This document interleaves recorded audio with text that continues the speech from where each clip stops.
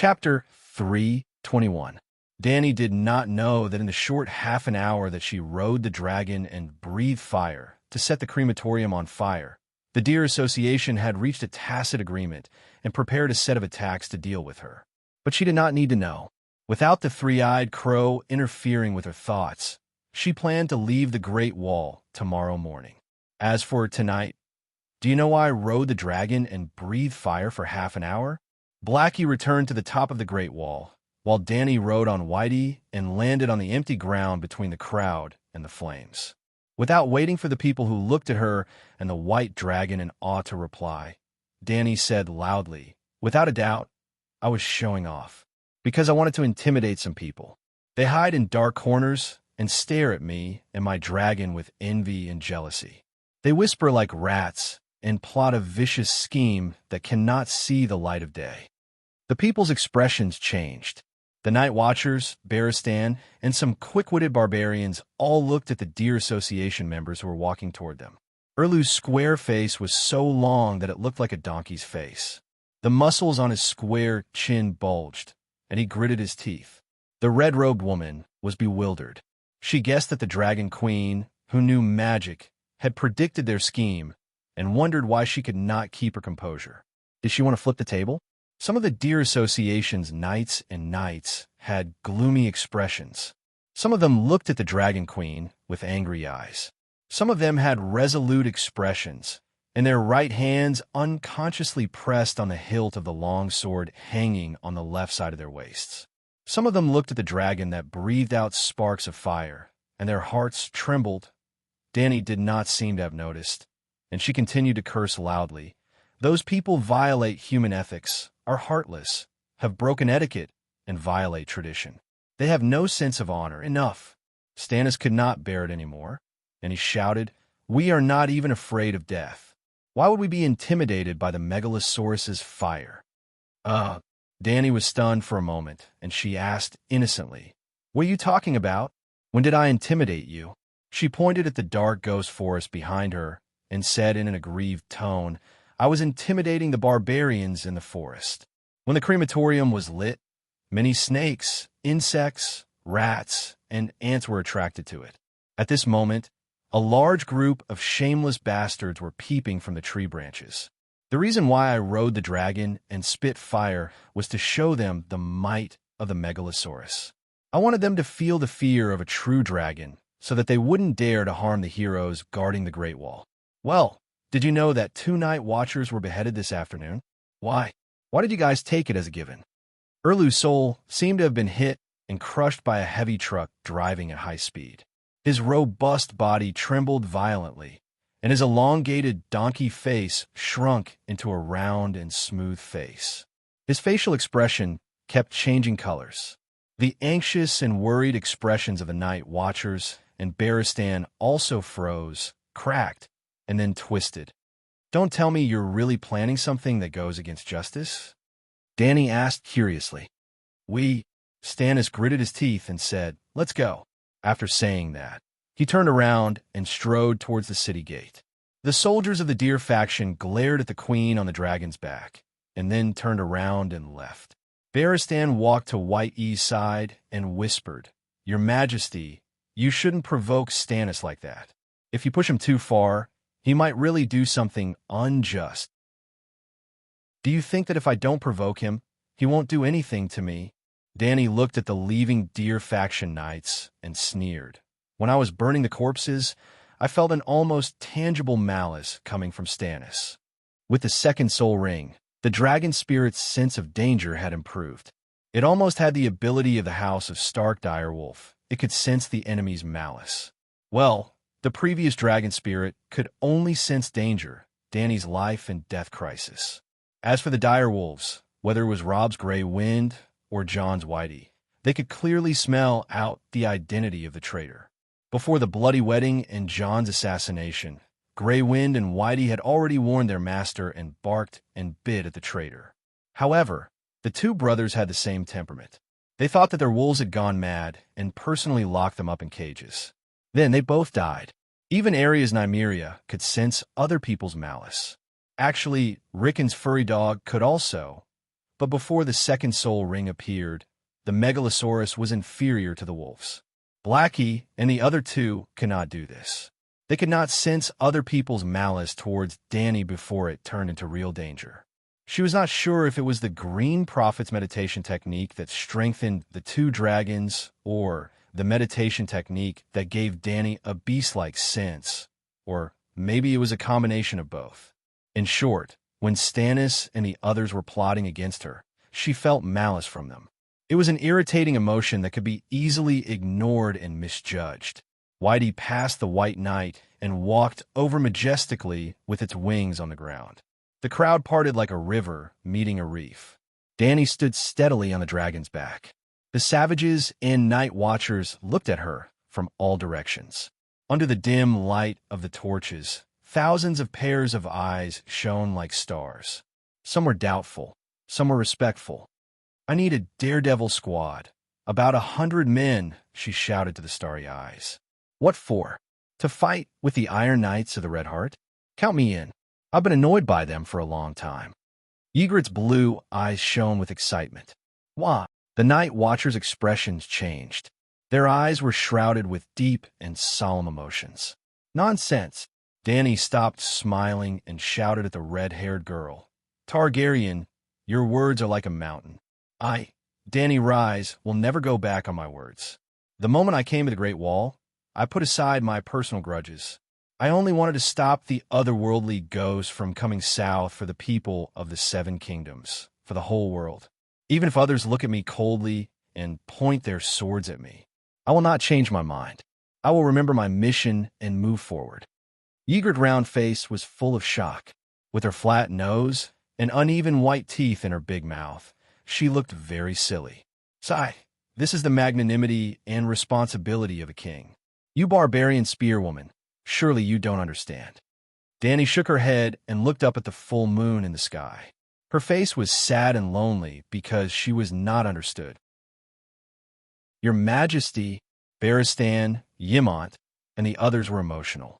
They looked at Her Majesty with respect and sadness. "Long live Her Majesty Danny Rise."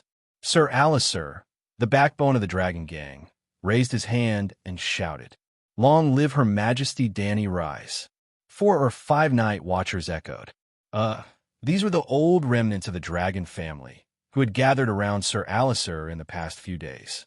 They were commonly known as the remnants of the previous dynasty. It was not easy. Danny rode a dragon from the Old Town to the Great Wall. She had almost traveled through the northern and southern continents of Westeros, but she had only found these old loyal officials at the Great Wall. "Don't be so high profile. Don't affect the Ghost Resistance United Front." Danny pressed down with both hands. When the old men stopped panting, she said, "I need a suicide squad with chains, hemp rope, nets, and other tools to sneak into the depths of the haunted forest and find the barbarian corpses that no one cares about. There's no need to bring the corpses back or burn them. Our goal this time is to capture the otherworldly ghosts. Use the chains to lock the corpses' feet and the other end of the chains to the tree trunks. The white ghosts have been circling the barbarian camp and love to revive the corpses. We'll revive them. We'll tie up the corpses at night and harvest a few hundred ghouls tomorrow morning. Of course, the ghouls won't be of much use. They'll rot into puddles after being transported to the south of the Great Wall. But we still have hunting nets, traps, and other tools. We'll set up traps around the corpses and wait for the white ghosts to revive them." He. At this point, Danny couldn't help but laugh. This was also her last mission at the Great Wall. If you came to the Great Wall and didn't see the otherworldly ghosts, you wouldn't be a hero. There was definitely danger, but with the Dragon Queen riding on the dragon's back, the truly dangerous work was left to the Suicide Squad. She decided that when the plan succeeded, she would harvest a batch of otherworldly ghosts tomorrow morning. Regardless of whether she caught the ghouls or not, she would leave the Westeros. Her responsibility was done. The Night Watchers and Barbarians were all stunned. Their jaws almost fell to the ground. "Brilliant, brilliant." Sir Alliser was the first to recover and praised loudly. "Very good. Sir Alliser's courage is commendable. He's the first to sign up for the Suicide Squad." Danny also praised loudly. Sir Alistair's thumbs up froze in midair, and his smile froze on his face like rotten milk. Boss, what did I do wrong? Why did you have to do this to me? Tell me, I'll definitely listen, and I'll definitely change. Dany did not look at the Dragon faction loyalists. Instead, she looked at the crowd and announced, I was the one who formed the Suicide Squad. Naturally, my White Knight and I are also part of the squad. Your Majesty's idea is good. Count me in. Jon immediately raised his hand. Ygritte glanced at Jon and shouted, I'll go too, I'll go too. I'll join. Count me in. With Dany leading the way, 400 to 500 volunteers rushed over. There were night watchers, barbarians, spearwomen, and raiders. Chief, take people to the warehouse and prepare chains, hemp ropes, traps, dragon crystal weapons, and other tools. Dany ordered red pomegranate. She suddenly thought of the problem of the signal and asked, Do you have any fireworks here? Those expensive magic items made by fire warlocks? Red pomegranate shook her head and smiled bitterly. We don't even have enough food to eat. How can we afford such luxuries? Then prepare 100 gongs. I wonder if the deviants will be scared away. Dany thought with a strange expression. With hundreds of people working together, they could still move quickly. In less than half an hour, 20 horses with chains, barrels, traps, and other supplies were led to the crematorium by Red Pomegranate and the other night watchers. At the same time, Sir Mallister and Barristan selected 50 rangers and 50 barbarians from the volunteers. The 100-man Suicide Squad was then divided into 20 small teams of 5. Each team had a leader and a horse assigned to them. Beside the crematorium, the night watchers set up a wooden table. 3 wooden stakes were nailed to the ground side by side, and a door was placed on top of it. The map of the haunted forest drawn by the night watchers was spread out on the table. Dany stood in front of the table and assigned tasks to the members of the death squad. We will enter the forest from here. She drew a line on the map. The giants fled into the forest from this position. Stannis chased them for 3 to 4 kilometers, so there must be some giant bodies nearby. The barbarian bodies can be ignored for the time being, but the giants' bodies must be destroyed immediately. Then follow this route. Well, when Stannis raided the barbarian camp in the morning, I saw most of the freemen running along this route. This was originally a forest path. Ygritte said, I know. Dany nodded. The deviants like to follow the migrating barbarians. The probability of the corpses appearing in this direction is the highest. What if we encounter the barbarians? Jon asked worriedly. So, we need an arrowhead. Dany smiled and tapped twice on her breastplate. Sir Barristan, Sir Alistair, Ygritte, and I will be the vanguard. We will be in the position of the arrow. The other 19 teams will be distributed in a diamond shape and follow behind us. Of course, the teams in the rear may also encounter the barbarians. There are freemen in each team. Let them negotiate. And my 2 dragons are hovering in the sky. If there's an accident, they can help at any time. Chapter 3:22. The area beyond the Great Wall was bitterly cold, the temperature was low, and the days were short. It sounded like the Arctic Circle, a barren land of ice and snow. In fact, this was not the case. The area beyond the Great Wall was almost equivalent to Canada in the world of ice and fire. North of the Great Wall was similar to the Canadian forest in the northern section of the Rocky Mountains. Well, the people in this world called it the Ghost Forest. It started from 800 meters north of the Great Wall and spread north for more than 1,000 kilometers. Of course, due to the short sunshine, the forest became thinner the further north it was. It was far less dense than the trees near the Great Wall. It was too dense. Under the full moon, the area beyond the Great Wall seemed to be covered with a layer of silver-gray gauze. People and things around could be seen clearly without holding a torch. But as soon as they stepped into the forest, endless darkness came. Then, a cold air mixed with the smell of damp leaves and decay drowned people like waves. Looking down, even a moonlight was rarely seen on the ground. There were many evergreen trees in the forest, tall and straight soldier pines, tall and straight sentinel trees, and iron trees with dark green leaves that were almost black. The branches were connected to the branches densely. Not to mention that the moonlight couldn't penetrate. The Suicide Squad members walking in the forest even felt that even the air was frozen, heavy, and suffocating. Hey, another giant's body was found. Like a dexterous little monkey, Yrgrit turned over slippery wet stones, crossed a dark trunk that fell in a gurgling stream, and came to the side of a hairy giant. A female giant. So I know her. Yrgrit's voice was nasal, and she was so sad that she almost cried. 2 years ago, my horse slipped in the canyon, and I broke my leg. Suwa, carry me back. Danny floated to the red-haired woman like a ghost, carefully looked at the wound of the gray-haired giant, and said, "The left waist was stabbed by a sword. The wound was not fatal, but the bleeding was not stopped in time, and it bled to death." John led the horse through the stream and whispered, "Yrgrit, don't be so reckless. If it has become a ghoul, it will be too unfair to rush over and be slapped to death by it. I don't have a dragon, but I can't lose to her in courage." The red-haired woman pointed at Danny and said. Variston's mouth twitched. "You found the wrong person to compare with. Her Majesty the Queen did not come at all." Yep, Danny was patrolling in the sky while riding on her dragon. On the ground, the Queen who fought bravely for first place was just a shadow, a mental projection. This should be the last giant's corpse. It's also the smallest, so it can be used as bait, Danny said. They had already gone 10 kilometers into the forest and found 7 giant corpses along the way. Most of them died because they lost too much blood and didn't have time to treat them. Dahe's sole injury had been healed.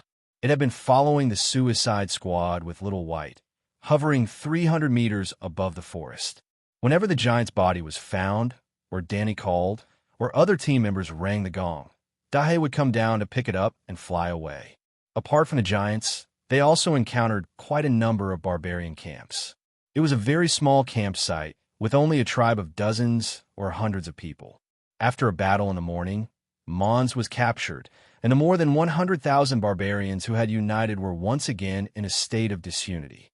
When encountering such a campsite, the Suicide Squad would send the barbarians to communicate and tell the barbarians about the Suicide Squad's plan to capture the deviant ghosts, so that they would understand that the Night Watchers were not here to hunt down the barbarians and would not harass their small campsite. Most of the time, there was no conflict because the 2 dragons would fly over the camp first, roaring as they did so. Well, 20 Suicide Squads formed a diamond-shaped formation and sneaked in a forest, covering an area of less than 2 square kilometers. It was too easy for 2 dragons to patrol 2 square kilometers. It was also because a dragon flew over their heads almost every 3 minutes that the Suicide Squad maintained high morale in such a dark and dangerous forest. Hiss hiss, when Danny decided on the position to be the bait, Dahe immediately let out 2 rapid dragon roars. 2 roars means that the arrow team has stopped. We should also look for a place to set up the trap. The team that heard the roars immediately stopped and began to set up the trap. In fact, they had encountered a lot of barbarian corpses along the way, most of which were concentrated within 5 kilometers of the edge of the forest. The Suicide Squad alone had encountered nearly 1,000 corpses. It could be guessed that there were more corpses in the forest that had not been discovered. However, the iron chains carried by the Suicide Squad were limited, and it was impossible to tie every corpse. They could only try their best to move forward and keep the deviant ghosts 5 kilometers away from the edge. Well, the reason why Danny went 10 kilometers deep into the ghost forest was because she wanted to keep the deviant ghosts 8 to 10 kilometers away from the edge of the forest. In short, if Danny encountered a deviant ghost 10 kilometers away and killed, caught, or drove it away, then the corpses in the forest behind her would be safe. The Suicide Squad's diamond-shaped formation was like a shield, protecting the thousands of barbarian corpses behind them until dawn. Of course, this was the most perfect ending. The story might not necessarily happen according to Danny's script. Cut off its hands and left foot, Danny said to Variston. Why? Suwa is dead and still wants to be bait. She's already pitiful enough, and you still want to insult her body, Yrgrit shouted from the tree. Danny looked up. The branches blocked Yrgrit's small body, and it was easy to miss her. However, deviant ghosts did not rely on their eyes to find prey. They could sense the breath of the living. She sneered. If it comes back to life, with its full beard and tail, with the strength of a giant, the pitiful person will be you. The red-haired girl was stunned, and said, "The branches are blocking my view, and I can't see the deviant ghost below. Since there's no way to hide, why not cut off the branches nearby and let the moonlight fall?" 10 meters away, John, who was squatting beside a tree stump and tied a rope, turned his head and advised, "Maybe if you climb high enough, the deviant ghost can't smell the breath of the living on you. The branches will always make you safer. Also, there's a bell that can remind you of the deviant ghost's arrival." Well, John pulled a circle of rope nearby with a small bell hanging on it. No matter how powerful the deviant ghost was, it couldn't fly, right? If they wanted to revive the corpse, they would have to bring the bell. However, no one knew the casting distance of the deviant ghost. If it could revive the corpse from a few hundred meters away, then their efforts tonight would be in vain. In order to prevent this from happening, Danny arranged 3 corpse guards for each team. This was what Yrgrit and Sir Alistair were doing at the moment. They found a tall and straight sentinel tree, climbed up to the top, and wrapped cloth soaked in oil around the trunk at the top. If the situation was critical, they would immediately ignite it, because deviant ghosts were afraid of fire. Under normal circumstances, they could not ignite the treetops to avoid scaring them away. After all, the purpose of this operation was to capture deviant ghosts. Then, they would find a stable branch under the oilcloth and tie a hemp rope around their waist to stabilize their bodies so that they would not fall when they dozed off. Well, they also had to prepare a fur coat to protect them from the cold and a pot of strong wine to warm their bodies. The corpse guard would keep an eye on the grass and trees nearby. If they found deviant ghosts, they would immediately ring the gong to summon the Megalosaurus and the hunting team. The 3 corpse guard were separated by 30 meters, 50 meters, forming a triangle around the corpses that were tied to their ankles. As for whether or not the gong would scare the deviant ghosts away, deviant ghosts that could be scared away by the sound of the gong would not be scared by humans. Of course, if the deviant ghosts were intelligent enough, they could judge that there was an ambush by the sound of the gong and might actually retreat. However, Danny and the others knew nothing about deviant ghosts. Even if the gong scared the deviant ghost away, they could at least guess the deviant ghost's intelligence level. In addition to the 3 corpse guards, there was one more, Danny called it the Deathmaker. Since they could not judge the deviant ghost's intelligence level, they could not be sure if the deviant ghost would be scared away by the gong. In this regard, Danny had her own plans. If the deviant ghosts were not intelligent enough and did not run away when they heard the gong, that would naturally be the ideal situation.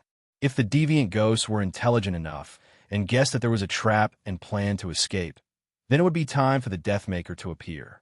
Intelligent people definitely had a temper. If a human slid down from a tree, stood on the flat ground, raised his iron sword, and shouted, "Bastard, do you dare to fight me, one-on-one? See if I don't cut off your ice-cold little Gigi."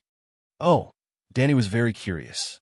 How would the deviant ghosts, who were originally planning to retreat, react? And John was the Deathmaker. It was not that Danny wanted to take the opportunity to kill her nephew. Who asked him to have a steel sword from Valeglia? In the 5-man team, in addition to the corpse guards and the Deathmaker, there was also a mobile knight team. Didn't each team have a horse?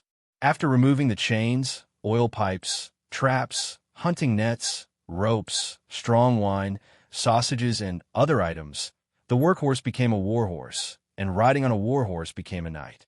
There were many stones, roots, and puddles under the trees. Visibility was poor at night, and if one was not careful, the horse would fall down. Ordinary people did not have the ability to ride a horse in the Ghost Shadow Forest. In the complicated forest terrain, it was difficult to not get lost in the day. However, the Rangers of the Night Guards were not ordinary people. A small team of Rangers, 3 men and 3 horses, could patrol the boundless Ghost Shadow Forest for a few months. During this period, they could only rely on their survival skills, which were better than Bear Grylls, to find food and drink for themselves. They also had to deal with the wild beasts and savages in the forest. Riding a horse in the forest at night, not getting lost, not falling down, and avoiding the arrows of the savages were only basic skills.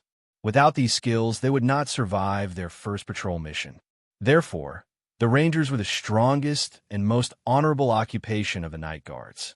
When they first arrived at the Great Wall, John was depressed, annoyed, and complained for a long time because he was not assigned to the Ranger team. That was until Sam told him the significance of the Commander-in-Chief's affairs officer, the next Commander-in-Chief of the Night Guards. Well, he digressed. The Rangers would ride their horses and gather in the center of the diamond formation. There were 20 riders, and they would again form 4 cavalry teams. Each team would have 5 riders, and the 4 teams would guard the 4 corners of the diamond formation. Danny would not let the Deathmaker die without any preparation.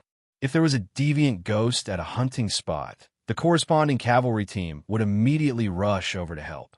Well, before the Ranger team arrived at the battlefield, Danny would not send the Megalosaurus to the forest to breathe fire.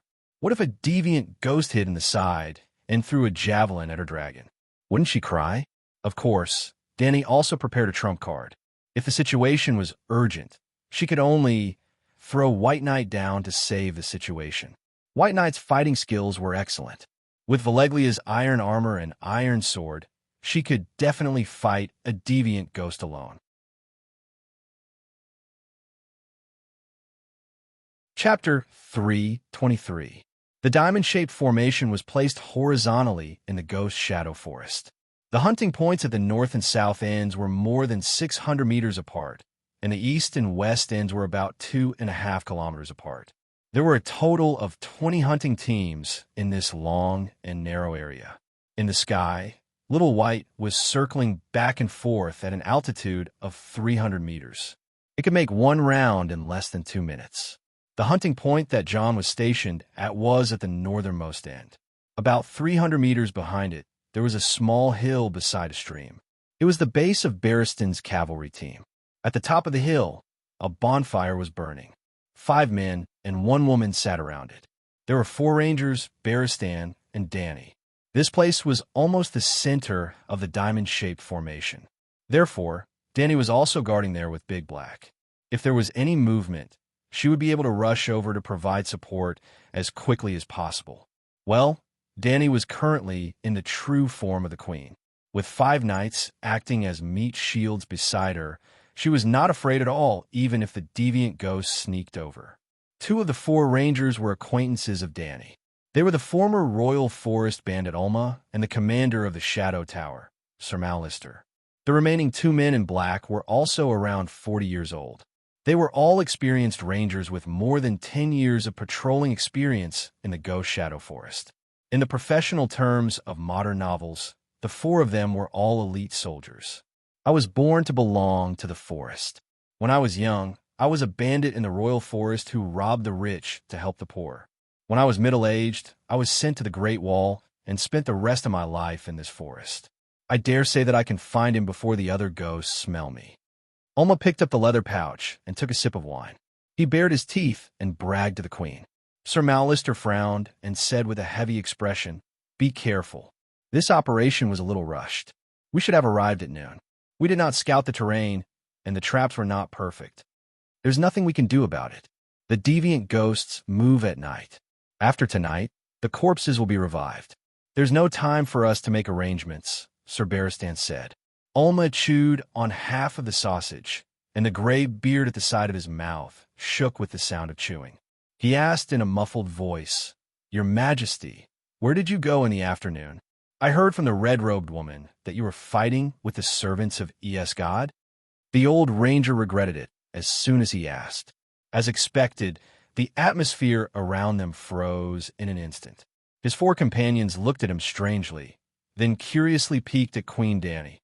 Wu Irma quickly gulped down a mouthful of wine and swallowed the meat in his mouth. He forced a smile and said, "I drank too much and became muddle-headed. How can I ask about your Majesty's secret?" Danny rolled her eyes at him. "It was supposed to be an honorable battle, but now that you've said it, it's become a shameful affair. Ugh. The old ranger's face reddened, and he didn't know what to do. I met the three-eyed crow. Danny didn't plan to hide it. The witch in Hudgian County, the ghost of Noble Heart, knew about it, and so did Melisandre. If the red-robed woman knew, it meant that the higher-ups of the deer party knew as well. She did not believe that her Lou was not as curious as Wu Irma. Three-eyed crow. The light of the fire illuminated everyone's bewildered faces. You've never heard of it? Isn't there a three-eyed crow in the legends of the Northern Territory? Danny was also confused. No, I'm from White Harbor, and I've never heard of the three-eyed crow.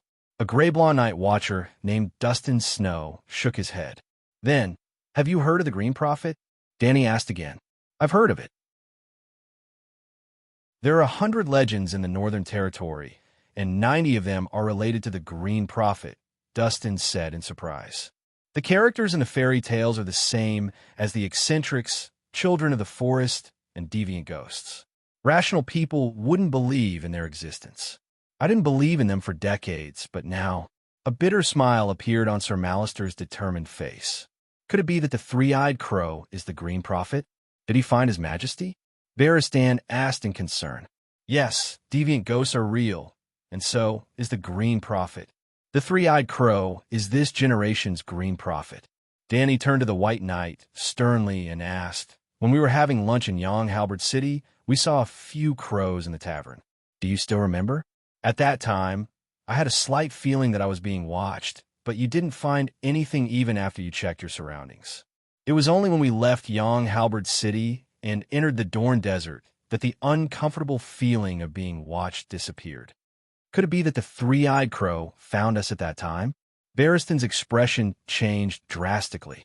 He found me, but it has nothing to do with you. Alma was entranced by her words, and he couldn't help but ask, the three-eyed crow has been watching you all this time?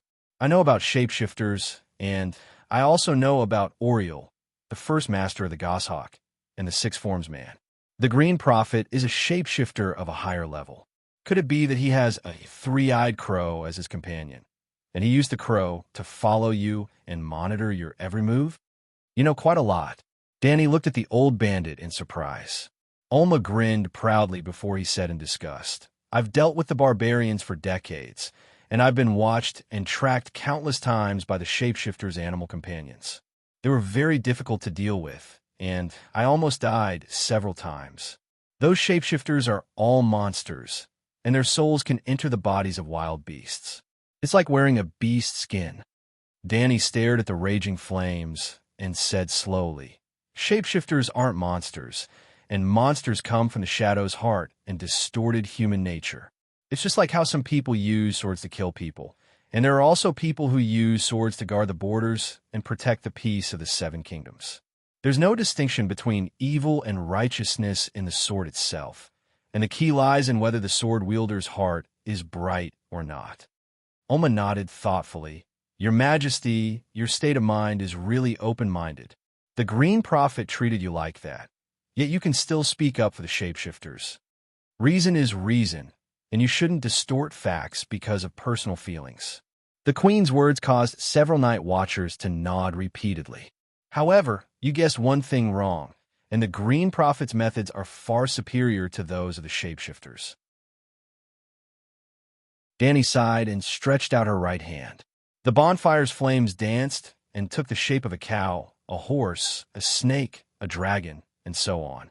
They had noses and eyes, and their fur and scales could be faintly seen. They roared and galloped around, and they were all very lifelike. She then said calmly, it's just like how fire wizards are proficient in controlling flames, and the Green Prophet is gifted in soul magic. When I was being monitored by the Green Prophet's crows and the shapeshifters' animal companions, I could detect that something was amiss. If you sent crows to monitor me, you would surely alert the enemy, and the gains wouldn't make up for the losses. Danny turned toward Barristan and explained, the three-eyed crow left a wisp of his soul in my sea of consciousness, and the battle between him and me was a contest at the soul level. This is why I didn't inform you. The knot in White Knight's heart disappeared, and she became worried again. She asked, Does the Green Prophet want to control you like he controls his animal companions? Hateful. The expressions of Malister and the other night watchers changed drastically, and they started cursing loudly. Humans aren't animals, and I'm not an ordinary person. If the Green Prophet dares to enter my soul openly, he will surely be courting death. His methods are gentle and cunning, and he's like a treacherous official with a glib tongue, who uses words to bewitch a muddle-headed king. When Dany saw that the more they listened, the more confused they became, she told them about the evil god's whispers and the evil god's deeds in the underground palace of the Jade Sea Lightning Island.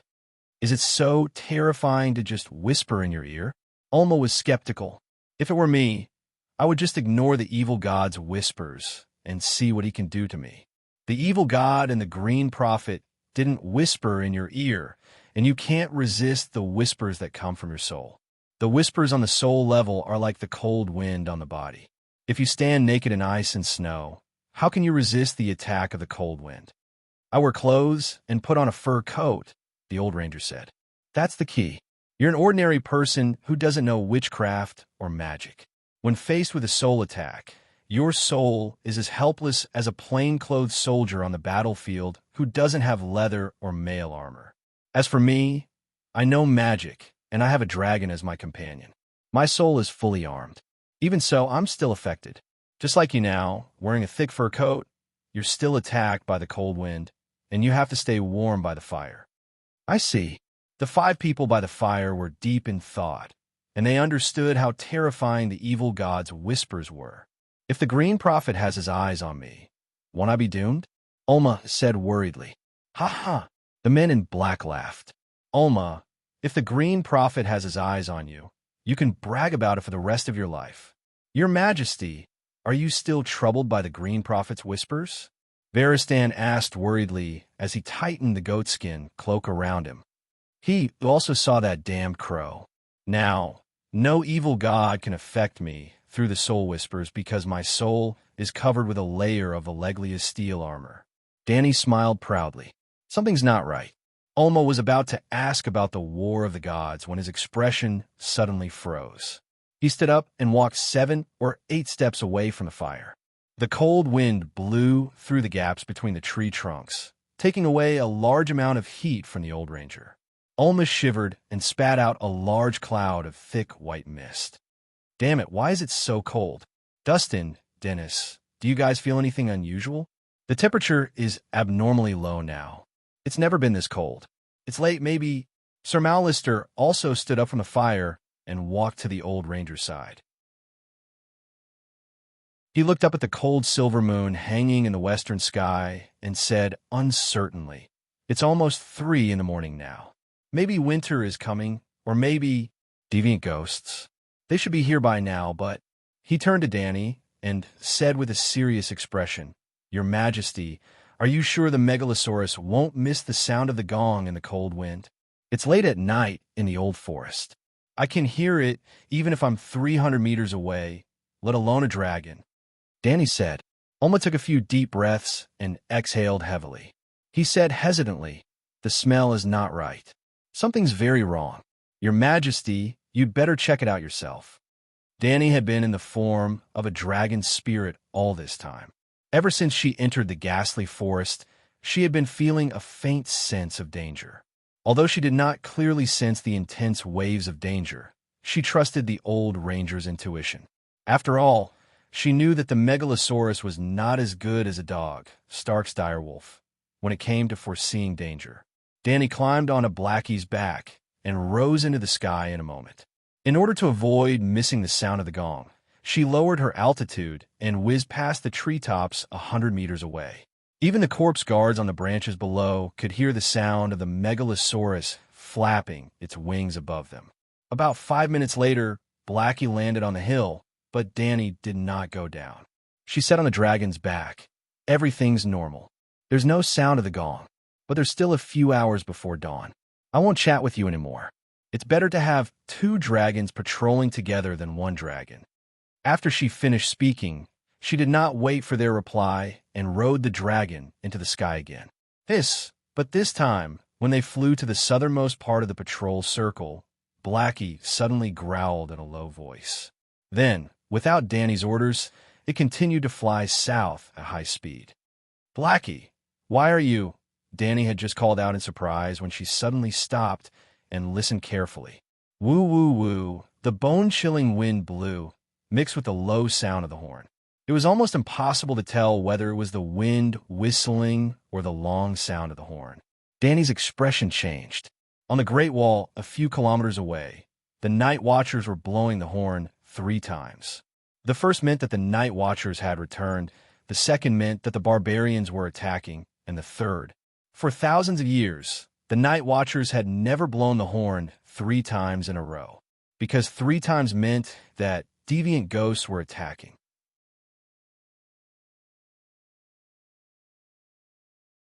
Chapter 3:24. Stannis also knew about Danny's suicide squad heading north to the ghastly forest to capture deviant ghosts, but he did not intend to participate. Firstly, he did not want to work with the Dragon Queen. He could not bear to see her riding on a dragon and showing off her might. It was also because of the dark schemes in his heart that when he interacted with the people involved, he would be reminded of his own unworthiness. Normally, he was strict with himself and was proud of his noble morals and character. Erlu worked hard and successfully believed that he had nothing to do with Renly's death. Plotting to kill the Dragon Queen was contrary to his values. Secondly, even if he claimed to be the savior many times, fighting for the Iron Throne only had one goal: to unite the forces of the 7 kingdoms under the rightful king, which was himself, and fight against the evil deviant gods in the north. But in reality, Stannis had never seen deviant ghosts before and did not understand the meaning of Child of Prophecy to end the long night. To put it bluntly, fighting deviant ghosts was just a political slogan for the Deer Party, raising a flag to ensure that they stood on the moral high ground. As for the threat of deviant ghosts, they had never even seen them before, so they could not agree with it from the bottom of their hearts. In the end, the Deer Party was very tired and did not have the energy to torment the Dragon Queen. The raid on the camp of the barbarians only took a morning and ended completely after lunch. It did not seem to take much energy. But the Deer Party was not a night watcher and had always been stationed at the Great Wall. They set off from Dragonstone Island and sailed on the sea for a few months, crossing thousands of miles of sea to Eastwatch. They did not have time to rest before they immediately rushed towards Dark Castle. This was beyond the Great Wall, where the temperature at night was more than 10 degrees below zero. The Deer Party were all Southerners. After traveling 250 kilometers in the snow, they finally arrived outside the camp of the barbarians. But to ensure the surprise of the raid, they had to enter the ghastly forest in the middle of the night, take a big detour, and hide the cavalry behind the camp of the barbarians. Just like that, they fought fiercely for a morning, and tragically 200 heavy cavalry were torn apart by a few hundred giants. After that, they had to detain the captives, clean up the battlefield, treat the wounded. At night, they even had to burn the corpses of the dead. After being taunted by the Dragon Queen, they were too tired, physically and mentally. They didn't even have the energy to scheme. So the Staghands were still asleep when cries and curses and fighting rose from the camp outside the city. And when the Night's Watch blew 3 trumpets to call for help from King Stannis, Erlu rose from his bed in a daze and refused the red pomegranate without hesitation. I don't care about the life and death of the barbarians, but I also understand that the barbarians can be resurrected after death. The more barbarians died, the more trouble they would face in the future. However, after yesterday's battle, the cavalry under my command exhausted all their strength. They won't be able to recover without 2 or 3 days. Furthermore, it is difficult to discern the enemy's situation at night. What if the other ghost army is lying in ambush? What should we do? Stannis gritted his teeth and said with an ugly expression. As one of the top 3 generals in the Westeros, Barristan's comment, Erlu understood the principle of know your enemy and know yourself, and you will never be defeated. He and his knights had never fought with the other ghosts before, and he definitely didn't want to give up his first time in such a daze. If his 1,000 cavalry fell under the Great Wall in one fell swoop, like the Dothraki roaring warriors under Mother Dragon in the last season of Game of Thrones, How would he have the capital to become the child of prophecy? Bo and Maxie helplessly left the command tower and climbed up the wall. He urged the trumpeters to blow the trumpets as hard as they could. I only hope that Her Majesty Dany Rise can hear the trumpets and bring dragons to help, he said to one-armed Tanner helplessly. Finally, he seemed to have an epiphany. A true dragon is a king of dragons. Dany's new savage camp had taken in more than 12,000 fleeing savages. They weren't considered savages in the Great Wall for the time being, and their future was uncertain. They could either continue to be savages, follow the Dragon Queen to the other side of the narrow sea to beg for food, or work for the Night Watchers and rent themselves out. But since Dany had saved them from Merlu, she wouldn't leave them to rot under the Great Wall. She had always despised the savages for their chaotic management, lack of social system, lack of organization, and lawlessness. Barristan started taking in the savages in the morning and was busy until the sun set in the west.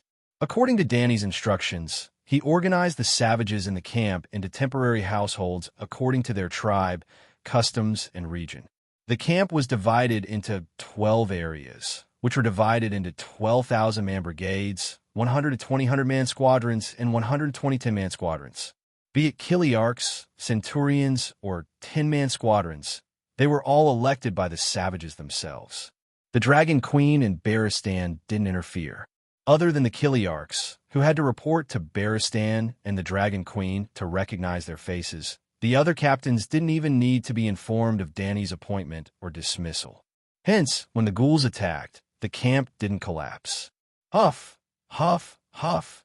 As the first group of ghouls with blue eyes appeared at the edge of the forest, a strong wind rose from the ground and wrapped around the bodies of the people like poisonous snakes, taking away their warmth. Then, the silver-gray sky darkened, as if a layer of gauze covered the full moon in the sky.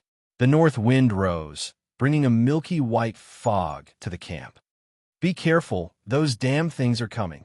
Morona, who was guarding the crematorium, woke up from her sleep. She picked up the spear beside her and shouted to the savages around her. What? On the other side, First Father Eugen didn't react at first, but when he looked up into the forest, he immediately shuddered at the sight of the dense, icy blue eyes of the dead people. Clang, clang, clang, clang, he frantically hit the gong beside him, shouting as he ran toward the camp. Ghouls are attacking! The ghouls are attacking! Wake up! Stop sleeping! There are hundreds and thousands of dead people. Burn wood, tents, oil barrels, quick! Soon, Whale rode a horse and started running around the camp. Children and elders, go to the base of the wall. Men and spear women, follow me to the crematorium. The savages were far more experienced in dealing with ghouls than the Night Watchers. They had been dealing with deviant ghosts for many years. At least their mental fortitude was good enough, and the team didn't collapse. When the first group of about 400 ghouls with icy blue eyes walked out of the forest, Morona, Eugen, Big Sea Elephant, and Whale had already led more than 1,000 savages to form the first line of defense in front of the new camp with the crematorium as their stronghold. Fortunately, in order to reduce the workload, the crematorium was built in the old camp using local materials. With the forest at the back, it was convenient to cut wood and collect firewood, as well as to collect corpses from the old camp. The old camp was right opposite the new one, blocking the path of the deviant ghosts. Well, the ghouls weren't stupid either. They went around a crematorium that was still burning with residual heat and charcoal. What's going on? First Father Eugen held a torch in his left hand and a bronze machete in his right. Cold sweat broke out on his forehead as he looked at the increasing number of blue-eyed ghouls gathering to the east of the crematorium. Eugen was the leader of a tribe of barbarians. He had 18 wives and countless children. He wasn't even sure and didn't care how many of them belonged to him. That was why he was nicknamed Big Daddy. It was also because he had too many wives and children that he didn't escape into the forest. Instead, he joined the new camp and prepared to fight on the other side of the narrow sea. Something's not right. Why aren't they rushing over like before? What were they waiting for? He had already guessed what the ghouls were waiting for, but the truth was too terrifying. He desperately wanted to get a different answer from his companions. Whale immediately shattered First Father Eugen's fantasy. There are white ghouls. The white ghouls are controlling them. They're waiting for all the ghouls in the forest to come out and attack us together. Damn it. Didn't Dragon Queen go to capture the white ghouls? Why are the white ghouls coming here instead? Sea Elephant shouted.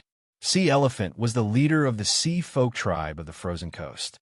He was a big guy with a big beard who looked like Hagrid from Harry Potter.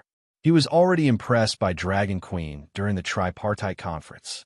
If Mans Red hadn't mentioned the third clause of the tripartite lease agreement, there was no need to sign the agreement immediately, and the savages were allowed to observe. He would have signed the agreement long ago. The Night Watchers are blowing their horns with all their might. They're probably trying to summon Dragon Queen, Whale muttered. Will the Night Watchers come out? That Red God King, doesn't he have heavy cavalry? It's time for them to come out and disperse the army of the dead, said Morona, the spearwoman wearing a white weirwood mask. Morona was the leader of a small tribe and didn't have the right to participate in the tripartite conference. However, she was still a wizard. She was smart and knew how to respect others. She was one of the first people to sign the lease agreement with Dragon Queen. Don't think about it. The city gates are tightly shut. No one is coming out. The King of Red Heart doesn't care about the lives of his people. Whale shook his head. Be careful, they're coming. A savage shouted sharply. The ghouls didn't shout. In fact, the army of thousands didn't make a single sound other than the sound of running across the mud. They were frighteningly fast. They didn't stumble like the zombies and were almost as fast as a normal person running. As the ghouls approached, gusts of cold wind blew the savages' hair away. The bone-chilling cold caused the flames on the torches to shrink. Kill! First Father roared and swung the torch in his hand at the ghouls. Bang! It hit the one-armed ghoul's face. The oil on the torch stuck to its face. In the blink of an eye, its entire head started burning. The fire even spread to its lower body. The ghouls were extremely easy to burn. It was as if their skin was cloth soaked in oil. First Father raised his right foot and kicked the ghoul's abdomen. Boom! While flying in the air, the burning corpse ghost exploded into two pieces, landing on the bodies of two other corpse ghosts that were running over. Boom, boom! Two more torches. Haha, trash die! Big Sea Elephant laughed proudly. TCH. The sound of something breaking through the air rang out. A cold light attacked him. First Father was indeed experienced. He didn't use the torch in his left hand to block the enemy's weapon. Instead, he raised the bronze sword in his right hand and welcomed the attack. Crack! The cold white light drew an arc in the air without any delay. First Father's expression froze. A line of blood slid from his forehead to his chin. Plop! First Father, who had dominated beyond the Great Wall for decades, fell to the ground. His limbs twitched a few times, but he soon struggled to get up. Tisich, the torch in his left hand, flickered and was extinguished. There was no cry of pain. It was still the same face. From his forehead to the tip of his nose, his lips were split in two, and all the way to his chin, there was a line of blood that had solidified. He held the extinguished wooden stick in his left hand and the broken bronze knife in his right hand. He turned around and looked at Morona, who was not far away.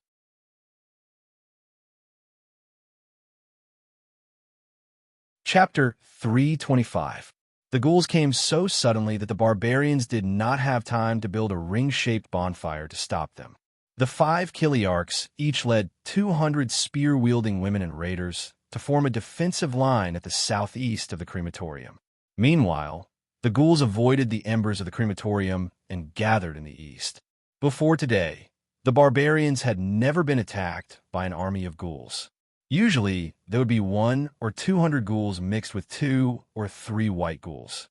Usually, the barbarians would deal with them with more than 10 times that number.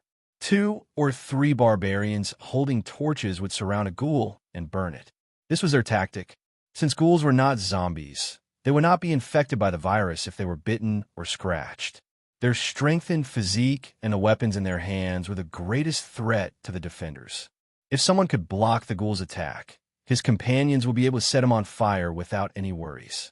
But now, the ghouls outnumbered the barbarians at the defensive line. In fact, they outnumbered the barbarians by several times. The moment the two armies clashed, the situation developed in the direction of the barbarian army's collapse.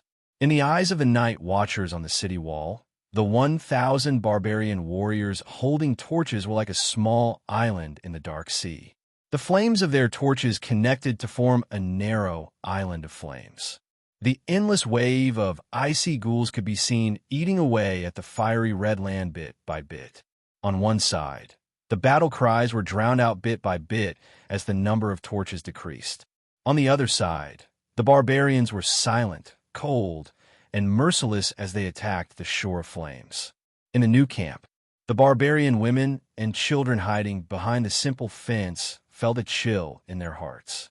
The hope in their hearts was extinguished bit by bit like the number of barbarians' torches. The fear and despair in their hearts were spreading like the tide of ghouls. Fuck! The witch warrior cursed with an ugly expression. She raised the weirwood spear in her hand and pierced it with the speed of a shooting star. It went straight for the eye that was flickering with a faint blue light. Without any obstruction, it hit first old man's left eye. The spear pierced a foot deep into his eye socket, and a small section of the white weirwood spear emerged from the back of his head. As if it was not his own eye that was stabbed, first old man Eugen did not care. He stepped forward and slashed at Morona. At the same time, the sound of something tearing through the air came from Morona's right. A pale white light drew a crescent arc and landed on her right shoulder. Ding dang! Fortunately, Morona wasn't fighting alone. Behind her, a bearded barbarian raised his axe and blocked the long sword that killed first old man Eugen. It was a very ordinary long sword. The blade was 2.5 feet long and 2 fingers wide. On both sides of the blade, there were more than a dozen notches as small as rice grains and as big as broad beans. However, the sword was well maintained. The body of the sword had been polished until it was snow white, and it even had the smell of butter. Knight Harmon, after seeing the owner of the sword, the bearded man groaned and cursed. "You owe me 3 sheep, and you died." Now, he had killed first old man. "You really deserve to die. Let the deviant ghost take this guy away." Taking a step back to avoid first old man's broken sword, Morona quickly stepped forward and pulled out her spear. She scolded, "He's already been taken away by the deviant ghosts. If you don't want to join them, immediately cut off this dog's head." Knight Harmon, like Morona, was the leader of a small tribe. He had once killed a black-clothed man who used to be a knight and obtained his iron sword and Black Panther fur coat. Because he often imitated the roaming cavalry, hanging a long sword at his waist and wearing a black cape, he was given the nickname Knight. In the battle with Harmon, first old man Eugen had only made one mistake, being poor. Because he was poor, his equipment wasn't as good as others. Using a bronze scimitar against a steel longsword, and the one wielding the sword was a corpse ghost that had its strength increased, he didn't die in vain. Thump, thump, thump. 4 large creatures dragged tree trunks out of the darkness. They avoided the remaining half of the defenders and walked towards the barbarians' camp. "Damn it, the giants are heading towards the camp." Whale cursed as he threw away the extinguished torch in his hand and held his sword with both hands. Seeing that the barbarians were panting and that the torches were almost all extinguished, she couldn't help but cry out in despair. "Let's retreat back to the camp. There are corpse ghosts heading towards the camp. We've lost the defense line." "No." Morona used her spear to push first old man Eugen into the cremation pile as she screamed in a distorted voice. "The rest of you, retreat into the forest. There's no hope. There are white ghosts in the corpse ghost horde. If we die, there'll be one more of those bastards. We've been fighting for so long, and they're still increasing. Let's run. Let's save as many as we can." Big Beard Solon, who had saved Morona's life, roared, "No, my son is also in the new camp." Morona looked at first old man who was struggling in the fire and smiled bitterly. "We can't stop them. The camp's fences are simple and the area is large. If the corpse ghosts break through from one direction, we'll be finished." "What about the night watchers?" Solon asked unwillingly. "They've never seen the corpse ghosts before. They're probably hiding on the Great Wall and peeing their pants." The few of them spoke as they approached each other, forming an offensive and defensive formation. For example, Bearded Man raised his axe to block the corpse ghost's attacks while Morona kicked or stabbed with her spear, sending the corpse ghosts into the cremation pile. The line of defense that had stopped the ghouls from charging into the camp had completely collapsed. The remaining savages, like their leader, threw away their extinguished torches and stood by the cremation pile. Some even threw a shield into the fire and stepped on it themselves. The night watchers are blowing the horn. I can even smell the urine in the horn. "It's the smell of fear," said Wood Ear Keller, who was leaning on Whale's back. "We can't run. The Dragon Queen will come back as soon as she hears the horn," Whale said solemnly. Morona shook her head in despair. "I'm afraid she won't hear it. Also, so what if she hears the horn? She'll take the risk to save his." A loud dragon's roar suddenly exploded in the sky. The savages looked up in surprise and saw a bright red dragon flame, like a sword of divine punishment. It started from the edge of the cremation platform and went all the way to the east gate of the new camp.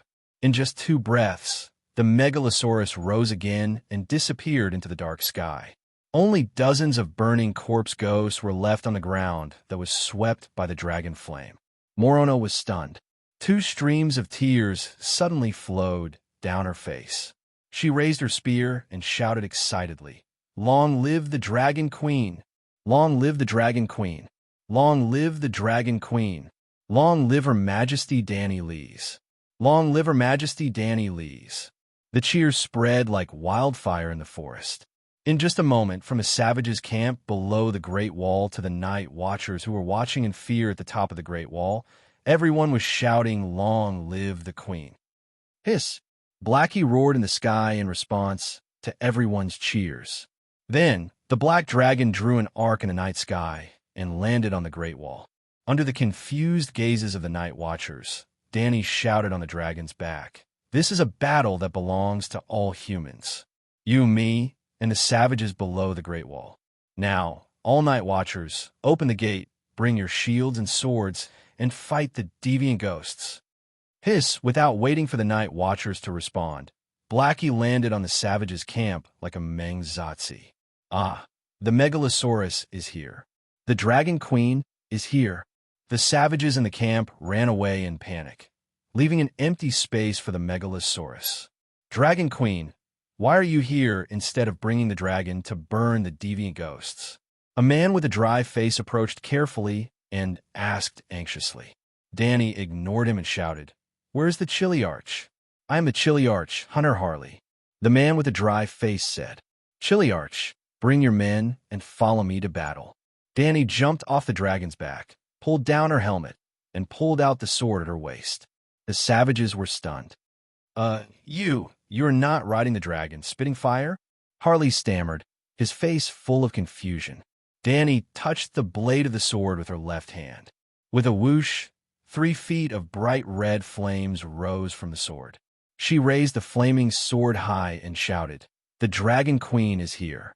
Chiliarch, Centurion, bring your shields and come to me immediately." Hiss! Blackie let out a low roar and immediately raised its neck. Wisps of willow-like flames appeared out of thin air and intertwined in its mouth to form a bright red fireball the size of a wash basin. The savages were at a loss, but they hurriedly ran to the Dragon Queen. They only muttered in their hearts, "Is the Queen crazy? We are still in the middle of the camp. Why did you let the dragon spit fire? Instead of burning the deviant ghosts, you spit fire at the camp?" Then, the black dragon lowered its head again. With a burp, the fireball rolled out of its mouth and hit the top of the Dragon Queen's head. "Be careful. The demonic dragon is killing its master."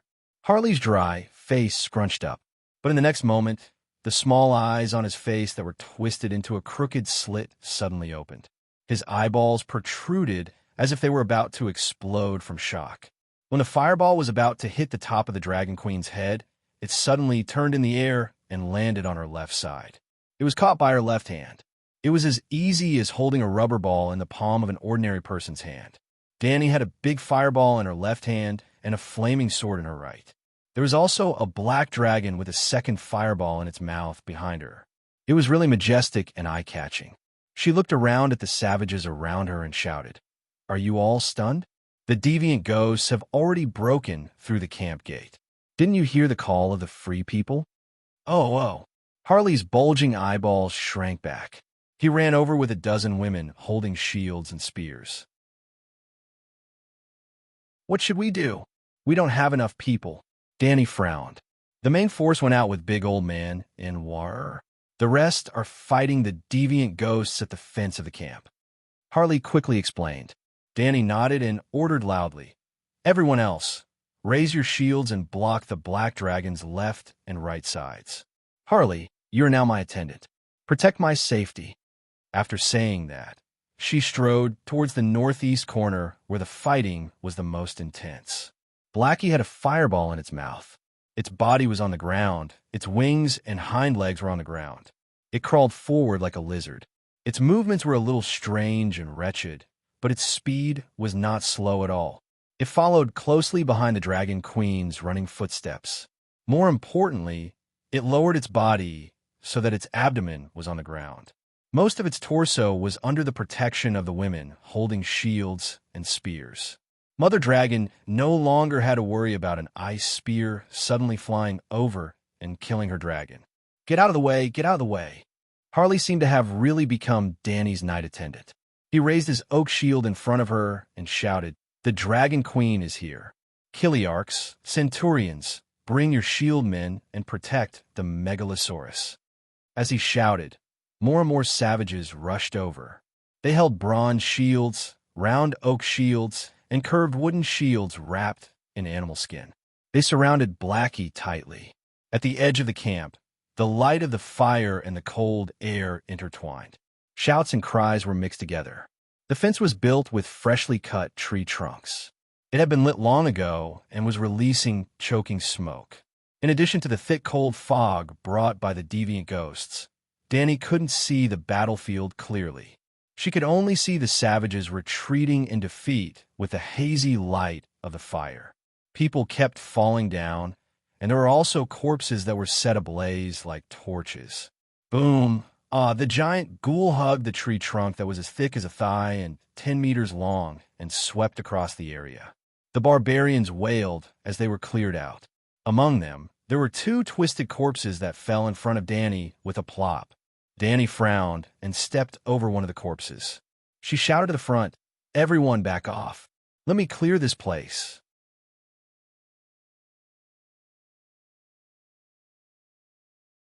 Chapter 3:26.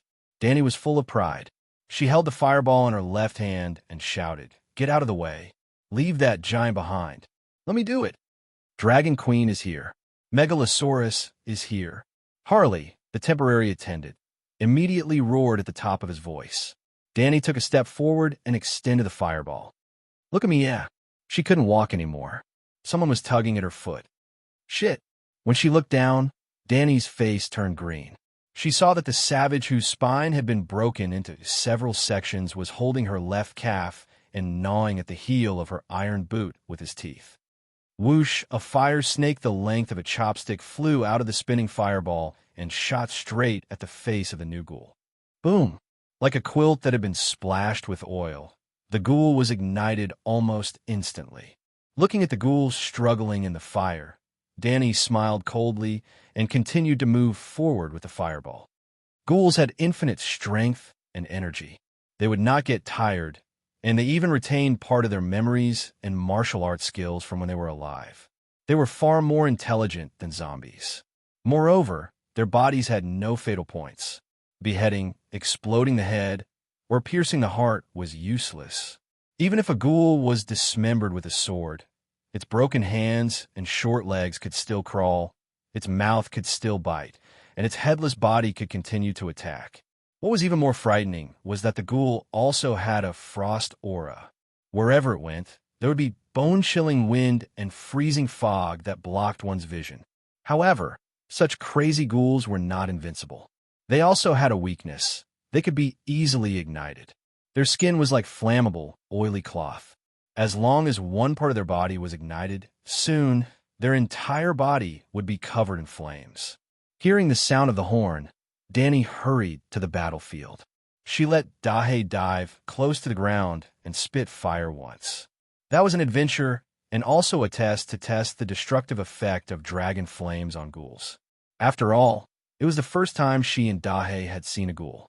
At that time, Dahe swooped down at an extremely fast speed, almost reaching 350 kilometers per hour. In other words, it only took him 2 seconds to fly 200 meters close to the ground. This was not to avoid the ice spears of the deviant ghosts. The first wave of draconic flame attack came too suddenly. Even if there were deviant ghosts hiding in the group of ghouls, they did not have time to adjust their movements and launch a sneak attack on the megalosaurus that swept across the sky. Danny's main purpose was to test the effects of the dragon flame. For example, if you quickly put your finger into a bonfire and then retract it, your finger will heat up, but you won't feel any burning pain. Because the time was short, the heat transmitted by the flame to the finger was not enough to damage the skin cells, so it would not stimulate the pain nerves. If you slowly put your finger on the flame and then slowly retracted it, there was an 80% chance that your skin would split open and your flesh would be char black.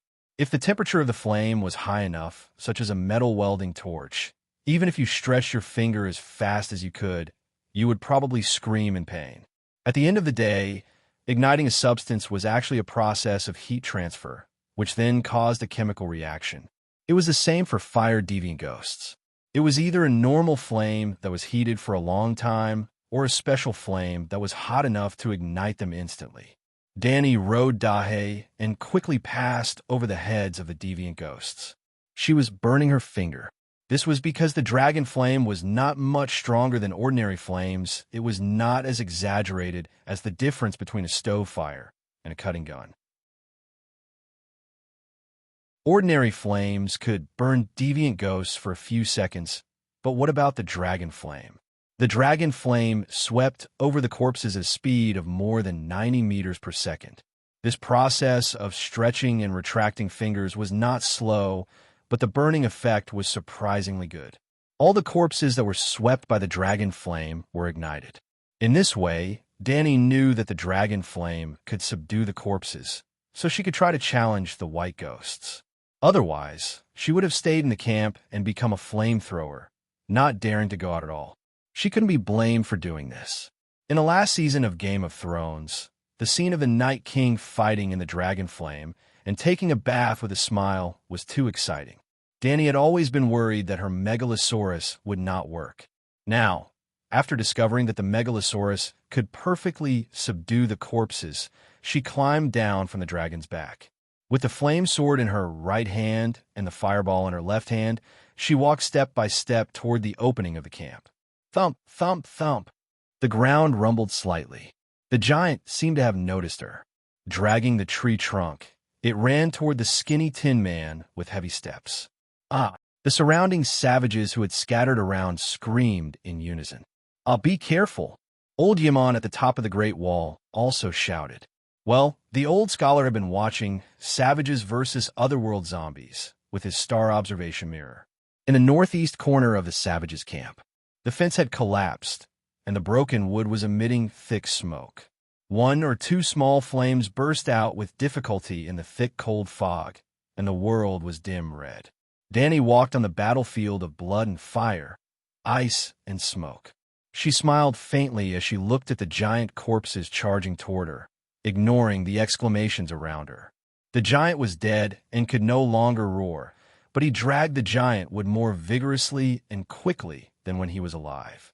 20 meters, 18 meters, 15 meters, suddenly, Danny also ran at high speed. She did not see the giant running toward her.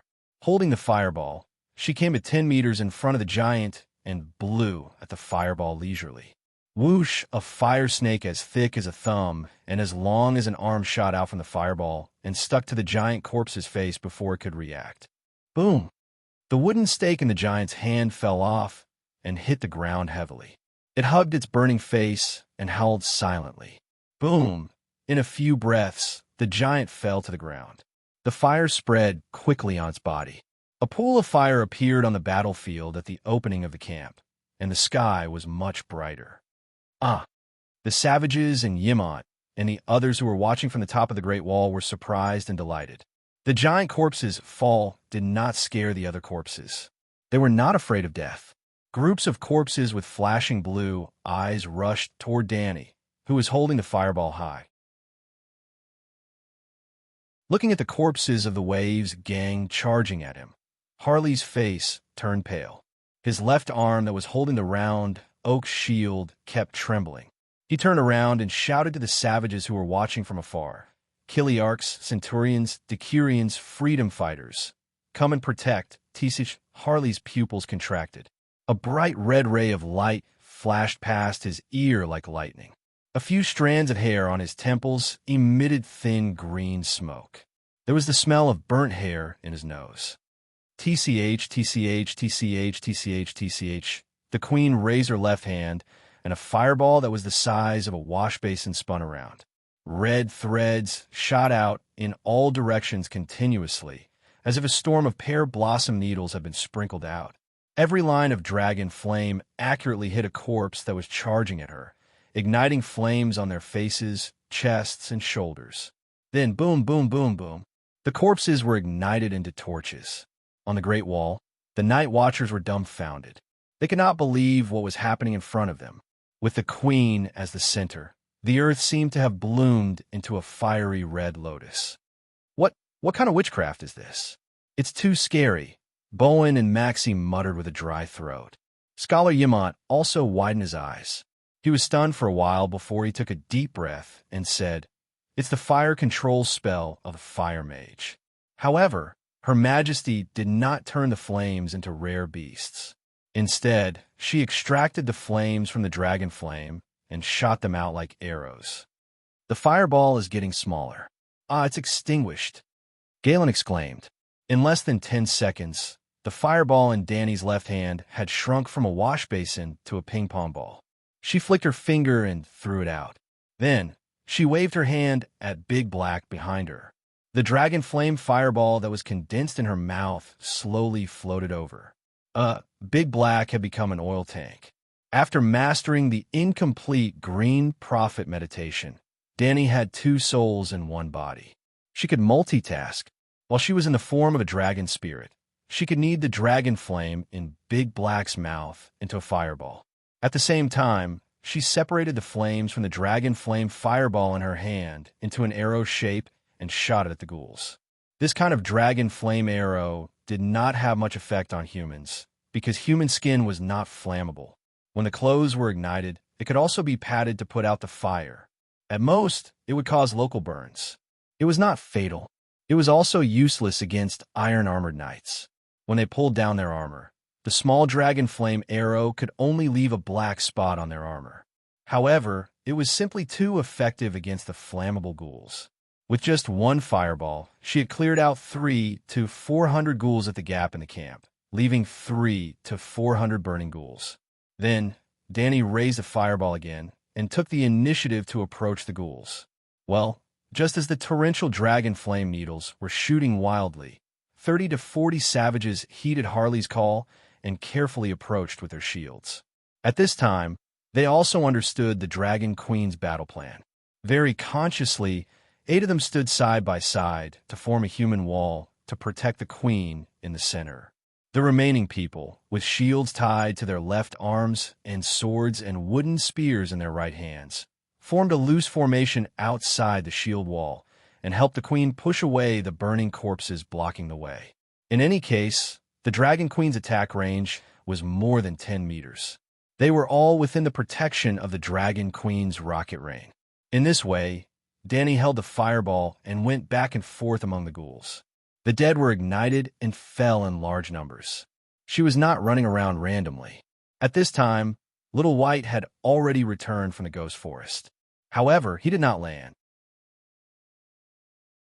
Instead, he hovered in a safe area 500 meters above Danny's head and transmitted the situation on the battlefield to her in real time.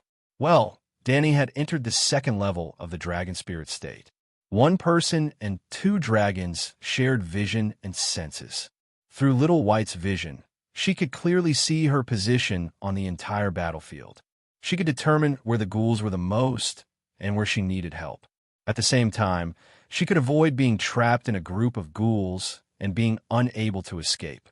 To put it simply, in this fantasy world of cold weapons, Dani not only had a submachine gun with unlimited bullets, but she also cheated by using the full map. Of course, the full map was far less effective against ghouls than against humans. What accompanied ghouls was often cold wind and ice fog, and the visibility in the sky was extremely poor. Who else? After using more than 10 dragon flame fireballs and burning nearly 2,000 dead people, Dani looked at the battlefield that was starting to become sparse. She could not help but become arrogant. Victory, victory! Dragon Queen is mighty. Dragon Queen is powerful. Dragon Queen is ferocious. The savages beside her were the first to shout loudly, followed by the hundreds of dragon warriors behind them.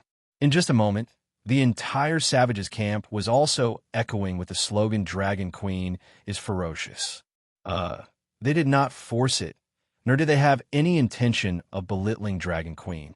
In fact, after witnessing Dragon Queen easily destroy hordes of ghouls, the savages were really in awe of her. Even such evil and terrifying ghouls were casually killed. More importantly, she did not use a sword, nor a dragon, nor was she scheming. In public, everyone saw how Dragon Queen burned thousands of ghouls to death with her powerful fire sorcery. Was it too much to say that her magic was powerful and ferocious? After all, in the eyes of the savages, Dragon Queen who used sorcery to burn ghouls was already the most terrifying existence in the world. Yes, she surpassed ghouls.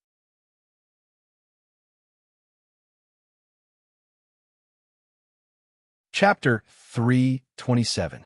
Even the Night Watchers on the Great Wall couldn't help but cheer for the Dragon Queen when they saw such a shocking scene, not to mention the barbarians who were inexperienced and cowardly. Long live Her Majesty Dani Rise. Queen Dani Rise is brave and unparalleled. The Night Watchers seemed to be worried that the barbarians would take away the Queen's rights, so they cheered especially hard until, crunch, crunch, Stannis' eyes were burning as he gritted his teeth, as if he was chewing on a detestable dragon witch. The Night Watchers who were cheering excitedly shuddered, shrunk their necks, and kept quiet. Red Pomegranate carefully glanced at Stannis, who was clenching his fists and gritting his teeth, and asked Scholar Yemont softly, "Can the Rangers fight now?" "This you decide." Facing Erlu, who was emitting a gloomy aura, even old Yemont, who had lived for more than 100 years, was a little scared. Dani, who was below, seemed to have gotten carried away and started to look for trouble. She stopped the barbarians who were cheering around her and ordered, "There are not enough ghouls for me to kill. Now help me invite the white ghouls to fight." How? Harley's little face was full of confusion. "Shout inferior and cowardly white ghouls. Grandpa is here. Do you dare to come out and fight me one-on-one?" Dani said softly. This. Harley's little face turned white and green. "I don't dare," the barbarian Chiliarch stammered. "The white ghouls can understand human language. It's because they can understand human language that I asked you to shout. Otherwise, it would be a waste of time." Dani said impatiently. "But I can't beat the white ghouls. I don't even have a metal sword or armor. How can I fight them one-on-one? Help me shout. If the white ghouls really appear, you don't have to fight." "Oh." Harley swallowed his saliva and shouted at the top of his lungs. "Everyone listen up. Dragon Queen wants to fight with the deviant ghouls. We will help her. Lowly, cowardly white ghoul, I'm here. Do you dare to come out and fight me one-on-one?" Dozens of barbarians shouted together, their voices shaking the wilderness. The barbarians hiding in the camp and the Night Watchers on the Great Wall all heard them and were stunned. "Savages, true warriors." Toad muttered. "The barbarians are so brave. We can't lose to them. Rangers can move out now." Marcy seemed to be talking to Scholar Yemont, but he was secretly observing Stannis from the corner of his eye. Seeing that Stannis only had a dark expression and didn't raise any objections, Marcy let out a sigh of relief and began to inform Commander Carter Pike below. The commander of the East Watch, Carter Parker, was the one who would lead the Rangers out of the city. He was the one who hid the news of Erlu's arrival from Dark Castle and led Erlu to attack the barbarians' camp. Marcy suspected that Stannis had sided with the Deer faction, which was why he was worried that Stannis would speak out against him. Outside the Great Wall, the savages were still courting death. Seeing that the number of ghouls was decreasing and the white ghouls still hadn't come out, they became bolder and bolder and began to spew out all kinds of obscenities. At this time, Dani was silent. She was multitasking. She casually picked out a fire arrow from the dragon flame fireball to burn a deviant ghost that was pouncing at her. At the same time, she was observing the spiritual rain in her soul dimension. Yes, she was absorbing the spiritual rain that was released after the ghouls were burned. As soon as she entered the battlefield, she saw the spiritual rain that was dissipating in nature in her dragon spirit form the ghouls that were burned by the barbarian warriors. She only hesitated for a moment before she secretly gritted her teeth. There would definitely be a large number of ghouls in the future, and the dead also have spiritual rain in their bodies. It would be a waste to give it up.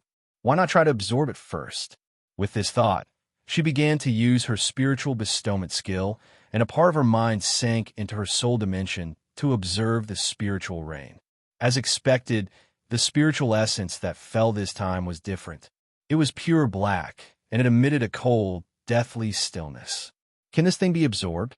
In her soul dimension, Dani was hesitant. Perhaps she could form a third soul? With this temptation, she no longer hesitated. She reached out her hand and caught the pitter-patter of black rain.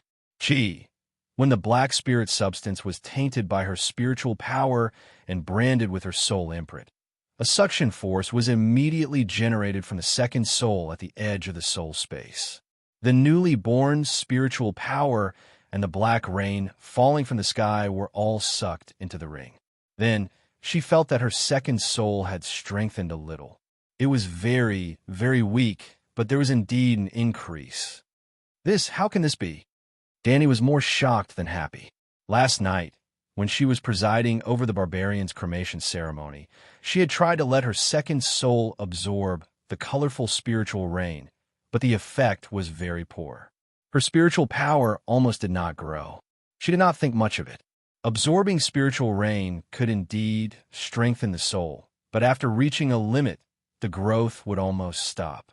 Yes, there was growth, but the effect was much worse.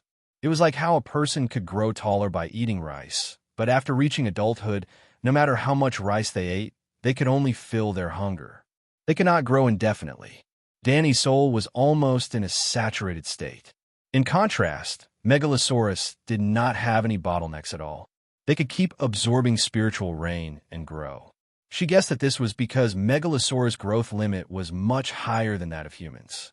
Therefore, 99% of the spiritual rain that they had absorbed over the years belonged to the dragons. But now, her second soul, which was based on the green prophet meditation technique, was very close to the black spiritual rain. It was almost growing at a visible rate. Of course, the growth of her second soul was a good thing. Dani should be happy, but the meaning behind this phenomenon was shocking. The green prophet had some kind of deep connection with the ghouls. Of course, Dani had watched Game of Thrones and knew that ghouls were originally magical creatures created by the children of the forest. She was not worried that Bran would become the new Night King. More importantly, her second soul also specialized in the incomplete green prophet meditation technique. She was worried about herself. The Dragon Queen did not want to bring the Ice Dragon and his sin to the frozen throne. Therefore, even though she was on the battlefield, she would spare a part of her energy to enter her consciousness from time to time to observe the condition of her second soul. It was in a very good condition. It was so good that she was scared. Ghoul, come out and let me stab your butt. Ghoul, you cowardly bastard, take off your pants and let me see if you have a dick. A spear-wielding woman shouted. Ha ha ha. Even if there is, it's just a popsicle. Can you bite it to pieces? The raiders at the side laughed. The savages were so unrestrained that Dani started to worry. She frowned and reminded them, be careful.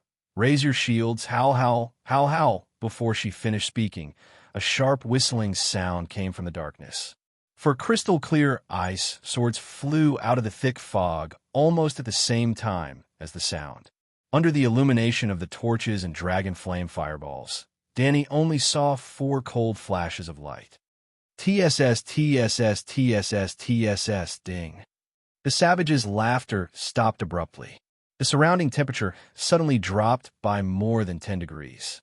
White fog appeared out of thin air, covering the savages and Dragon Queen in the area.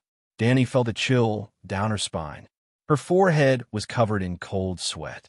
If she lifted her helmet, she would definitely see a pale, twisted face and frightened purple eyes. In front of her, there was an ice sword that was 2 fingers wide and as thin as paper. The blade was too long, more than 2 meters. It looked like a spear. The tip of the sword pierced through the bodies of 3 savages in front of her. Finally, without slowing down, it reached her heart, the spine of the clear sky sword. Close to her body, there were 3 more ice swords that pierced through more than 10 savages on her left and right. In an instant, half of the savages were wiped out. The savages who were still alive were scared out of their wits. If Danny had not been the dragon spirit state, the sudden sense of crisis made her subconsciously hold the clear sky sword in front of her chest. At this moment, she would have ended up like the Chiliarch Harley. Well, Harley was not completely dead. The ice sword pierced through the round oak shield, pierced through the right side of his chest, and came out from his back. Blood wrapped around the edge of the ice sword, forming a layer of hot steam. But just as the hot heart's blood dripped onto the transparent blade of the ice sword, it solidified into dark red spots in the cold air. So cold. Dog, son of a bitch, I called for a long time, but no one came. But when they came, a thin layer of frost slowly condensed on Savage Shao Gan's face. But he still forced himself to turn his head. We saw that the ice sword was blocked by the smoky black spine of the sword. He breathed out a mouthful of white air heavily. He forced a smile and said to Danny, "Dragon Queen, I wonder, is 4 enough for you to kill?" "Not enough." Danny's voice was low, but her tone was firm and powerful. "It's far from enough. I swear, I'll kill all of those bastards." "Then, that's good." The smile remained on Savage Harley's face forever. "Dragon Queen, they're coming. More than 4, more than 4. The savages who were still alive shouted crazily. Even without their reminder, Danny had already seen it. The cold wind mixed with ice shards whistled. The torches flickered, and the dragon flame fireball twisted irregularly, as if it could not maintain its form. With the help of the flickering firelight, 6 tall monsters could be seen walking on the wind. Like floating, like sliding, for deviant ghosts walked over step by step without making a sound.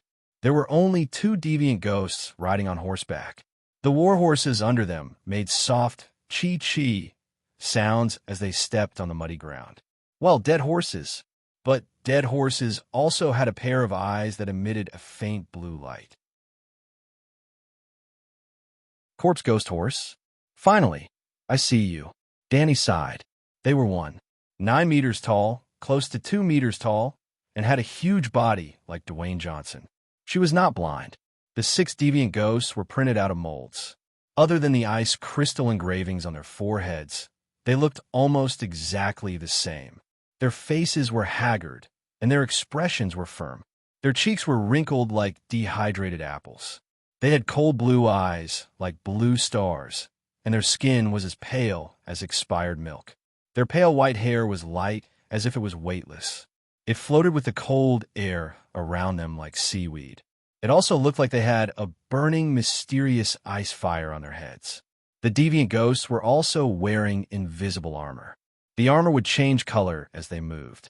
For a moment, it was as dark as the sunset, dotted with yellow and red light like the dragon flame and the torches.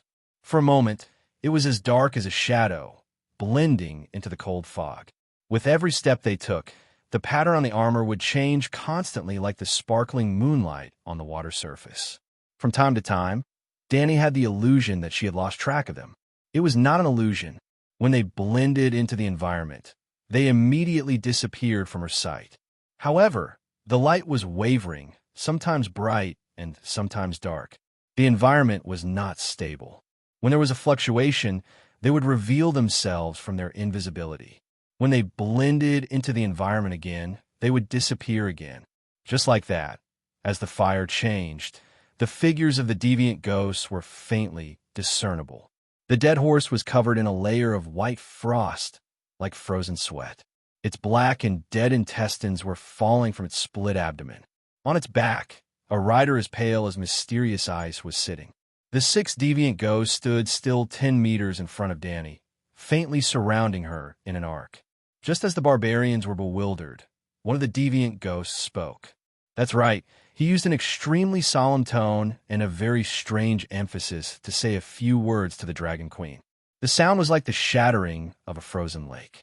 It was as cold and impactful as a liquid nitrogen bomb exploding right next to one's ears. Apart from the Dragon Queen, who was in her dragon spirit form and wasn't affected at all the other barbarians around her covered their ears in pain. Who knows what this bastard is saying? The Dragon Queen shouted.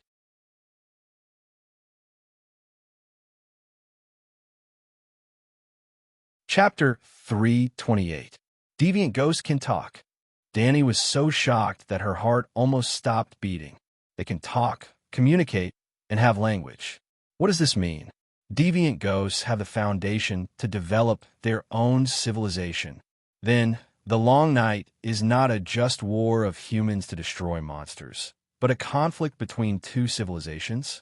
However, when the deviant ghost walked over, she had already regrouped and placed 3 layers of shield-wielding barbarians in front of her.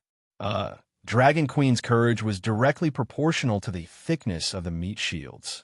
And there were hundreds and thousands of barbarian warriors behind her, all waiting to die for her majesty. With courage came a temper. Do any of you know what this bastard is saying? Dragon Queen turned her head and asked the barbarians behind her. Deviant ghosts could understand human language, and the word bastard made their deep blue eyes flash with anger.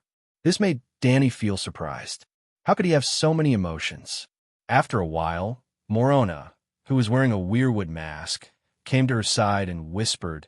They seemed to be speaking the ancient language. What is the ancient language? Danny asked in confusion. The language of the ancestors. Then why did you say seem? And there are so many free people around us who can't understand it. Danny looked at her strangely. Sigh, the common language we speak now is actually the Undul language. The ancient language of the ancestors has been lost. Only the giants and a few free people in the extreme north still use it. Morona said, Then do you understand it? A little, but I'm not proficient. Morona said hesitantly, You should call Mance over. He can even sing in the ancient language. Danny rolled her eyes at the witch warrior and said in annoyance, Don't you know what the situation is now? All right. Morona stood at the front with her spear and communicated with the deviant ghosts loudly. Every word the deviant ghost uttered was like a liquid nitrogen bomb. When it fell into the ears, it felt like the whole person was instantly frozen into ice crystals and then smashed into pieces with a hammer. The witch warrior's endurance was stronger than ordinary barbarians. From her stuttering voice, he could tell that she was enduring some kind of pain and fear, but the communication was still completed normally. Yes, the pronunciation of the ancient language was rough, sonorous, and rigid. If one listened carefully, it did sound somewhat similar to the words used by deviant ghosts. It wants to duel you, White Mass, Morona said. What? Danny was a little dumbfounded. Morona glanced at Harley, who was skewered like a stick of candied hawthorn, and quickly explained. The other ghosts heard Hunter Harley's challenge and knew that you were the one who made them shout. Now, they have agreed to your request to have a fair battle with you. Are you kidding me? You saw it too. Danny couldn't help but point at her chest and shout. Just now, that ice sword was only half an inch away from my heart. If not for my quick reaction, I would have become an ice lich. You call that a duel? It was obviously a sneak attack. You're a huge threat to the deviant ghosts. Of course, they want to kill you. Now that the assassination failed, perhaps they're planning to kill you openly in a duel. Even if they fail, they can still test the limits of your power. Morona was very calm. She judged the deviant ghost's abnormality from the previous conversation. It's been more than 10 years, and the deviant ghosts have never challenged the free people. They only surrounded and hunted us like wild beasts. Some people cursed loudly, but they didn't respond. Their attitude was as cold and arrogant as the ice sword in their hands. Now, they've condescended and patiently repeated their challenge 3 times. Danny glanced at the city gate from the corner of her eyes. There were already hundreds of rangers holding torches gathered there. They also saw the sudden appearance of the white ghost and hesitated. "I'll duel with the deviant ghosts." Danny lowered her voice. "Go find 2 Kiliarchs. While I'm dueling, lead 200 free warriors and sneak behind the deviant ghosts. Today we're going to kill all 6 of these bastards." Morona looked at the Dragon Queen in surprise. She didn't expect her to be so flexible. "Go inform Whale and Solon," she whispered to a spearwoman behind her. The spearwoman was right next to them. She heard their crafty scheme very clearly. She understood everything. After Blackie held it in for 10 seconds, a bright red fireball the size of a dustpan appeared. Danny held the fireball in her left hand and unsheathed Valeglia's steel sword in her right hand. She stepped out from behind the shield wall and shouted at the deviant ghosts, "Who dares to fight with me?" As the fireball rose, it was as if a small sun had risen from the vast earth. The scorching and bright light radiated in all directions, and the thick ice fog in the vicinity dissipated at a visible rate. Even the howling cold wind gradually stopped, and light and heat once again enveloped the space. "Long live the Dragon Queen! Long live the Dragon Queen!" From the light and heat, the barbarians regained the ability to speak and move. From the Dragon Queen, pointing her sword at the group of deviant ghosts and loudly inviting them to fight, they regained their courage and hot-blooded fighting spirit. She's really going to duel with the deviant ghosts. On the Great Wall, Bo and Maxie was shocked. Hearing the barbarian shouts and seeing the Dragon Queen and the deviant ghosts drawing their swords, the Night Watchers guessed what was going on. 7 gods above, the Night Queen is going to duel with the deviant Ghost King. This is a story that only exists in ancient legends. Galen couldn't control his emotions. His voice trembled as he shouted, "I can't believe we're witnessing history." The Dark Castle chef, Three-Finger Habu, murmured, "She's a warrior. She's a girl." Friar Sileta excitedly pointed at the Dragon Queen and announced to the people around him, "Danny Rise is the incarnation of the 7 gods in the mortal world. She's the child of prophecy who will save mankind from the deviant ghosts." Melisandre turned her head. Her indifferent red eyes exerted an invisible pressure on the drunkard friar. "Ugh." The old friar shivered and turned his head away. He muttered in a low voice, "If the deviant ghosts are real, then the Church of the 7 gods can't fall behind. We should have our own savior." Crunch, crunch, crunch. Stannis ground his teeth, and the shadow of a demon king seemed to rise behind him. The gloomy aura made the Night Watchers and the cavalry of the Stag Party shudder. Like the Knights of the Deer Gang, giant killer Gordiffelin was not happy. At this moment, the person who should be fighting against the deviant Ghost King should be Stannis, the messenger of light. However, he couldn't bear to see the Dragon Queen's divinity in front of the masses. He forced a smile and said in a calm tone, "What deviant Ghost King? It's just an ordinary deviant ghost minion. Why are you making such a fuss? Killing it won't end the long night. It's not a legend, just like how everyone knows Yesor Ahai. But who remembers the soldier who killed the normal deviant ghosts?" Clutton Sanj nodded and said, "That dragon which is holding a big fireball. Even a blind person can see that she's cheating with magic. It's not a duel between knights." "Humph. At least she's the first human to challenge the deviant ghosts. She's 10,000 times braver than you people who are chatting on the Great Wall." Professor Paris Dan glared. To be honest, the old professor was in great pain. It was even more painful than being stabbed in the heart. The pain of his body being torn apart was nothing compared to the despair and confusion brought by the shattering of his worldview. At this moment, he should be in a daze, looking at the deviant ghost below and suffering from the pain of having his beliefs shaken. But for some reason, when he heard the people from the Deer Party bad-mouthing the Dragon Queen, he suddenly woke up and couldn't help but want to refute. When he was in the old town, he would rather have Stannis on the Iron Throne. Look, what are the deviant ghosts doing? Scholar Yimont, who was behind the star observation mirror, exclaimed and interrupted the quarrel. One deviant ghost stepped forward to fight, while the other 5 observed quietly. Slash! The deviant ghost that stepped forward let out a roar that sounded like broken ice. He clenched his fists and a cold wind swirled around his body. Snowflakes and fingernail-sized ice crystals appeared out of thin air. Gradually, a small tornado of ice and snow enveloped his body. In a trance, a faint blue halo appeared between the deviant ghost's clenched fists. It was the same color as his star-like blue eyes. In Dany's vision, she could also see a large number of mysterious runes that were growing, tangling, and forming into a shape like vines.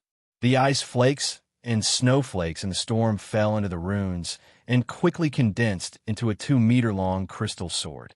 The sword was thinner than paper and emitted a faint blue light. When placed flat, its blade was almost invisible. Under the watchful eyes of everyone, the deviant ghost used ice magic to create an ice sword. Dany and the savages below the Great Wall were in disbelief. The Night Watchers on the Great Wall were also stunned. God, the deviant ghost imitated Dany's actions and pointed his sword at the opponent, making a short but powerful sound of provocation. Kill! Without any hesitation, Dany spun a blazing fireball in her left hand. Bright red fire arrows poured down on the deviant ghost's head like a heavy rain. Swoosh! The tall figure of the white ghost disappeared in an instant. There was no sound of running. As if he had teleported, he moved 2 meters to the left and dodged dozens of fire arrows. However, his final move was not teleportation. Although his speed was amazingly fast, he still could not avoid being captured by the dynamic vision of the Megalosaurus. The blazing fireball was like a Gatling gun, spurting out a red torrent in the air. At the beginning, the white ghost dodged left and right, back and forth, with a speed of more than 30 meters per second and his keen senses. His movements were erratic, and he even moved in front of Dany in a coquettish way. However, gradually, as he tried to approach the opposite side, Dany began to get familiar with his steps. The fire arrows that flew out no longer shot forward fiercely. They were either as fast as shuttles or slowly floating in the air like willow catkins. The combination of speed and slowness seemed to bloom around Dany's body like a beautiful red flower. Sizzle! Tiny fire snakes hit the white ghost one after another, leaving holes on his chest armor, arms, and cheeks. Light blue blood gushed out with white mist. Yes, it was a hole. The deviant ghost's body and armor seemed to be made of ice. A fire arrow burned a hole the size of a bean. However, as the flashing blue blood flowed and filled the hole, the wound healed. What was more terrifying was that the deviant ghost's swordsmanship was swift and fierce. Many of the fire arrows that could not be dodged were shattered by his sword, or blocked with a palm-sized blade. The blade shone with a faint blue light, and there was not even a scratch on it. Hiss! The savages and Night Watchers gasped. Previously, a flame could easily ignite the ghoul, but this deviant ghost suffered at least 20 attacks and was unharmed? Bowen Maxey said with a pale face. How could it be unharmed? Melisandre's red eyes shone with a strange light. The deviant ghost consumed a lot of magic power.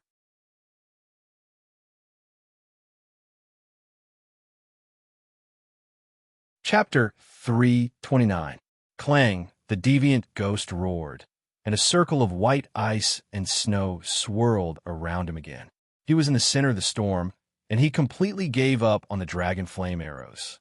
He ran in a zigzag pattern and dashed directly toward Dany. Chi-chi-chi! The dragon flame arrows rained down on the ice and snowstorm.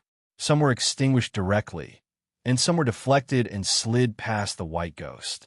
There were also a large number of fire arrows that turned into dragon flame in the storm, leaving mottled black holes on the white ghost's armor. Suddenly, Dany's expression froze. In the dragon spirit state, a great terror fell from the sky like a millstone, smashing fiercely into her heart. Swoosh! The deviant ghost that was 3 steps away from her suddenly disappeared. The next moment, an icy blue shadow appeared behind Danny, and in the next moment, an icy long sword might pierce her heart from the back. Unfortunately, Danny had 6 eyes. Other than her own pair of eyes that were looking forward, Little White scanned the entire battlefield from the sky, and Dahe was behind her, seeing the entire battlefield clearly. Boom! Almost at the moment when the white ghost in front of her disappeared, the blazing fireball that was shooting fire arrows suddenly expanded and exploded into a ring of fire. With Danny as the center, it spread in all directions. Bang!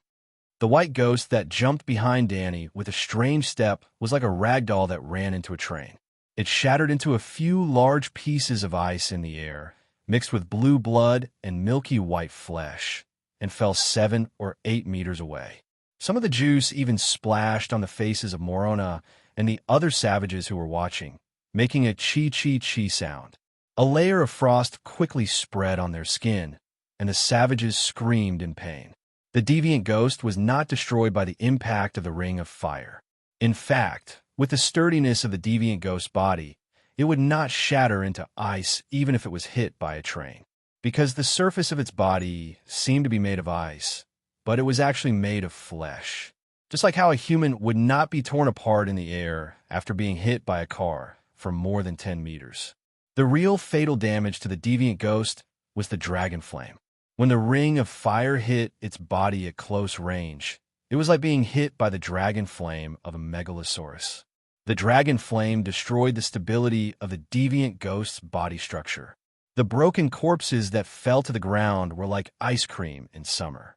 They were soft and quickly melted into a pool of light blue liquid that emitted cold air. At the same time, in Danny's space of consciousness, there was a burst of milky, spiritual rain with icy mist. Just when she was inexplicably surprised, the milky spiritual rain blended into the ring band meditation foundation without any sluggishness. The incomplete Green Prophet's meditation runes spread out like a spider web. The runes appeared out of thin air and began to deduce on their own. Danny was dumbfounded. Deviant Ghost's icy spiritual rain could actually complete the Green Prophet's meditation technique. Silence filled the entire place. The barbarians stared blankly at the Dragon Queen, who was standing proudly on the spot with shocked expressions.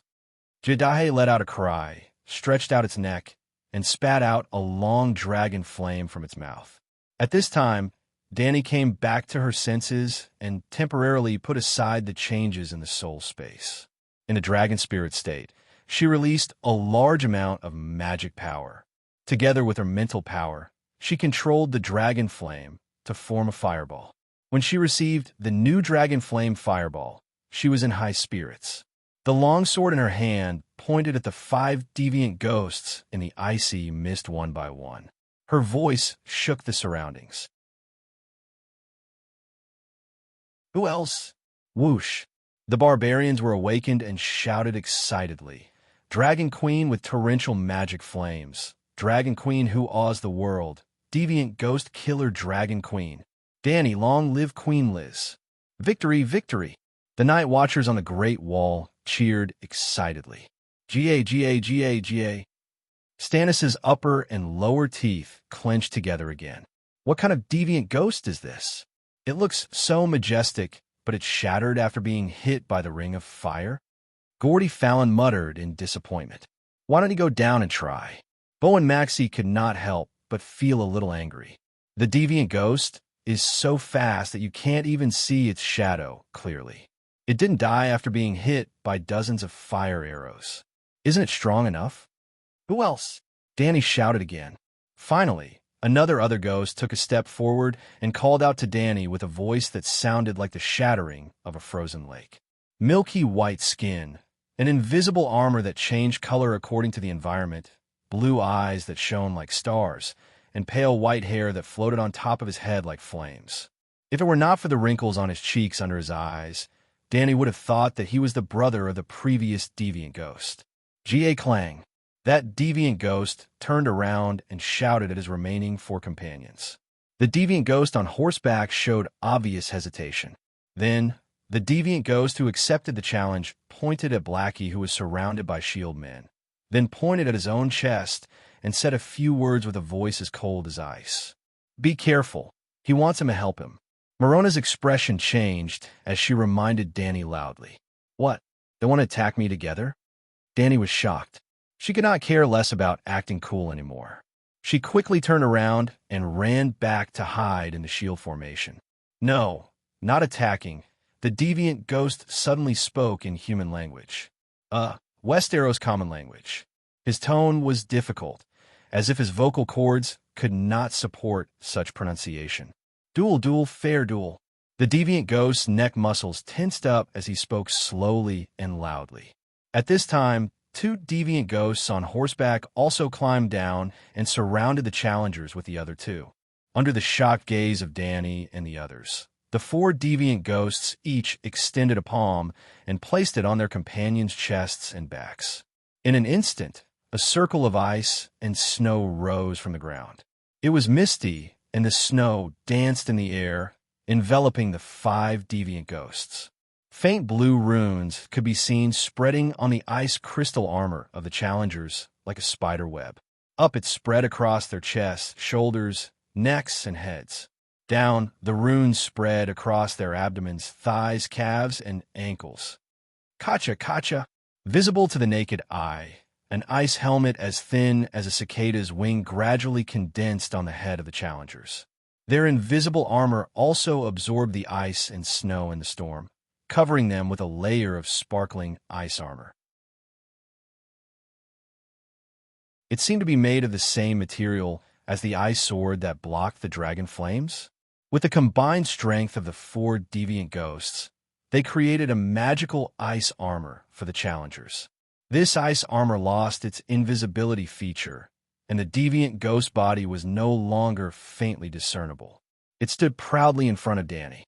The fireball of dragon flames reflected waves of red light on the deviant ghost's body, as if there was a mirror in front of it. The surrounding savages were almost dazzled. "Duel!" The Gundam version of the deviant ghost pointed its sword at the Dragon Queen. This deviant ghost was covered with a layer of sparkling and translucent ice from head to toe.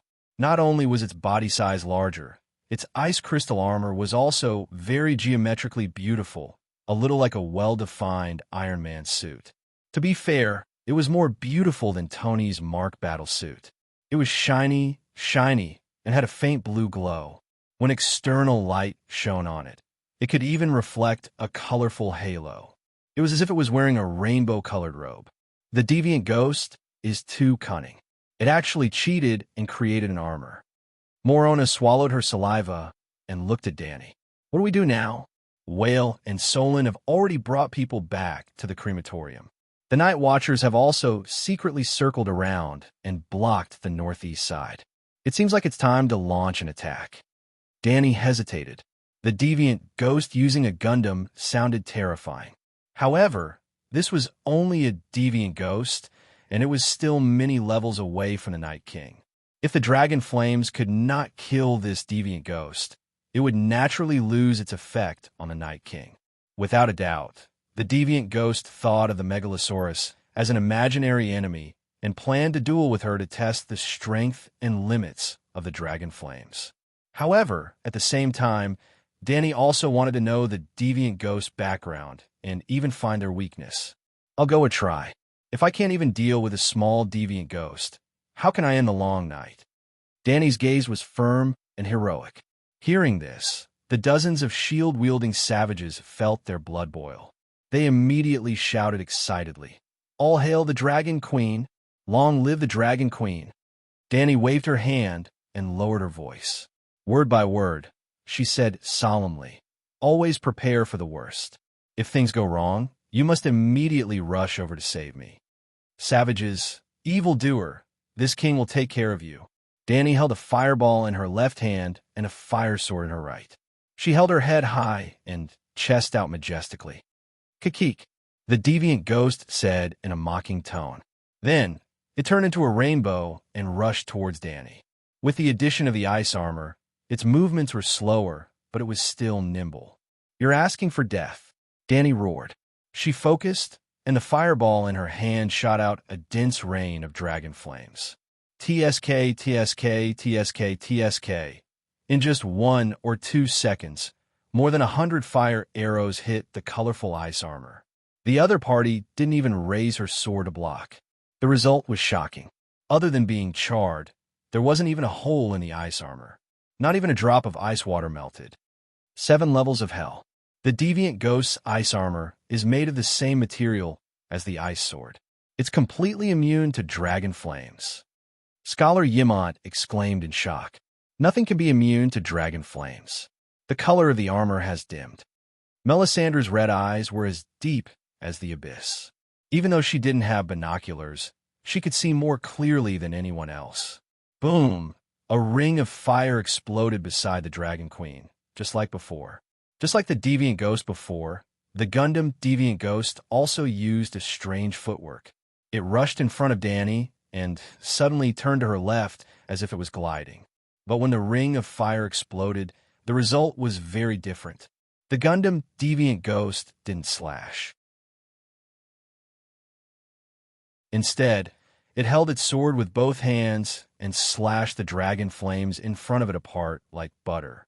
Of course, the dragon flames were invisible and couldn't be completely avoided. Boom!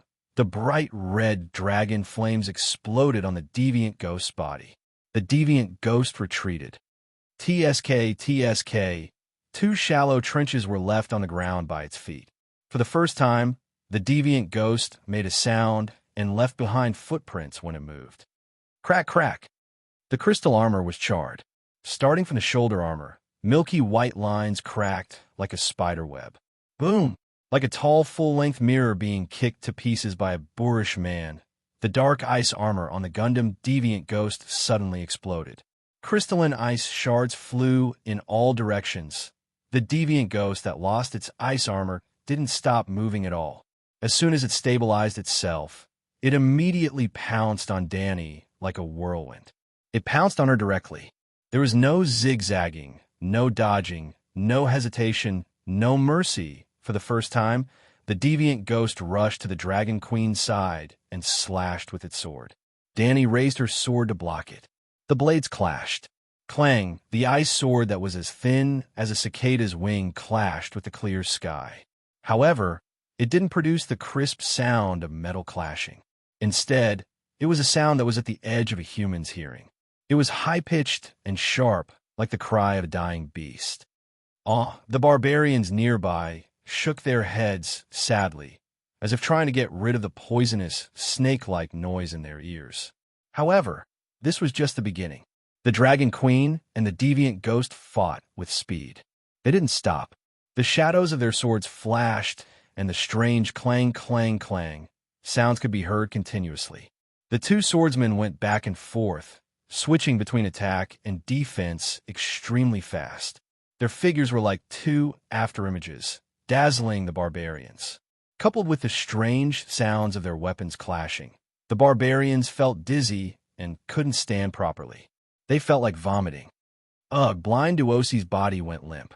He held onto his shield and vomited. Duosi was also a Chiliarch and was in charge of a small tribe. Blind was just a nickname because his eyes weren't that good. He wasn't really blind. Damn it! I can't even withstand the sounds of their battle. His eyes were filled with shock as he cursed in frustration.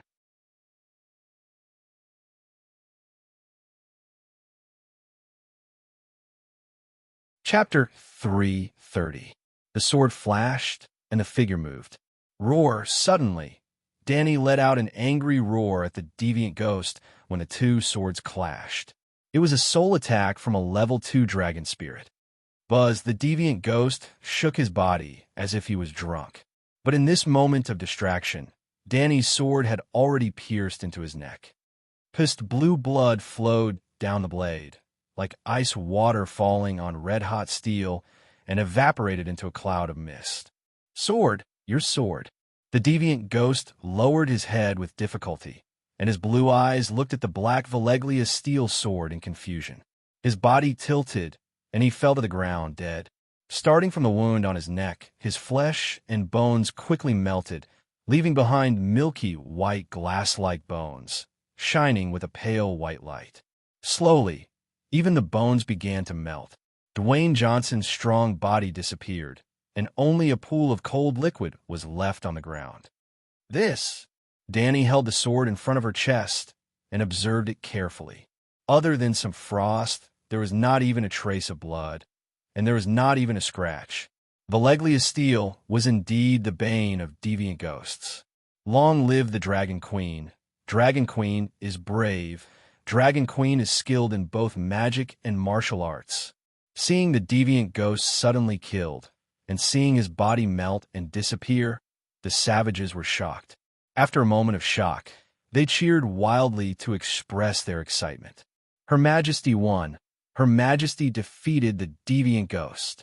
Yamont's heart dropped, and he shouted to the night watchers beside him with tears streaming down his face. The others did not care about his loss of composure, and they were even more excited than the old scholar. They all raised their hands and shouted, "Long live the Queen Danny Lilith! Her Majesty Danny Lilith is the champion of thousands." Even the deviant ghost was no match for her in swordsmanship. If it was me, Gordy Fallon had seen the fight between a deviant ghost and a human with his own eyes, and just as he tried to put himself in the situation, his forehead was covered with sweat, and his body was trembling in fear. Just as I expected, Paris-Dan did not know martial arts, so he did not feel much. She defeated a few strong knights in the Honey River tournament. The crown of love and beauty is not an exaggeration, and defeating the deviant ghost is nothing. One-armed Tanner stared at him, as if he was looking at an idiot. You really understood? Robert was no match for the deviant ghost when he was young, and you said it was nothing. That's impossible, right? The red-nosed old professor said in disbelief. You must not have seen their sword moves, right? It's too far. Old Eamon turned back and smiled bitterly. I didn't see it clearly even with the star observation mirror. It's okay, you barbarians. You must have seen the savages, right? Why are they covering their ears and avoiding the duel? Why? Old Tanner was confused. You can ask the savages later, One-Armed Tanner shrugged. Normal people can't even get close to the battlefield, which means there are dangers we don't know about, and Robert definitely can't resist that kind of magic damage. Look, what are the four deviant ghosts doing? Bo and Marcy suddenly exclaimed. Old Yamont also exclaimed. How is this possible? The deviant ghosts are actually bowing to Her Majesty Danny Rise. What? The Night Watchers were shocked. Not to mention the Night Watchers. Even Danny under the Great Wall was a little surprised. After defeating the second deviant ghost, Danny did not have time to show off.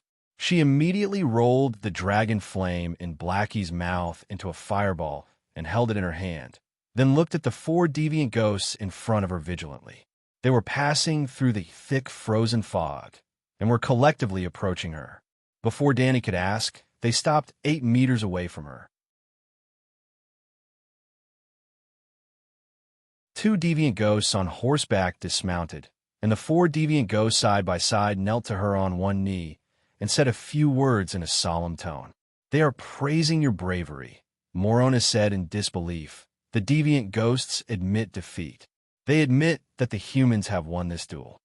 Oh, I see.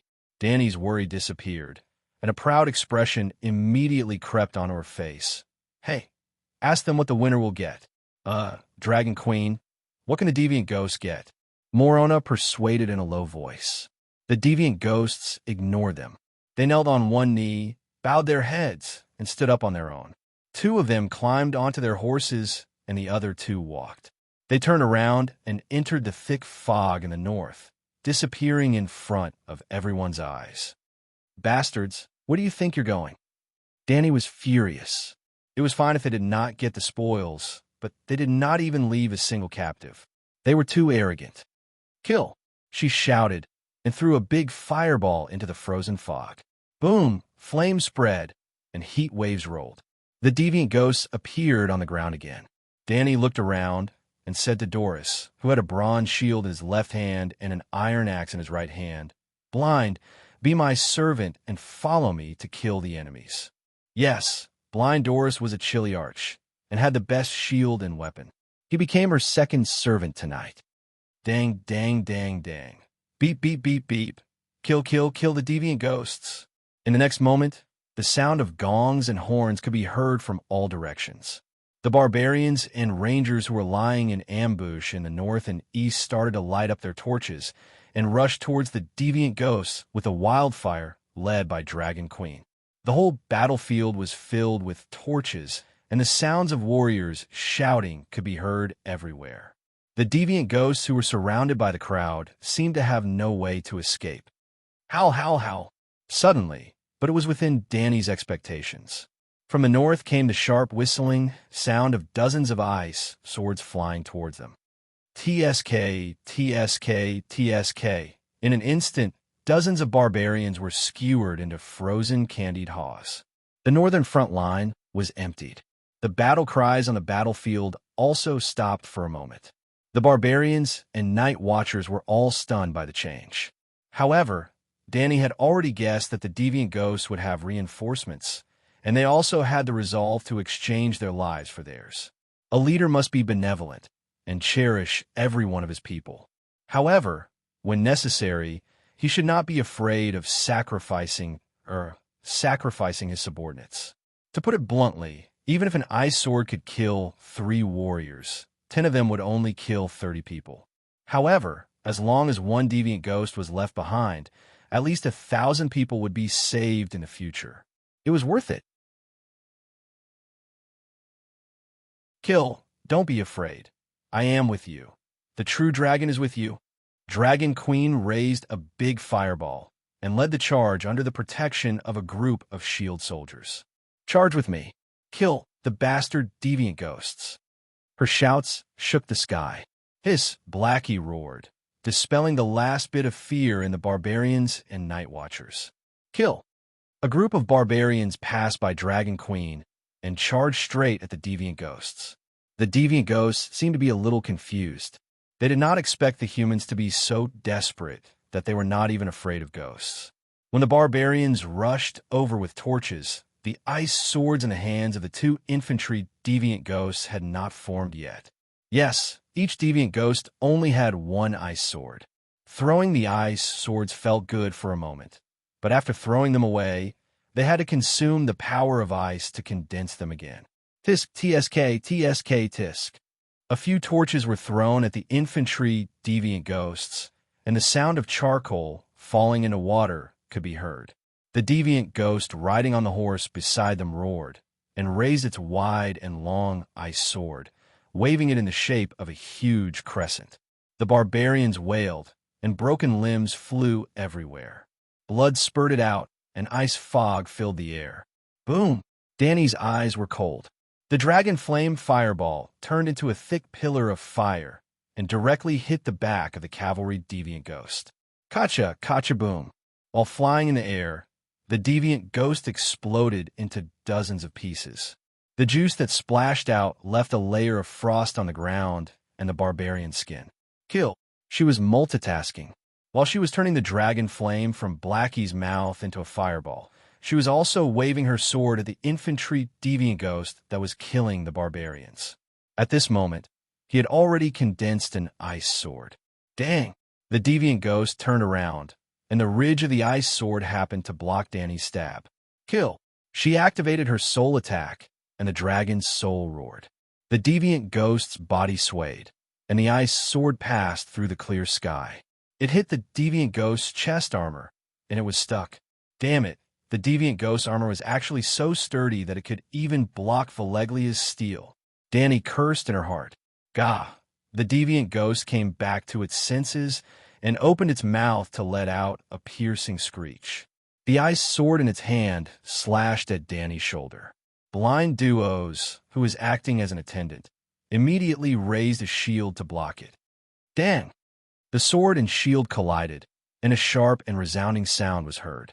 A layer of frost condensed on the thick bronze shield, and then it split into 2 along with Blind's body. In Blind's chest that had been cut open, hot blood and slippery internal organs were emitting white steam as they slid to the ground. The second attendant of the Dragon Queen was dead.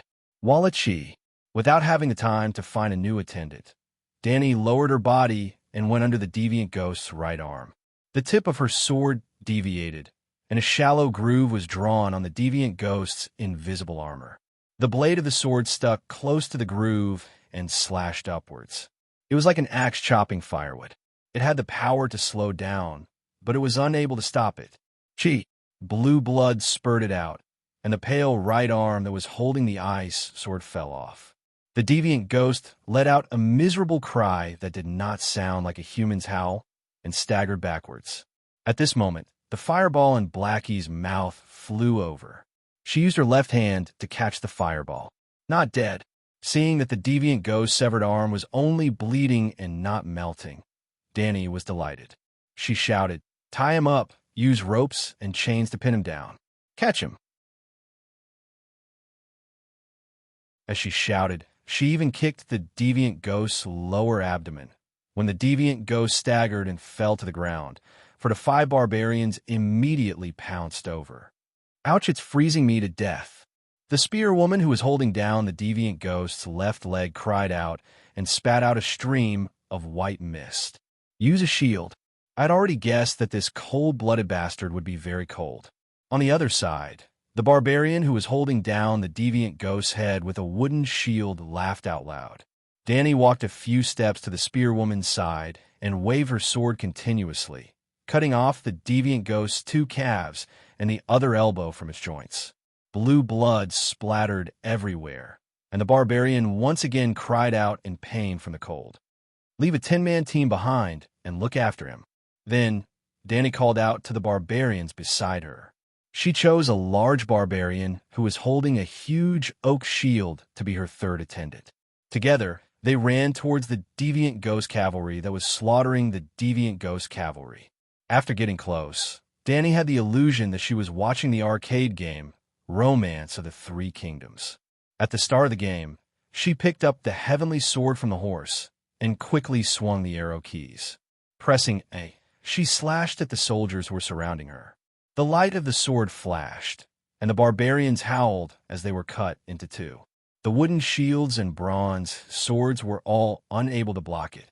When they met the ice sword, they were immediately cut into 2 or frosted and suddenly exploded into dozens of metal shards. The barbarians were also very brave. They advanced dauntlessly, wave after wave. Some of them squatted down to cut off the horse's legs. Some of them held torches and greeted the deviant ghost. Then, they were all cut into 2 by the deviant ghost. In fact, there were a few times when the deviant ghost's war horse was ignited. Deviant ghosts were not easily flammable, but the resurrected deviant ghosts were very flammable. But every time the war horse was on fire, the deviant ghost would emit a cold air from its body and extinguish the flames. Fire snake. Danny ran quickly. When she was 5 meters away from the deviant ghost cavalry, she shouted in a low voice.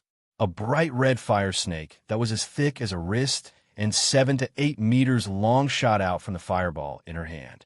It slithered through the gaps between the barbarians' heads, causing their hair to be burnt. Finally, it arrived in front of the deviant ghost and wrapped around its waist like an immortal rope.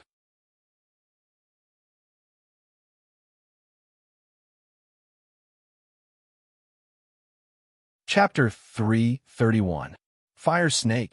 Danny bellowed. A bright red fire snake that was 7 to 8 meters long flew out of the fireball in her hand. The fire snake zigzagged through the gaps above the barbarians' heads and wrapped around the waist of the deviant ghost who was on a killing spree. It was like the immortal tying rope catching demons. However, the deviant ghost was not an ordinary demon. In the dark frozen fog, the fire snake was too bright, too hot, and too eye-catching. It was impossible for him not to notice it. The deviant ghost stepped on the stirrups and flew towards the fire snake. In the air, the 2.5-meter-long ice sword in his hand stirred up a cold ice whirlwind. The deviant ghost figure just happened to fly past the broken part of the deviant ghost body. Seeing this, Danny let out a proud smile. In the next moment, the 2 halves of the fire rope turned into 2 new fire snakes and suddenly rolled backwards, one on the left and one on the right, coiling around the arms of the deviant ghost like chains. The deviant ghost let out a sharp cry. Its body that was flying in the air tumbled and fell. Danny's sword was like the wind. The smoky black blade stirred up 2 sword flowers at the deviant ghost's legs at a speed that ordinary people could not see clearly. Chi-chi, the 2 calves that were connected to the feet fell off the deviant ghost body. Blue blood splattered on Danny's helmet and shoulder armor. However, it was different from leaving a large piece of frost on the barbarians' bodies. It was like clear water falling into a red-hot iron pot. The blue blood sizzled and evaporated into a cloud of white steam, disappearing into the night air. There was no burnt or fishy smell. Instead, there was a faint fragrance of mint and jasmine. Crack, crack. At this time, the immortal tying rope wrapped around the deviant ghost's arms also burned through the pale skin, milky white flesh, and crystal bones. The deviant ghost was like a broken porcelain doll. There were uneven gaps and grayish-white cracks on the remaining parts of its arms. The deviant ghost's starry blue eyes also dimmed. It was like a phone that had consumed 85% of its battery and entered battery saving mode. Time up. Leaving this sentence, Danny quickly rushed towards the 4th deviant ghost. Deviant ghosts were intelligent. When they saw that the situation was not good, they did not intend to fight to the death. When Danny was tormenting the other 3 deviant ghosts, the remaining infantry deviant ghost retreated into the frozen fog, hid its body, and quickly fled to the north. Of course, at this moment, there were people everywhere. While he was escaping, he was constantly being chased and obstructed by the barbarians. His figure could not completely disappear from everyone's eyes. Rushing to the north, Danny found that the situation was a little bad. She didn't know how many deviant ghosts were hiding in the forest, and more than 1,000 corpse ghosts had run out. Right in front of Danny, a dire wolf ghoul the size of a small pony pounced on a barbarian. Its mouth was filled with sharp teeth, and the barbarian's head was sucked into its mouth like a pair of pliers. Red and white bits of flesh and hair spilled out like tofu pudding. On the other side, there was a huge bear with rotten fur and bones visible in its brown, rotting flesh. It swung its paw, bringing with it a gust of wind. Bang! A savage was crushed into a pool of red, juicy flesh. White bear, dire wolf, mammoth, normal wild wolf, shadow lynx, cheetah. Danny even saw a black and white striped sea snake that was 20 meters long. Their eyeballs were all glowing with a faint blue light. They were all corpse ghosts. Hundreds and thousands of giants, barbarians, and ferocious beast corpse ghosts were slaughtering the barbarians and rangers. Broken limbs flew everywhere, blood dyed the ground, and cries of agony could be heard everywhere. The brave warriors who died in battle quickly opened their blue eyes, got up, and slashed their former comrades with their swords. Danny did not say a word. With a gloomy face, she split open fire arrows and shot them at the approaching corpse ghosts. Whoosh whoosh. A fire arrow landed on the bear's face and immediately ignited a huge fire. Whoosh whoosh whoosh 1, 2, 3. 7 to 8 consecutive fire arrows were all dodged by the dire wolf ghoul nimbly. In the end, the beast even came close and pounced at Danny like lightning. The 2 shield bearers immediately raised their shields to cover their faces and stood in front of the Dragon Queen. Bam! TCH. Danny thrust her sword through the gap between the shields and tapped the rotting wolf corpse's chest. Whoosh! The blue light in the wolf's eye sockets extinguished, and its strong and sturdy body fell limply. Rotten flesh and broken bones scattered everywhere, and the stench of a corpse spread out.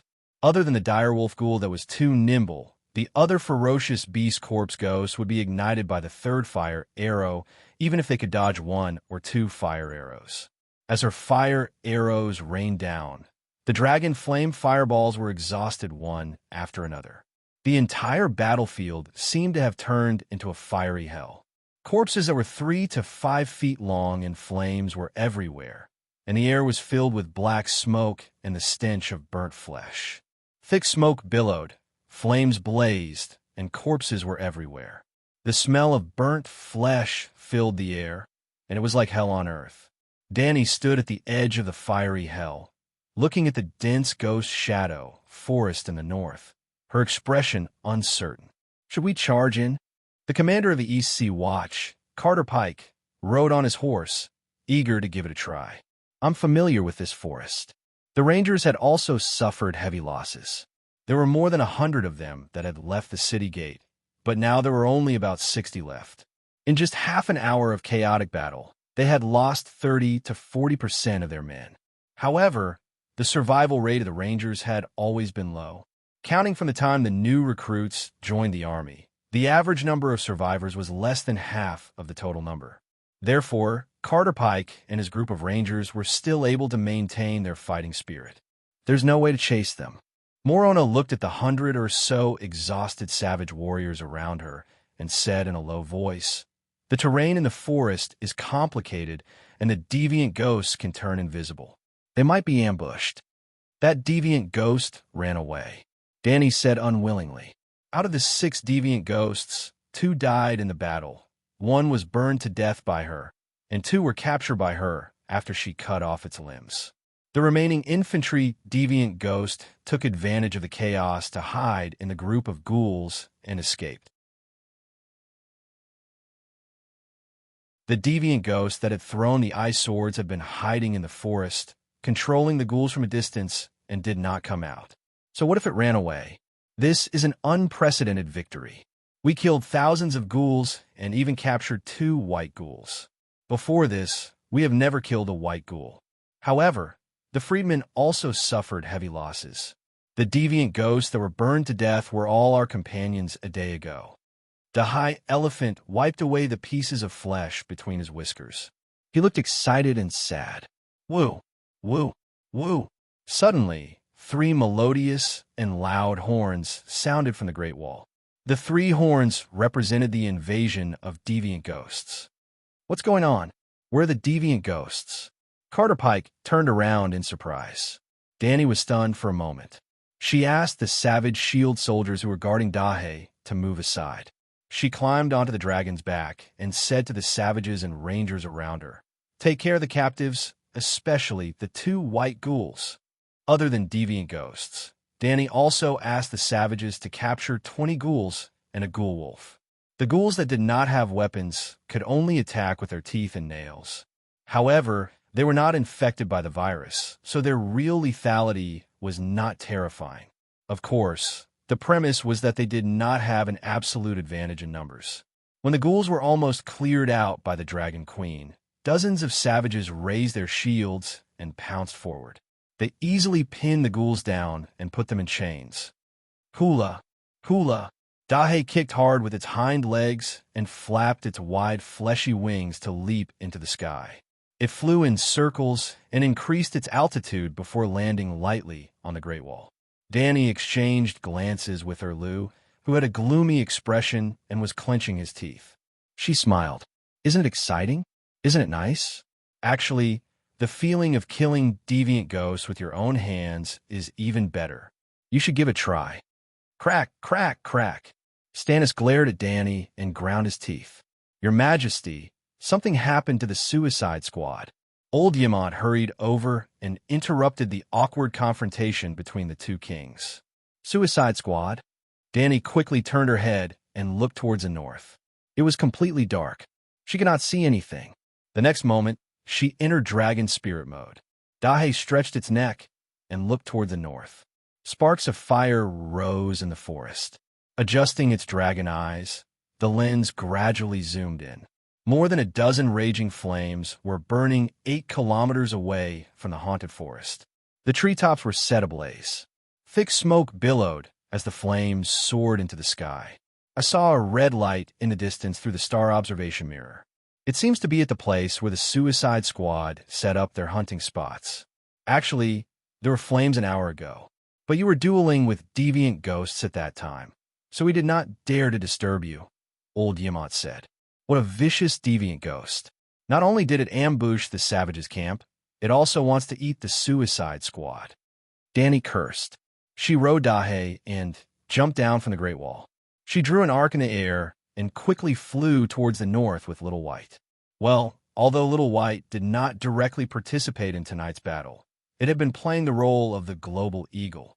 In the foggy night, Danny ran around the battlefield. Wherever the ghouls gathered, she would go to provide support. But she was never surrounded. It was all thanks to Little White's help to open up the map. There were more deviant ghosts than expected. While Danny sat by the fire and chatted with Baristan, Ulma, and the others, the deviant ghosts had quietly crossed the Suicide Squad's diamond-shaped defense line. Along the way, they revived the Savages' corpses in the forest and headed south to attack the new Savages' camp.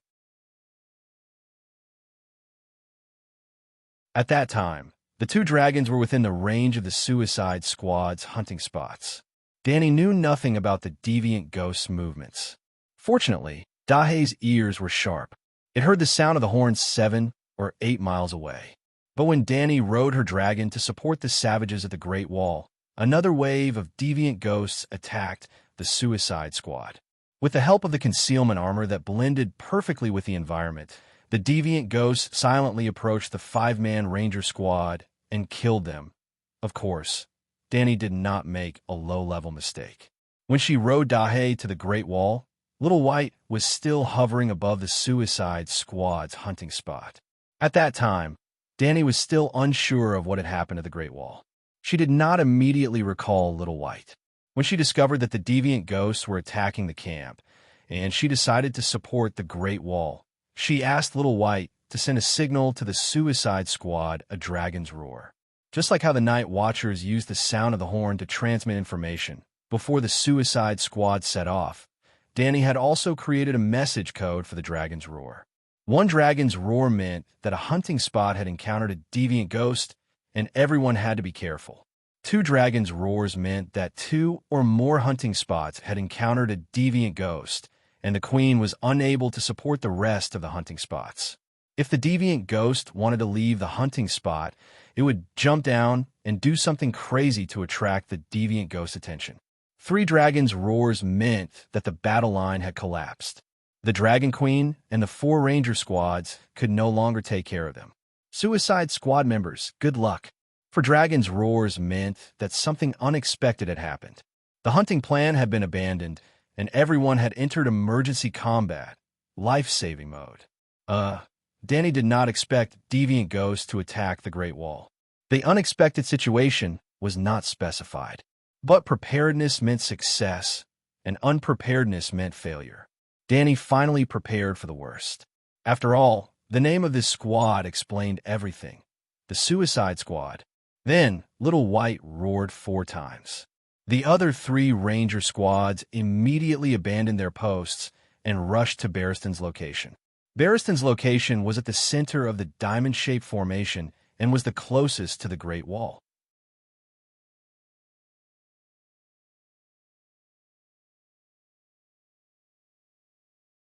Chapter 332. Tonight, the barbarians suffered heavy losses. Tonight, the other ghosts suffered heavy losses. Tonight, there were several great heroes who killed the other ghosts. Besides Danny, Baristan, Jon Snow, and Ulma each killed a white ghost. Well, white ghosts, not ghouls. The corpses in the diamond-shaped formation were collected by the Suicide Squad and piled under the trees. The other ghosts could not harvest the corpses with chains. Therefore, the other ghosts who sneaked into the hunting area could only fight hand-to-hand. Of course, the other ghosts were not afraid of fighting. When the 5 other ghosts approached the small hill where the White Knights were stationed, they were faced with 19 vigilant rangers and a White Knight armed to the teeth. The key was that since Danny dared to lead the team to capture the other ghosts, she would definitely equip them with the other ghosts' weapons. It was impossible for everyone to have a steel sword, but there were many dragon, crystal daggers, and arrows in the Night Watcher's warehouse. Sam came back with a female barbarian and a bastard son. He also brought back a big bag of dragon crystal weapons. In the afternoon, after Sam told everyone that the dragon crystal daggers had a special effect on other ghosts, Bo and Maxie immediately cleaned up the Night Watcher's warehouse and found a big box of dragon crystal weapons in a dusty corner.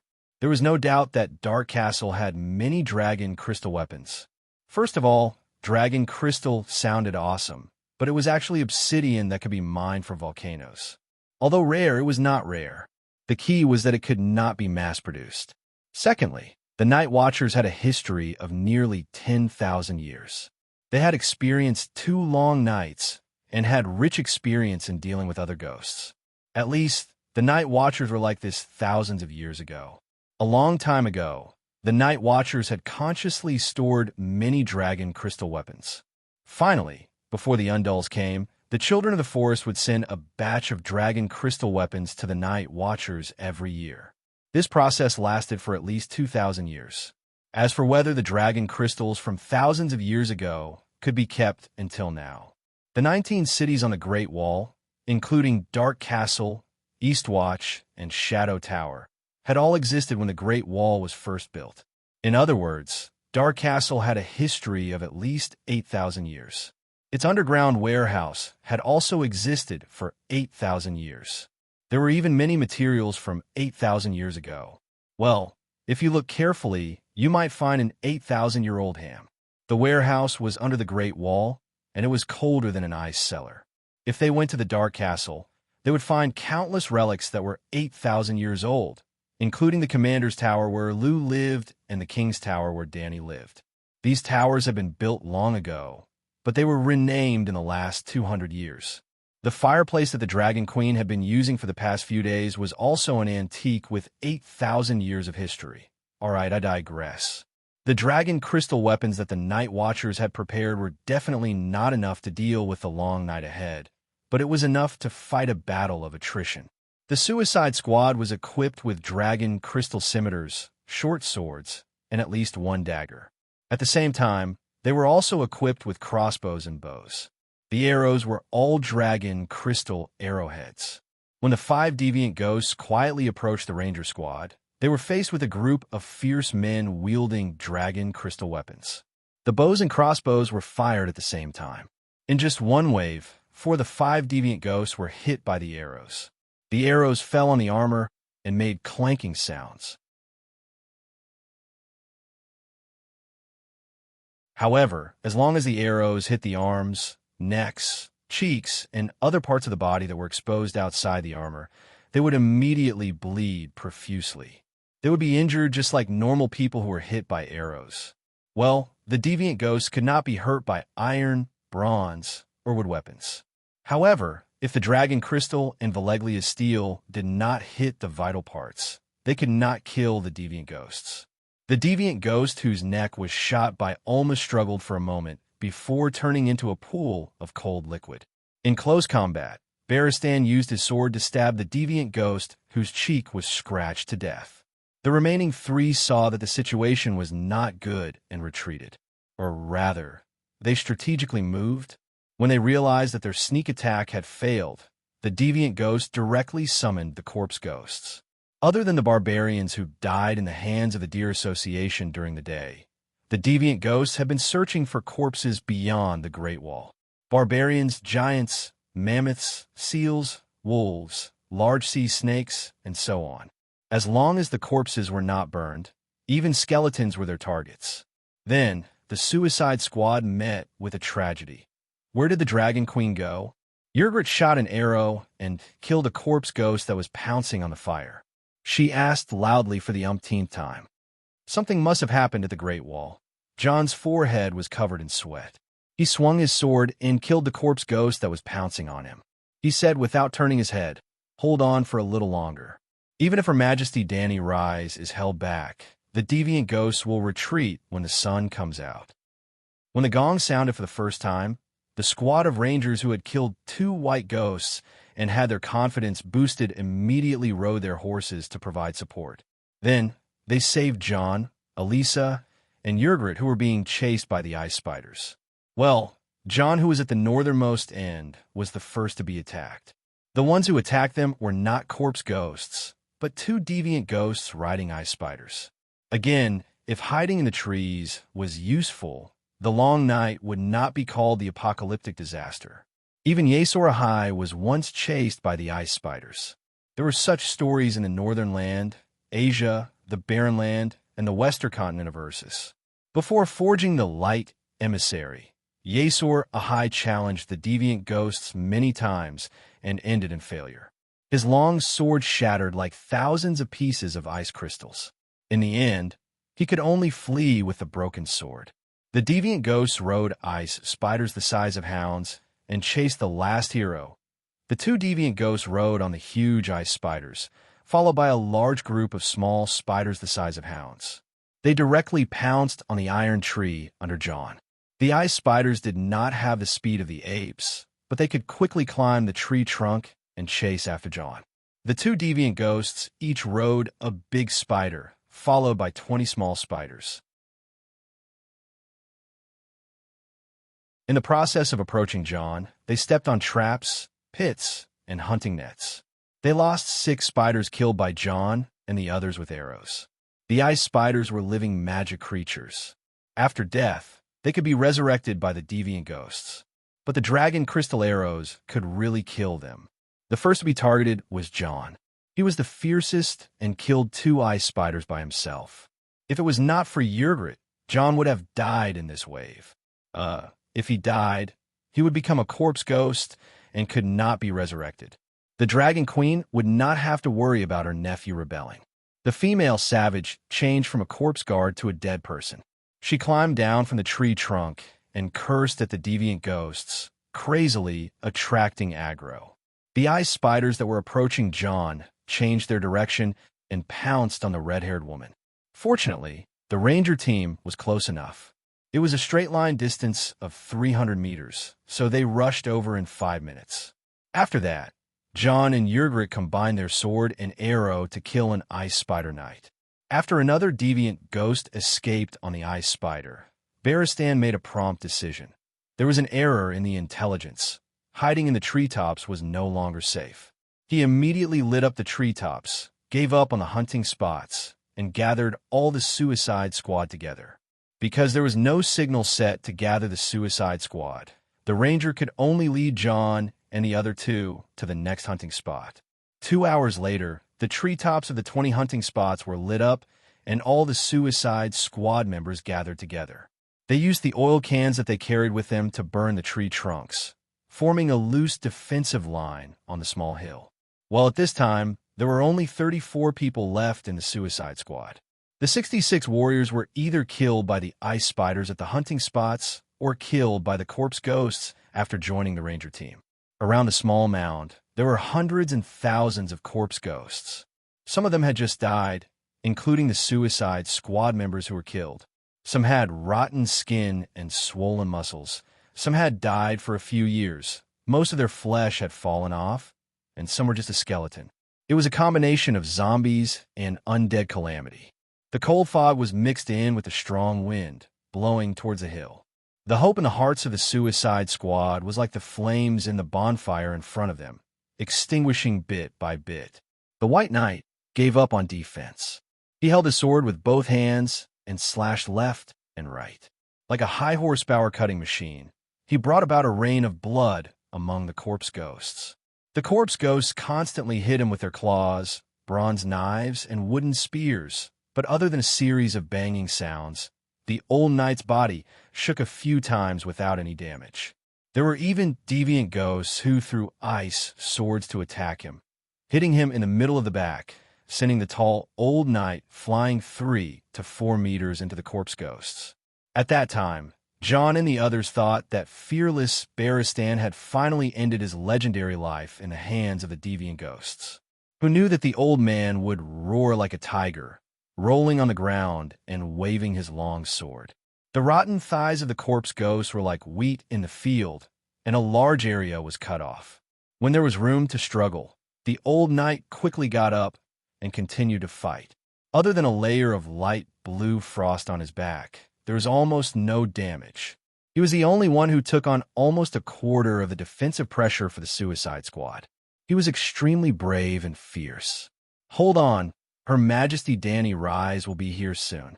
The White Knight retreated into the crowd and encouraged everyone loudly. Swoosh, suddenly, a black shadow jumped out of the corpse ghosts. It jumped more than 2 meters high and landed directly on the White Knight's head. It was a boy of 7 or 8 years old. His eyes shone with a faint blue light, and his two skinny little hands were holding his helmet and pulling it with all his might. "Ygritte!" John shouted. Whoosh, the red-haired girl immediately drew her bow and shot the ghost child who had attacked the old knight, turning it into a few pieces of broken corpse. This is already the 5th one. The deviant ghosts are too smart. The red-haired girl shouted in shock and anger. "You Tin Woodman, be careful. There aren't many dragon crystal arrows left." "Enough." Varystan suddenly stopped and looked up with a smile. "Her Majesty is here. She's here." Everyone was pleasantly surprised. They looked up and saw a small red dot rising above their heads. "What's that?" Just as they were wondering, the red dot expanded rapidly. It was the size of a bowl, the size of a basin. The strange phenomenon in the sky became more and more obvious. The crimson light drove the dark fog nearby. It was as if the sun had risen, and red light covered the ground. In just a few seconds, the sky near the hills changed from the darkness before dawn to the rising sun. The scenery within a few hundred meters was enveloped in red light. Even a maggots frozen to death on the corpse ghost's teeth could be seen clearly. "7 gods above, what is this?" Sir Elisa murmured. "The gods have answered our prayers and sent down divine punishment to punish the deviant ghosts." Ulma glared. "The sun has come out early." The red-haired girl shouted. That's Her Majesty." The white knight mumbled. Whoosh, whoosh, whoosh. The sun fell from the sky, and the crimson sun smashed straight down on everyone's heads. A hot gust of wind blew through the sky, and the frozen fog brought by the deviant ghosts was blown away. It's coming down. Run." Someone shouted. "Don't run. Quick, climb down." The white knight shouted. Suddenly, the falling great sun suddenly expanded, pulling the round dough into a donut. This time, the old knight didn't need to shout. Everyone knew what the Dragon Queen meant. She was hiding in the donut. Boom, boom, boom. Starting from 500 meters in the air, the donut grew bigger and bigger. By the time it landed on the ground, it had formed a ring of fire with a diameter of 30 meters inside and 50 meters outside. There was no explosion, only a ring of burning, 3-foot-tall dragon flames.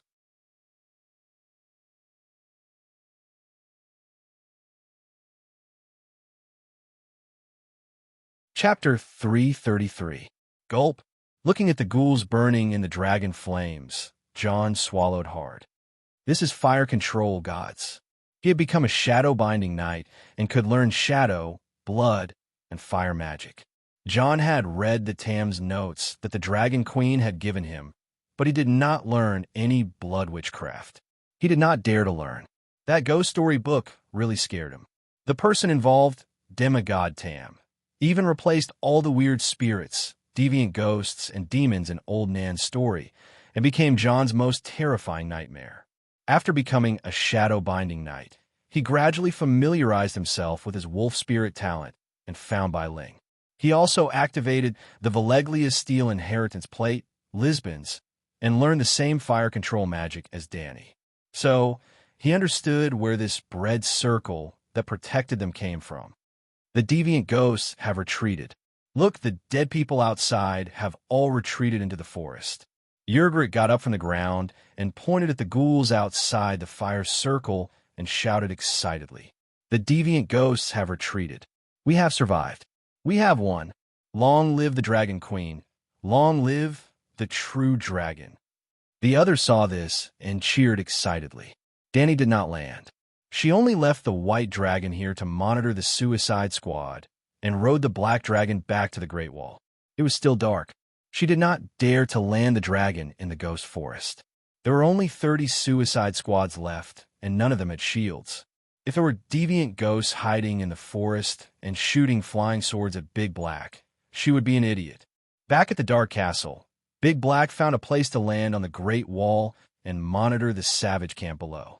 She leaned against the warm wings and dozed off, entering the dragon dream. She let Big Black work while she checked the meditation foundation of the belt in the dragon dream. After absorbing the souls of the 3 deviant ghosts, the belt's area had expanded by 1/5. Other than her multitasking skills becoming stronger, she did not feel any obvious benefits. However, the strange connection between the deviant ghosts and the Green Prophet made her surprised. Why did the deviant ghost souls have the same origin as the Green Prophet and could even complete the meditation runes? It seemed that she had to find a chance to talk to Melisandre again. The deviant ghosts seemed to have retreated. Danny slept on Dahe's back for more than 3 hours. When the sun rose, there were no more deviant ghosts outside the city. After instructing Bowen and Marcy to keep an eye on the captured deviant ghosts, Danny, who had just woken up, rode her dragon to the haunted forest once again. Early in the morning, the golden sunlight shone on their faces. The 34 members of the Suicide Squad snuggled together and slept soundly. Well, when they saw the white dragon hovering above their heads, they knew that their safety was under the protection of the Megalosaurus. Everyone was at ease and didn't even arrange for someone to be on night duty. Hiss! Blackie roared and landed on the scorched and cracked soil of the mound. The savages and the night watchers rubbed their eyes and stood up. "Your Majesty, you're here," White Knight greeted. "Let's get ready to go back," Danny said loudly. "What happened at the Great Wall last night?" John asked. A dozen deviant ghosts led thousands of ghouls to attack the camp of the barbarians outside the Great Wall. "What?" the savages exclaimed. They quickly gathered around and asked, "What's the situation? How many died?" "It's a bit bad," Danny said with a sour expression. Before she came, Will had already reported the losses of the camp to her. 5 of the 12 Kiliarchs had died in battle. Nearly 1,000 raiders and spearwomen had died. These were the true elites of the barbarians. Other than the warriors, 400 to 500 ordinary people had died. Before Danny arrived, the camp had already fallen. They had all died then. About 1,500 people. More than 30 night watchers died as well, she said. "Only 30? Yedrit raised her voice and shouted. "Are the crows hiding inside the Great Wall? How many rangers do we have? The elites have all joined the Suicide Squad. Dark Castle has already done its best to send out 100 riders," John said with a frown. "Where's Stannis?" White Knight asked with a frown. "He's watching from the top of the Great Wall." Danny was relieved to see the dissatisfaction and anger on everyone's faces. "All right, let's pack up and leave. This damned forest is not a place for the living to stay," she said as she clapped her hands. "What about the ghouls? Are we not going to capture them? We can at least go to the hunting grounds and escort the chained ghouls back," Sir Mallister suggested. "I captured 2 deviant ghosts and dozens of ghouls last night. The Suicide Squad's mission was completed by accident," Danny said. "There are also ice spiders. I caught 2 ice spiders over there," a night watcher said with a frightened expression. "The 7 hells. I didn't expect the stories to be true. Deviant ghosts are really riding ice spiders in the forest to capture the living. Sigh, even the white ghosts have come out. Ice spiders are nothing." Ulma smacked his lips and said worriedly, "Among the ghouls that surrounded us last night, many of them were skeletons that have been dead for decades. Think about it. How many West Arrows have died in the past few decades?" "Ice spiders." Danny frowned. She had never seen that thing before, but she thought that it was a legendary creature unique to this world, just like the Shadow Lynx and the Direwolf. The deviant ghosts are not stupid. If there really were ice spiders caught in the beast-catching net, they would have been rescued by now. John shook his head. He guessed right. 2 dragons soared in the sky. Danny and a group of Suicide Squad members went south and left the ghost forest. There were 14 horses left. Other than the seriously injured, Her Majesty the Queen was also given a horse. Not long after the group of 35 people went south, they came across a hunting ground. Not to mention the ice spiders in the net. Even the ghouls that were chained up were gone. The treetops were burned, and the trunk at the top was charred black with faint green smoke lingering around. The beast-catching net hanging on the branches was torn into pieces. The net was woven with iron wire, and even an iron sword could not cut it. The chain was still wrapped around the tree stump, but the black iron handcuffs that bound the ghouls at the other end were broken into a dozen pieces, and the fragments were covered with light blue frost. "It is so cold," Sir Elises squatted by the tree trunk, picked up a piece, and shivered, then threw it away. Danny walked over and picked up a piece. Feeling the abnormal chill, she sighed. The deviant ghost's ice sword can cut through bronze and ordinary iron swords. Dragon crystals are too brittle, and Valeglia steel is too rare. In the future, when facing the deviant ghost army, it's best to take advantage of the terrain and use dragon crystal arrows to shoot down from above. Yes, I killed one deviant ghost with one arrow. One dragon crystal arrow for one deviant ghost, it's too worth it, Alma said proudly. I also killed one. Yrgrat smiled, revealing a mouthful of uneven white teeth. With John, he blocked the deviant ghost's ice sword, and I used about a sneak attack. Your Majesty, don't you think that the deviant ghost last night was a little strange? John asked with a frown.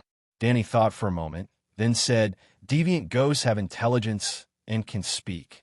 They're very smart. Even if they're as smart as humans, our hunting plan was perfect. It shouldn't have failed completely, John said. Danny's expression was serious. What are you trying to say? Our plan was leaked, and there's a traitor in the suicide squad? John, are you suspecting us freedmen? Yrgrat's flat nose was crooked from anger. No. John hurriedly shook his head. There's definitely no problem with the suicide squad, but we passed by many barbarian camps last night. What evidence do you have? The freedmen all know that I'm willing to accept them. Even if they go to the other side of the narrow sea with an uncertain future, it's still better than relying on deviant ghosts. I don't know what they think, but John spat out a name with an ugly expression. Cast. Hearing that, even the indignant Yrgrat started to feel conflicted. Cast sacrificed the baby boy to the frost god, and the deviant ghost protected his family from being harassed. Your Majesty, the relationship between the barbarians and deviant ghosts is much deeper than you think, and it has a longer history, John said. Danny glanced at the silent barbarians and asked, You all know about Cast sacrificing himself to the evil god? Cast is different from us, and he never interacts with us, a barbarian warrior with messy red hair said. When did he start sacrificing deviant ghosts? Why didn't you kill that scum? Danny asked. Dragon Queen, sacrificing to the Frost God has always been a tradition of some freedman tribes, because the Frost God is also an old god, Yrgrat argued. Damn it, Danny cursed. She understood that John's guess was not baseless. Aren't you afraid that deviant ghosts will cause a long night? Varistan said in disbelief. We've worshipped it for thousands of years, and nothing happened, a barbarian mumbled. In the dark forest, there was snow everywhere. The air was cold and damp, with a moldy smell of rotten branches and leaves. The ground covered with brown, sentinel leaves and withered grass was as soft as a blanket. The sunlight passed through thousands of layers of branches and leaves, finally casting spots of light on the shoulders of the pedestrians. Avoiding a large rock and stepping on ankle-deep puddles, the suicide squad moved forward with difficulty. They had only walked 4 kilometers in an hour, and it was not a straight line either. They took many turns in search of a wide and flat beast path. The gloomy atmosphere made everyone lose the mood to chat. Bai Ling, who had been scouting ahead, suddenly stopped at the top of a hill and growled softly. What's wrong? John was startled. He hurriedly whipped his horse forward and climbed up the gentle slope. Looking down, he cried out in alarm. Careful, there's a dead man ahead. Deviant ghosts. Yrgrat had a bough hanging in front of her chest. The leaves rustled on her sheepskin clothes as she ran to John's side. Don't worry, the red-haired girl turned around and shouted to the suicide squad. It's an internal conflict between the free tribes, not deviant ghosts. There was once a giant tree to the east of the hill.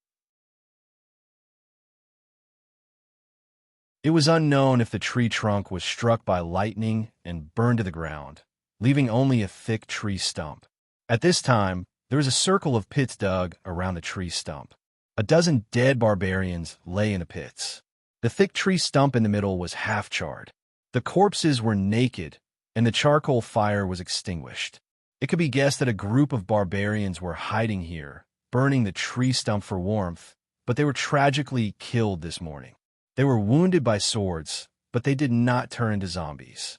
Their clothes were also stripped. Yrgrit said angrily, "Someone stole their clothes and food." "Heh, so these are the barbarians."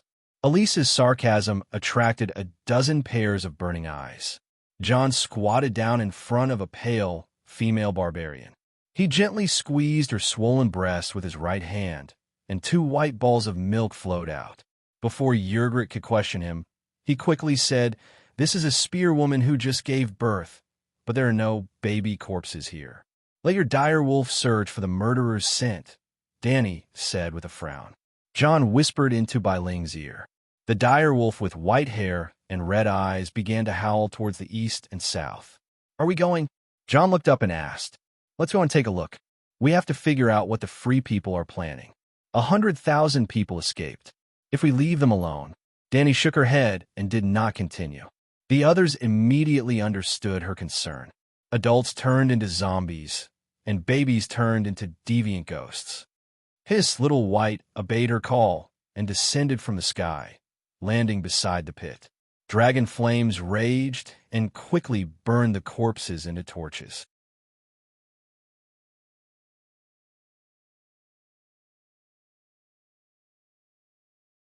Chapter 334.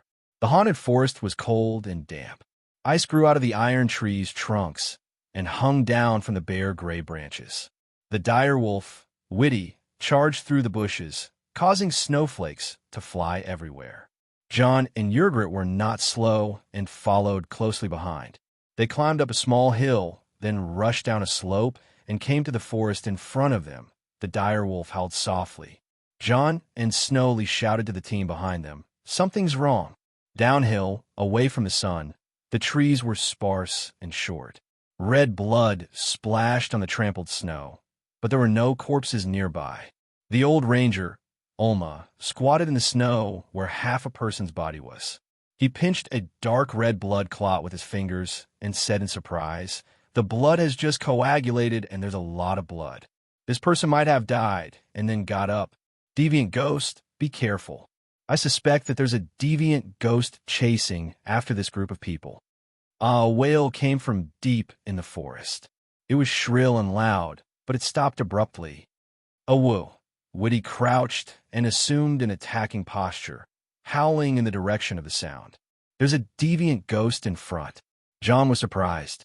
It's already daytime and the sun is out. Shouldn't the deviant ghost be hiding? Danny frowned and looked around the dark forest. Deviant ghosts are afraid of sunlight. Moving in the day might make them uncomfortable, but this damn place is deep in the forest and it's hard to see sunlight. Then, should we continue chasing? John asked. Yes. John, Yrgrit, Ulma, Sir Barristan, Sir Elisa, the 5 of you will be the vanguard. Immediately enter the forest and stop the deviant ghost. It's best if you can leave a few savages alive. I want to know if the deviant ghost is taking revenge for its believers. Danny said. The others agreed readily. Only Elisa, the hardcore member of the dragon gang, hesitated. He looked at the dragon queen with resentment in his eyes. Why do I have to be on every dangerous mission? It was not easy to survive the deviant ghost attack last night. I'm scared of those ice monsters. Why do you want me to deal with them? Danny, however, pretended not to see it. She only cared about giving orders and arranging for the suicide squad to set up the battle formation. Of course, he had to mention Elisa. After all, everyone knew that he belonged to the dragon faction. Only by placing the dragon faction's hardcore members in the most dangerous missions would the dragon queen be able to convince the masses. Only then would her orders be credible. Only then would she be able to keep her nephew, John, as the vanguard. Anyway, once you put on the black clothes, you'll be a night watcher forever. Ser Alisur would never be able to leave the wall for the rest of his life. If he didn't take advantage of this opportunity to shine for the queen, when the queen left the wall in 2 days, he would no longer be able to serve her. Roar, roar, roar, clang, clang, clang. After a short while, the howling of wolves and the sound of gongs could be heard from the forest ahead. Wisps of white mist began to spread outwards. SSS Dahe, which was hovering over the sky, screamed. Danny pulled out her long sword and rushed over. More than 20 of her minions followed her, screaming. The forest was dark. The shadows of the tree trunks were indistinct. The ground was covered with moist leaves and a small amount of snow. A faint cold mist spread. Elisa and Ulma were surrounded by 5 ghouls. The ghouls were wrapped in blood-stained, white goatskin cloaks.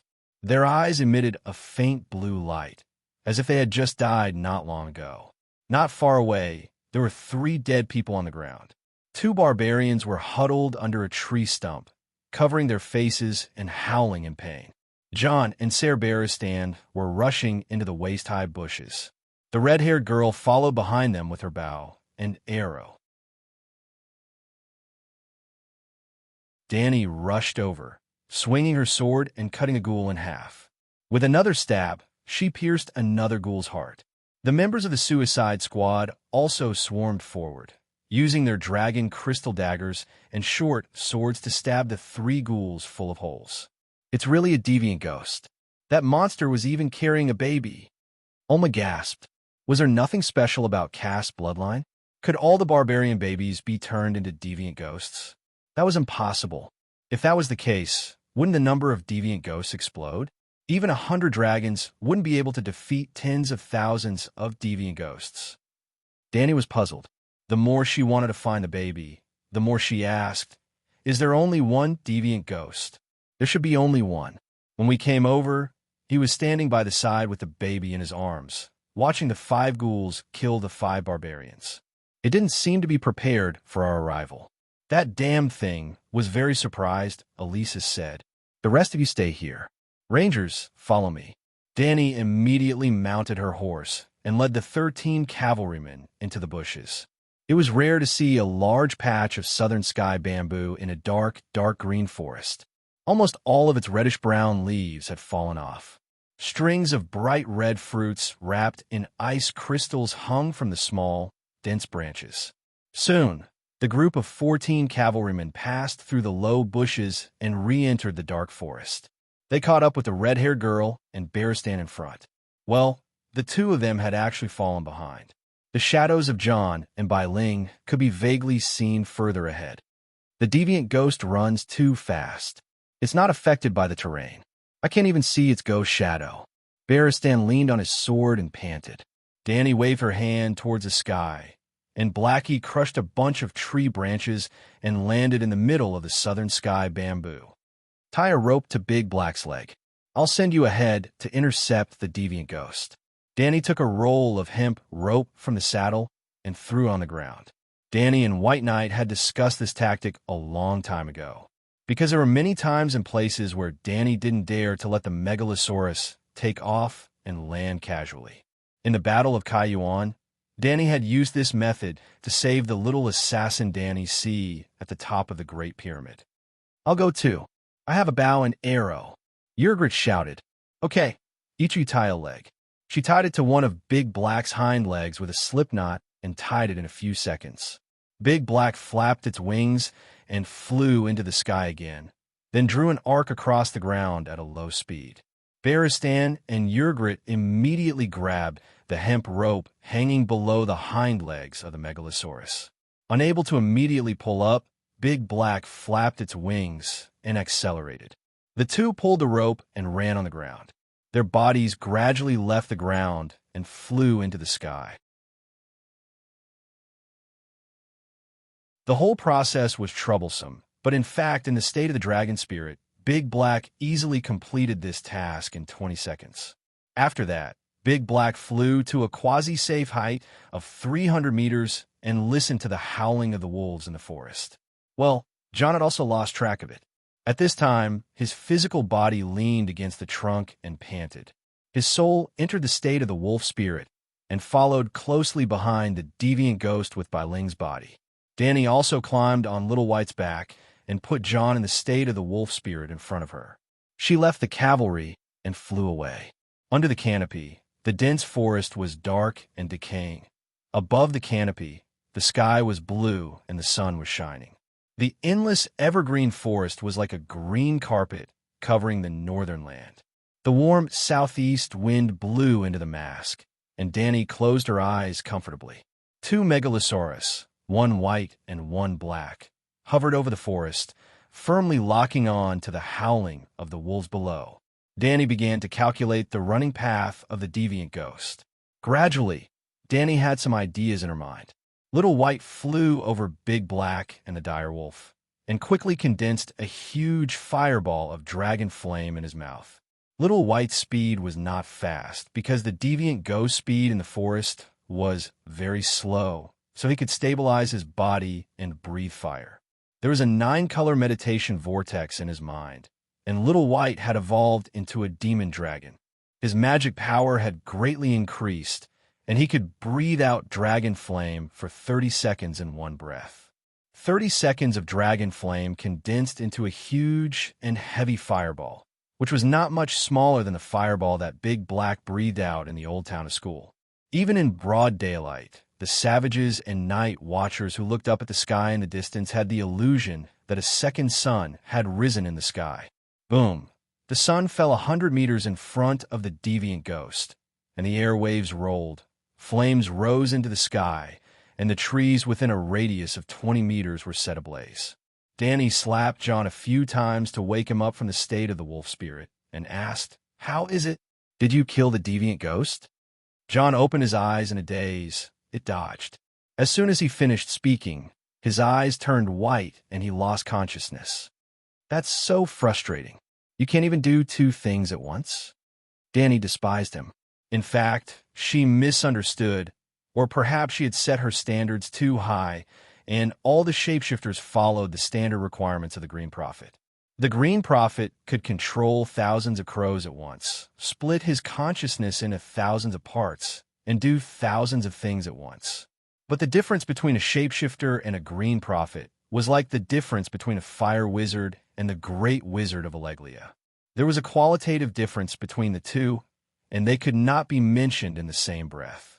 For example, the Hexagon Valamir, he had 7 animal companions, but he could only occupy 1 animal companion at a time. His soul could not be divided into 7 parts and enter the soul space of his 7 companions at the same time. Just like John at this time, when he spoke with his body, his soul had to be separated from his animal companions. Rumble, rumble, rumble, explosion is art. Crack! Danny seemed to have turned into Daedara, leaving flame bombs in the forest. Clusters of fire rose in the quiet and peaceful ghost forest, and the flames and grayish-black smoke were like the fingers of the gods, piercing into the sky from the dark green earth. The night watchers on the Great Wall and the savages in the ghost forest looked at the falling red suns and the red and black smoke rising into the sky, and were stunned. "This is too scary, too crazy." At the top of the Great Wall, Todd widened his toad-like eyes. Did the blazing fury really only burn 5,000 people to death? With this power, even 50,000 people would not be enough to kill. A bald, short, and fat man murmured. His name was Clydas, and he was the personnel officer of the Night Watchers and Yimont's assistant. He could read and knew some of the history of the 7 kingdoms. What is His Majesty doing? Is he chasing after the deviant ghosts? But isn't this a little too big? Old Yimont leaned in front of the star observation mirror and muttered to himself in confusion. The old scholar stayed up until dawn last night and only rested for 4 hours before climbing the Great Wall again. Ever since he saw the dragon and Danny, the old man seemed to have been rejuvenated and gained a second life, and his gloomy and bleak future became bright. As long as he saw the dragon, even if they were far away, even if they were just hovering in the sky, he could still watch with great interest. Is there a need to do this for a deviant ghost? In the forest, Sir Mallister and Sir Elisa lamented. Within an hour, Little White shot out the 47th dragon flame bullet, and the forest within a 5-kilometer radius was almost completely bombed. Finally, the change in quantity led to a change in quality. The ghost forest, which was said to have never had a forest fire before, had a large-scale fire for the first time in history. Thick smoke billowed, and fire clouds rose into the sky. On a rocky hill where there were few trees, the deviant ghost hugged a gray bag and looked at the rising flames in all directions. It raised its head and let out a desperate roar. Hiss! Blackie drew an arc and quickly swept across the ground 50 meters away from the deviant ghost. White Knight and the red-haired girl rolled and landed on the bottom of the hill. At this time, the deviant ghost had already raised its ice sword and started running. It sped up and threw a fatal blow at Blackie. How, unfortunately, Little White was on top of the deviant ghost's head and saw its movements clearly. Under the second-level dragon spirit state, Blackie shared Little White's vision and nimbly leaned to the side, dodging the flying ice sword and letting out a proud dragon roar. "Demon, put down the child!" White Knight shouted.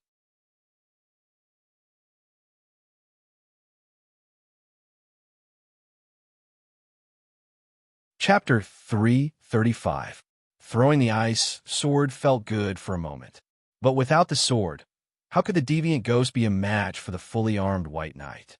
Moreover, the red-haired girl and the direwolf were helping her. The old knight raised his sword to slash and stab. The red-haired girl shot an arrow, and the direwolf controlled by John bit the deviant ghost's leg. In just 2 rounds, the deviant ghost at the end of its road had its limbs broken and fell to the ground. The white dragon flapped its wings and landed on the hill. Before Danny climbed down from the dragon's back, the White Knight came over with the baby in her arms and said, "There's something wrong with this child." Danny curiously took the fur package and looked down at it. She was shocked. The baby's white skin was dyed with a layer of grayish blue, and its sparse hair was in the shape of pale ice whiskers. There was also a pair of blinking eyes, like stars, emitting a faint blue light, with a calmness and coldness that did not belong to a child. Did the transformation really succeed? It shouldn't be. Wasn't only the Night King able to transform into a corpse ghost? Danny had more and more doubts in her heart. John came over to take a look and groaned. 7 levels of hell, deviant ghost baby. Kill it, it's a monster. Yurgrit pulled out the dragon crystal dagger and was about to stab it. Danny took a step back and dodged the attack. She still lowered her head and stared at the deviant ghost baby's eyes. Almost without any obstruction, she saw countless ice blue and milky white runes in the depths of its eyes. They were combining and building a flower of ice flame, a strange reverse spiral vortex. It was somewhat similar to her dragon-shaped meditation foundation, except that it was ice blue and pale white, and it was a reverse spiral. "John, look after your wife," she said. "She's not." John quickly denied, but when he met the angry red-haired girl's eyes, he swallowed the rest of his words. "We can't stay here for long. Let's leave quickly." Danny carried the deviant ghost baby and rode on Little White's back, immediately getting up and leaving. She saw the deviant ghost's basic meditation form from the little deviant ghost, and this little thing's consciousness seemed to be connected to an inexplicable existence. Night King? Danny wasn't sure. However, she knew that the deviant ghost might have found out that she knew the secret of the deviant ghost's meditation technique. It's a bit of a mouthful. The Ring Meditation Foundation from the Green Prophet perfectly complemented the spirituality from the deviant ghosts. This made Danny suspect that the Green Prophet and the deviant ghosts had the same source of magic. The old gods did not have priests or churches, but in ancient times, shapeshifters were considered to be God's chosen. They were equivalent to God's priests among the ancestors, and the Green Prophet was even a high priest in name only. Both the Savages and the red-robed Melisandre had said that deviant ghosts were the servants of the Frost God. But the Frost God was also an old god. The old god was not a specific god, but a general name for the ancient god of nature. The Inami worshipped by Taimin and the storm god worshipped by the 3 sisters were both old gods. In theory, the king of Light Lalo was also considered an old god. Danny guessed that the Green Prophet to the old gods was like the deviant ghost to the Frost God. Just like the Green Prophet could control thousands of crows, observe the world through the crows, and communicate with thousands of people thousands of miles away at the same time. The corpses were the deviant ghost crows, and the deviant ghosts were the Night King crows. The Night King could also communicate with the outside world through the deviant ghosts. For example, at this moment, perhaps the Night King was observing Danny through the little monster's eyes, or even indirectly looking at her. If the Night King found out that she had analyzed the deviant ghost meditation technique, then perhaps hundreds of deviant ghosts were on their way. Not to mention hundreds of deviant ghosts. As long as there were 10 deviant ghosts lurking in the forest, Danny would have to run away immediately. The white dragon took off with Danny and the deviant ghost captives, while Blackie landed and used the ropes on its claws to lift John, Barristan, and the red-haired woman out of the sea of fire. The hill was not burning yet, but there were fires all around, so they could not stay there for long. Danny returned to the Great Wall directly and handed Ghost Doll and the deviant ghost to Chili Archwhale. Then, she rode the white dragon back to the ghost forest. Compared to the forest fires in the Amazon and Australia, the fire caused by the dragon flames in the ghost forest was not even worth mentioning. The fire only burned in the areas affected by the dragon flames, and thick smoke billowed, but it was difficult to spread out. It was mainly because winter had arrived, and the trees, land, and air outside the Great Wall were too cold and damp, and many places were covered with thick snow. Also, because the forest fire burned fiercely, but did not spread out in a large area. Many savages hiding in the forest came to watch the show. When the deviant ghosts were being chased, although they kept turning, they were generally fleeing north. After more than an hour, they were more than 10 kilometers away from the position of the Suicide Squad. When Danny rode the white dragon and found John and the other two on an empty mountain ridge, they were talking with a group of savages. It was not 1 or 2 savages, but 600 to 700 tribes of savages with families.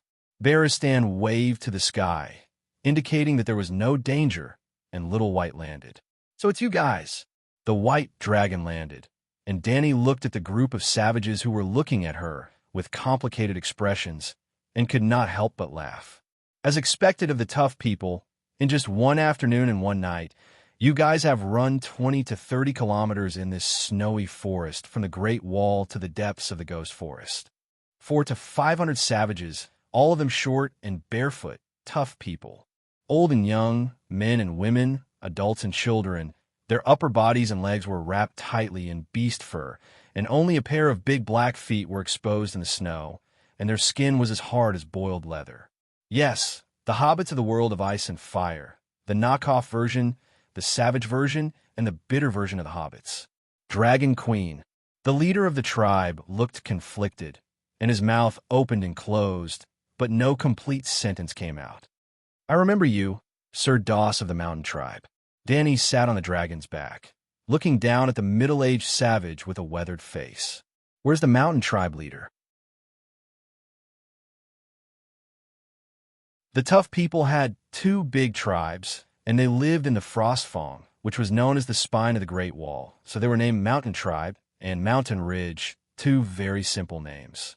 The 2 tribe leaders of Mountain Tribe and Mountain Ridge had both participated in the last tripartite meeting, and Danny also had a deep impression of the tough people that only existed in folklore. The Mountain Tribe leader gripped the weirwood spear on the ground and said nervously, "They may have gone with the Weeper to the Milk River in the west." "They planned to attack the Shadow Tower?" Danny asked with a frown. "Yes." At this time, the Great Wall had 3 checkpoints, the Dark Castle in the middle, the Eastwatch in the east, and the Shadow Tower in the west. The fortresses on the east and west were close to the sea, and the Eastwatch's Great Wall extended directly into the sea for 100 or 200 meters, while the Shadow Tower ended at the mouth of the Milk River. The Milk River flowed from the north under the Shadow Tower, and into the sea in the west the Frozen Bay. Therefore, if one wanted to cross the sea and cross the Great Wall, the Shadow Tower was the first choice. There was no need to enter the sea, and a few rafts could cross the calm Milk River. In fact, this was also an extravagant hope for the barbarians, because the Night Watchers controlled the sea, and the Shadow Tower had a regular fleet. Most of the barbarians could not even forge bronze, and with such low productivity, it was impossible to build a river-crossing fleet. It was safer to climb the Great Wall than to fight against the fleet and the Sentry Tower with rafts. Of course, now that the barbarians had nowhere to go, if they were not afraid of sacrifice, they could build 2,000 or 3,000 rafts and risk losing half or more, and still rushed to the south bank. "Dad, it's a dragon." A little tough person quietly approached the mountain tribe and looked at Little White with curiosity and fear. It was a little girl who was less than a meter tall. She was wrapped in goat fur, and her face was red. Her black eyes were blinking, and her little feet were bare as she stepped on the ice and snow. "Your daughter?" Danny searched her body for a long time, but it seemed that she did not have anything on her. She had no choice but to take the dagger from the sharkskin sheath and threw it over. "Take it and play with it." "Oh, thank you." Doss hurriedly took the dagger and handed it to his daughter, who was hiding behind him and poking out her furry little head. Danny had taken a Valeglia's steel dagger from Slave Bay, but it was later lost by Lisbon. Then, she spent a few gold royals to buy a new one at the Long Bridge of Atlantis. In the end, she met Bronn outside King's Landing and gave the gem-inlaid dagger to his cheap son, Tyrion Cobbler. After coming to the Great Wall, she found the blacksmith tanner to make another one, and in less than 2 days, she gave it to the little barbarian again. "You don't seem to be going west," Danny asked. "Sigh, you have a dragon, and forcing a river crossing is simply courting death. I plan to take my people to the difficult village in the east." The mountain tribe leader sighed. The difficult village was located on a peninsula 200 kilometers to the north of the East Sea, near the Deepwater port. Why go there? The difficult village is close to the sea, and you can catch fish, seals, and walruses to fill your stomach, the mountain tribe leader said. "This is also a way to survive, but the deviant ghosts are getting more and more rampant. How long can you last?" "This." The Hardfoot people hesitated for a moment and probed. "Is the three-way lease agreement still in effect?" "Ha!" Danny laughed. "Targaryen, your words are like a mountain. As long as I'm alive, my promise will always be in effect." "Then why didn't you help us yesterday?" A round-faced, middle-aged woman walked over with a spear, looking at Danny and Whitey with hostility, and said loudly to the mountain tribe leader, "Are you stupid? How can you believe the words of the Southerner king?" "Mother." The little girl with the village face took a few steps back, looking at the round-faced woman in horror. She could not hold the dagger in her hand, and it fell to the ground. "You have no right to speak here. Go away." The Hardfoot people glared at the woman angrily and scolded her in a low voice. Danny looked at the woman in confusion and asked, "Who are you?" "Sorry, Dragon Queen. This is my wife, Larry." The Doss leader said awkwardly, "About what happened yesterday morning. Let me explain." Looking at the eyes of the short, hard-foot people under the cloak, Danny could not get angry. She could only sigh and slowly said, "Just like you free folk, there are many tribes, and each tribe fights with each other. The Southerners also have many kings, but the 7 kingdoms have more than 7 kings. Stannis and I are only 2 of them. Before Manslade became the king of the Beyond the Wall, you also fought with the Nightwalkers for many years, and the blood feud was as deep as the sea. Stannis and I are in a similar situation. The Southerners still do not have a king of the Beyond that everyone recognizes, and the kingdoms are still hostile and fighting with each other. In the end, the three-way lease is only a contract between the free folk and the Targaryens. If the three-way lease has been signed, it means that the free folk are no longer enemies, and I have a reason to protect you. But without a contract, without a sacred oath, the free folk are still barbarians invading the wall, and any king in the south can suppress you. If that's the case, then we can't go to the wall." The hill chieftain's wife said loudly, "The kings of the 7 kingdoms are fighting with each other, and if we rashly join one of them, we will only be viewed as enemies by the other kings." Just like yesterday, Redheart did not want us to become the Targaryens' power, so they did not care about the fact that negotiations were in progress and attacked the free folks' camp. Before the king of the Beyond is born, we should not negotiate with any king. As soon as she said this, not to mention Danny and the others, even the Hardfoot people looked at the round-faced woman in surprise. The Hardfoot leader said in shock, "Larry, why are you suddenly so? Where did you hear these words from?" "Even I don't have such political wisdom." John stepped forward and looked at the round-faced woman in confusion. "I think I've seen you somewhere before, but I've never seen Hardfoot Larry." Who are you?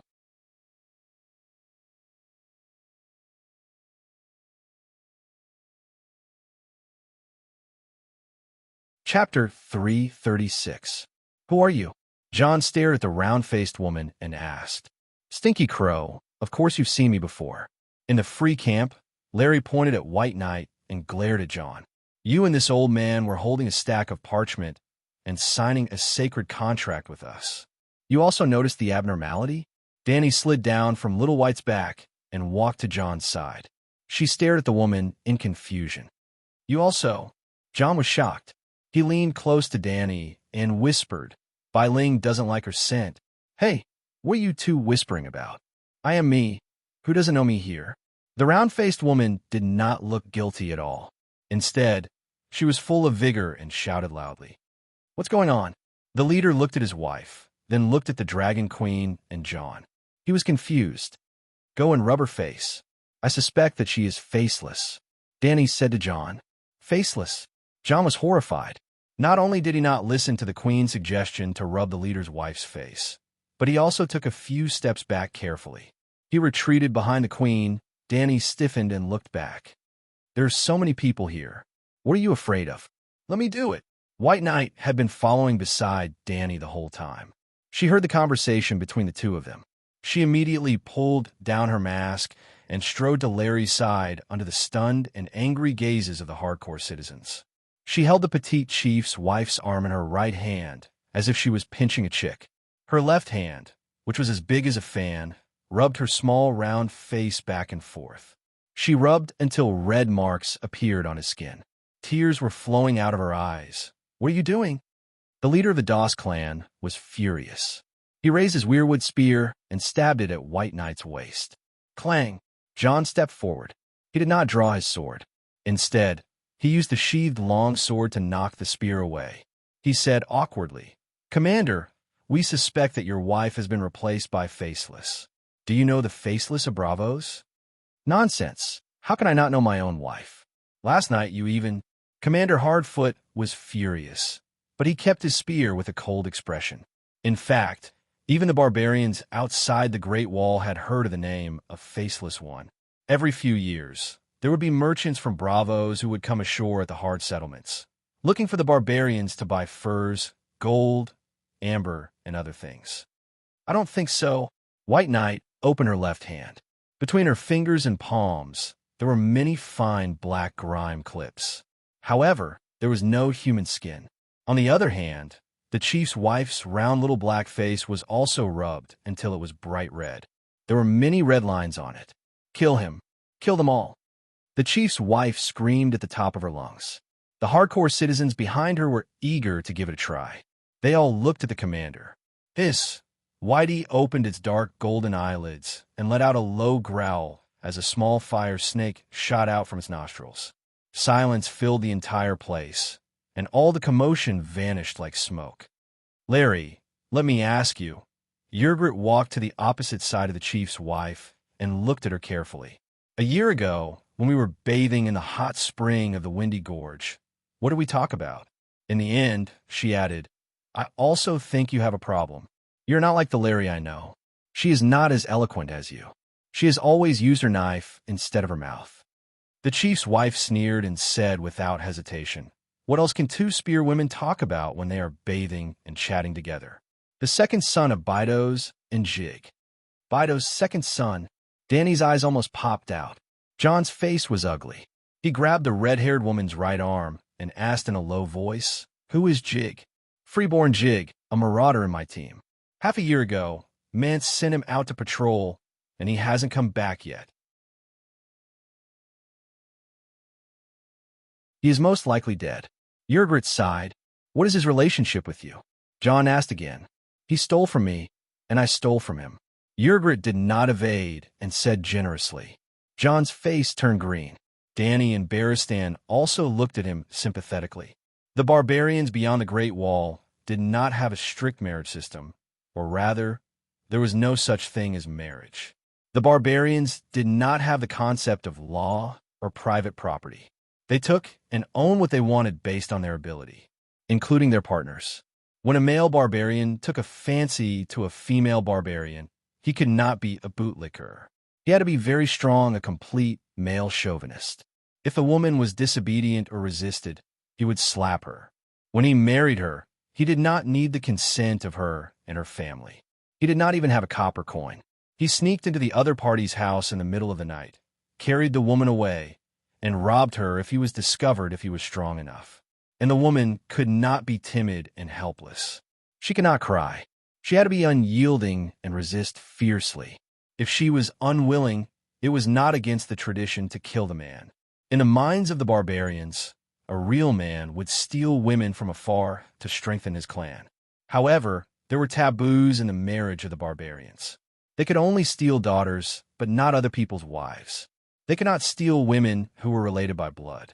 They believed that marriage between relatives would offend the gods, and the wife would be cursed to give birth to sick children. Of course, this did not mean that the barbarians beyond the Great Wall did not have women's rights. Men could steal women, and women could steal men. No matter how ugly a female barbarian was, if she took a fancy to the most handsome lad, she could steal and rob. When John was undercover among the barbarians, Yrgrit had hinted and told him many times to steal her. After discovering that John was an idiot and ignored her, the red-haired woman simply stole from John. Actually, there was no need to be angry. Yrgrit was a 19-year-old spearwoman. She was no longer a virgin 6 or 7 years ago. She had stolen from countless people over the years, and no one knew how many times she had been stolen by someone. Danny looked at the chief's wife, who had a smug look in her eyes, smiled meaningfully, and said, "Why does everyone think that you are not you? Mrs. Larry, can you prove that you are yourself?" The round-faced woman was stunned, and so was everyone else. Prove that she was herself? How could she prove it? It was too difficult for a country bumpkin from another world to do something that even modern humans could not do. "This is Larry." Commander Doss stomped his feet and said, "Look at your daughter." Danny raised her chin at the small-faced woman. "Look at how far she is hiding." The little girl was 4 or 5 meters away from her mother. Her eyes were filled with tears. She was at a loss and did not dare to come closer. How can my daughter not be afraid when you're pestering her endlessly?" The round-faced woman shouted with her hands on her hips. "Forget it. Whether it is true or not, we will know after we try." Danny took 2 steps back and entered the second level of the dragon spirit state. Her purple pupils stretched into vertical slits, flashing with a cold golden-red color. A majestic, domineering, noble, and terrifying aura spread out from her body. For a moment, everyone was in a trance, as if time and space had frozen. The air condensed, and time slowed down infinitely. In the extreme silence, the Dragon Queen's pink lips slowly opened, and transparent arc-shaped ripples appeared in the invisible air. The round-faced woman was the first to bear the brunt. The sheepskin hood on her head flew off, and her straw-like chestnut hair flew back. The muscles on her small, round face were undulating like waves in the wind. A pair of small brown eyes turned white, and a loud howl came out from her tightly pursed mouth. This was a man's voice, coming from the depths of the soul. The howl of the soul made everyone dizzy, and they almost vomited, but they also woke up from the space-time disorder caused by the dragon's roar. Their ears heard a clear dragon's roar, and the heavy dragon's aura. They seemed to be cleansed from their body to their soul, refreshing and clean. "Valamir." John pointed at the woman, and his expression changed. "He is the 6'4" man, Valamir." Needless to say, Danny had already found out. Soul attack was a soul attack that directly attacked the enemy's soul. Larry's soul still looked like Larry, but in the dragon's roar, another person's soul was shaken out of Larry's soul, an old and thin man. In short, under Larry's skin was still Larry's soul, but in the depths of Larry's soul, there was another person. A powerful, shape-shifting person. 7 levels of hell. Danny was shocked. Possession, this is possession. This is a perfect possession. I didn't expect the legend to be true. Shapeshifters can really possess humans. Evil creature. Doss of the Mountain Tribe's expression changed, and he raised a spear to stab the woman who was hugging her head and howling beside him. Clang! Danny kicked the spear away with her iron boots and exclaimed, "What are you doing?" Valamir did such an evil thing to possess Larry. Doss was angry and puzzled. "You were the first to find out. Why did you stop me from killing him? You believe it? You believe that a shape-shifting person has possessed your wife?" Danny said with difficulty. Why was an indigenous savage more receptive to new things than her? Was it because the ignorant were fearless and didn't understand the meaning of possession? This was a possession in the cultivation world. How could an indigenous person of a light magic fantasy world be so calm? I've seen similar things. The Hardfoot tribe's thin face was full of gloominess and anger. Before death, shapeshifters will try to leave the original rotten body and possess animal companions to start a second life. But some shapeshifters will do evil things. They want to be reborn as human beings. They don't possess animals, but they do it to humans who are close to them. Shit, many times. Danny's eyes widened, and she was even more shocked. Possession was so common. I know. Yrgrit kicked Larry, who was twitching on the ground, and said in disgust, "The elders in the tribe all tell us that when we encounter shapeshifters who do evil things and possess other people's bodies, we must immediately kill them. Let your dragon burn them." How do you know that shapeshifters possess humans? For example, almost no one noticed at this time. Danny was puzzled. This is the Six Forms Man, the most powerful shapeshifters. A white-haired Hardfoot tribe old woman walked over and said, "I've lived for 6 winters and seen too many shapeshifters. When they possess humans, the possessed people will resist fiercely, shouting and scratching with their hands. No one has ever taken over Larry as quietly and unscathed as he did." The Six Forms Man was not the strongest. He was deeply jealous and afraid of John's talent, and John was definitely not as good as Bran. Stark's family was full of bugs and monsters.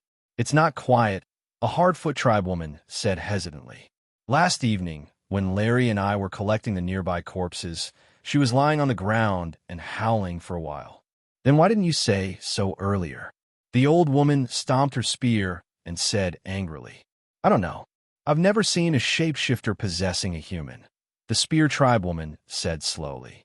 "And when I went over to ask, she only said that she accidentally tripped on a tree root and hit her head on the trunk."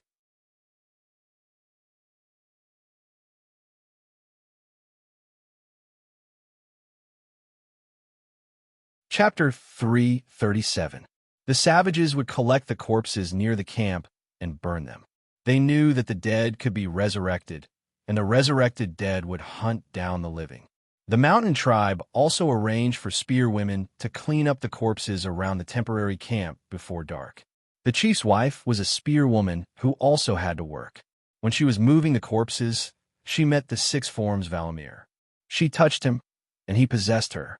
In the battle with Melisandre, Valamir was burned 7 times in a row. 6 of the times, he withdrew from his animal companions before his soul was attacked, so he did not suffer much damage. However, on the 7th time, when he pounced on the red-robed woman's face in the form of an eagle, he was affected by Yril in the eagle. The red-robed woman seemed to have noticed this. The fire witchcraft that burned the eagle was different from the one that burned the white bear, the shadow lynx, and the gray wolf. There were 3 levels of fire control. Danny had only mastered the first 2 levels, and the last level was a secret of the Great Wizard. It could ignite other elements with fire elements, like a fire demon. Melisandre's fire witchcraft was also divided into several levels. When she was fighting the Six Forms Man, she used 2 different levels of witchcraft. She used fire elements to ignite physical substances, such as the fur, bones, and internal organs of her animal companions. She used blood witchcraft and fire magic to burn the soul onto the skin. Simply put, when the white bear was ignited, the fire burned its internal organs and fur. When the eagle was ignited, its internal organs and feathers were burned. The souls of the eagle and the Six Forms Man were also attacked. The reason for this was that the eagle belonged to another shape-shifting master, Yril, not long ago. Uril's body was killed by Jon, but his soul entered the eagle to start a second life. However, The six forms man did not give him a chance to fly freely and immediately took over the eagle. However, the eagle still had part of Uriel's will in its soul. Usually it was nothing. After all, the six forms man's title of the strongest shape-shifting savage was not undeserved. After a long time, Uriel's soul would naturally be assimilated by the eagle. His humanity would disappear, and he would completely become a beast. However, during the battle with Melisandre, this small flaw almost cost the six forms man his life. The six forms man's soul was severely damaged. His 6 animal companions, the white bear and the eagle, died on the spot. The shadow lynx and the 3 wolves were severely injured. After that, he forced the shadow lynx to come back and carry him away from the camp. But after entering the forest, the shadow lynx noticed that its owner was gradually becoming weaker. It became ferocious and bit off Valamir's arm on the spot. Well, animal companions also had their own will. They could be controlled by the shapeshifters, but the resentment in their hearts would not be any less. Therefore, many savages chose wolves as their animal companions.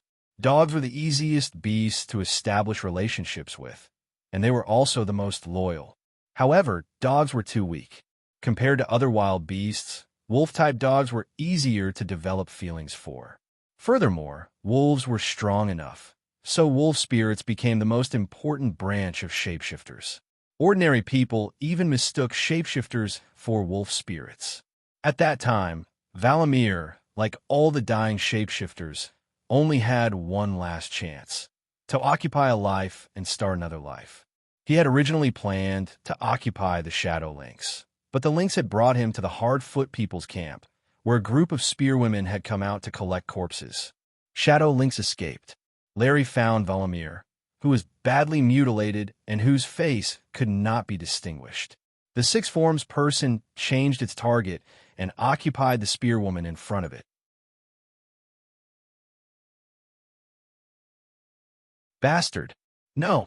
Larry, who was originally wailing and rolling on the ground, suddenly straightened his body. His face was distorted as he screamed sharply. It was a duet between a man and a woman. The high-pitched howl was mixed with a man's low groan. The combination was a bone-chilling howl of the soul. Get out, get out!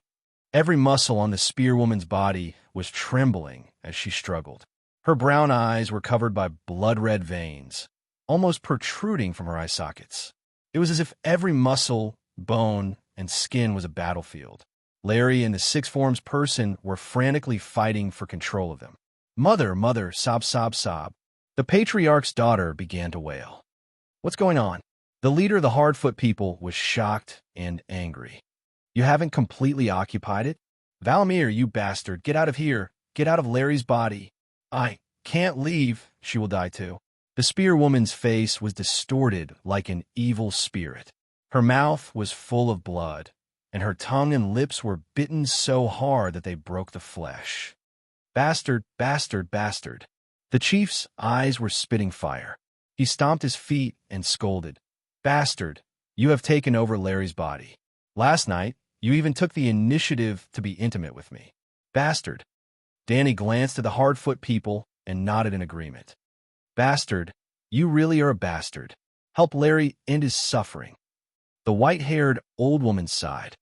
Grandma, don't kill Mother, I want Mother, sob. The barefooted little girl threw herself on the old woman's thigh and cried. You are also a shapeshifter. Enter Larry's spirit ocean and drive the six forms person away, Danny said to John. I can't do it. I have never done such a thing.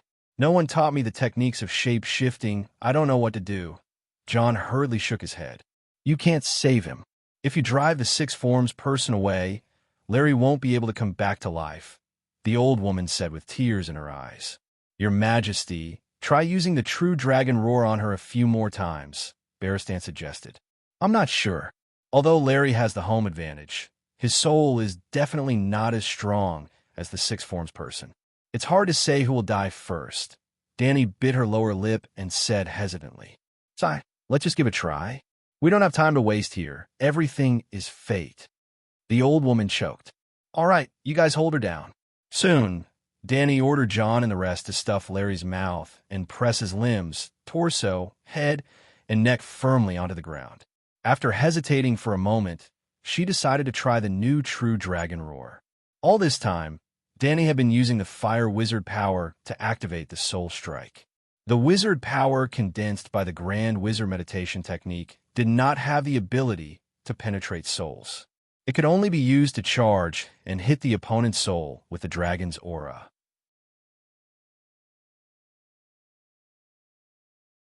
If she was so reckless, there would definitely be a backlash. The strength of the opponent's soul would determine the strength of the backlash. To normal people, the soul strike would be able to crush them, and there would be no backlash. To legendary creatures like the deviant ghosts, the effect of the soul strike would be greatly reduced. However, the backlash would be borne by the Megalosaurus, and Danny herself would not be affected. To a powerful demigod like Balerion, even the Megalosaurus could not withstand it. Danny would be in trouble. Now, she had a new wizard power foundation in her sea of consciousness.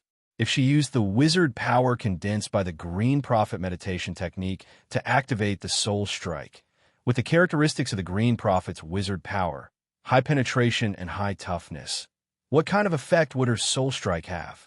Danny felt uneasy. She placed her right index finger between the brows of the spearwoman and activated the soul strike. Little White's soul entered her sea of consciousness. The faint red ring of soul light projected a layer of green light. It was a green light with a fresh and cold aura. The green light was the mental energy and wizard power condensed by Danny's second meditation technique. It was equivalent to the projection of a second soul. It merged with the white dragon's soul without any hindrance. Little White turned green. Danny also turned green. The green Danny rode on the green Little White and activated the soul strike. They charged out of Danny's soul realm and pressed down on the spearwoman. If it was a normal soul strike, the combined human and dragon soul would crash into the other party soul barrier, just like a siege car crashing into a city gate. However, at this moment, what they encountered was not an indestructible city wall, but a ball of mud. There was resistance, but they still passed through quickly.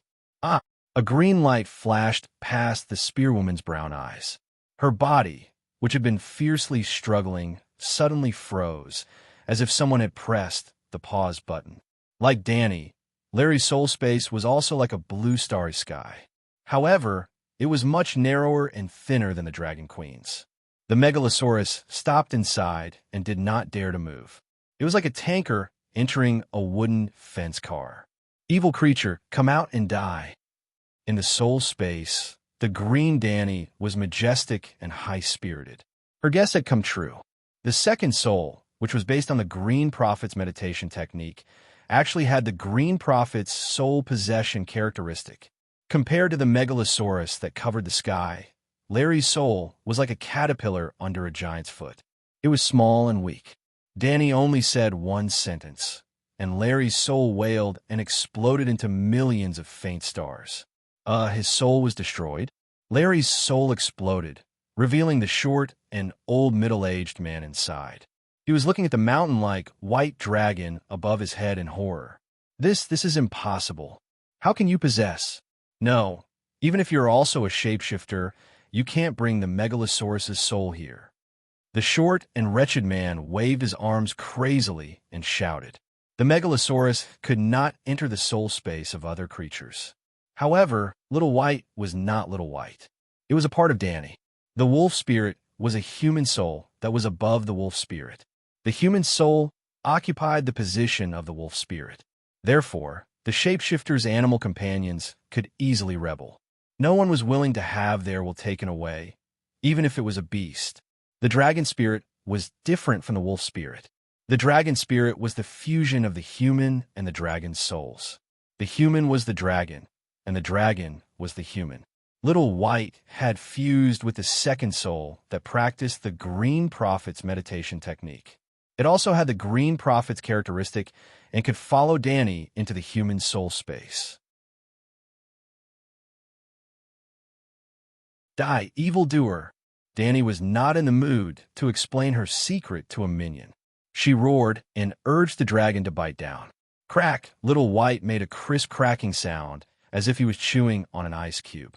At the same time, there was a strange liquid that melted and flowed into the gap between his teeth. "Oh no!"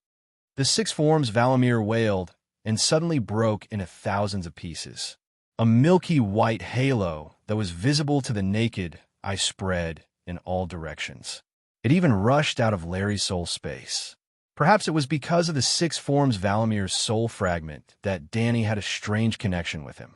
She could clearly sense his current state of existence.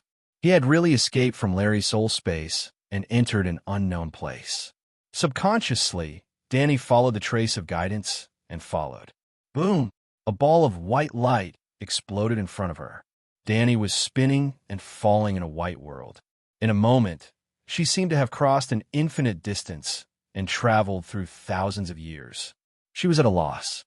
Until she caught up with him.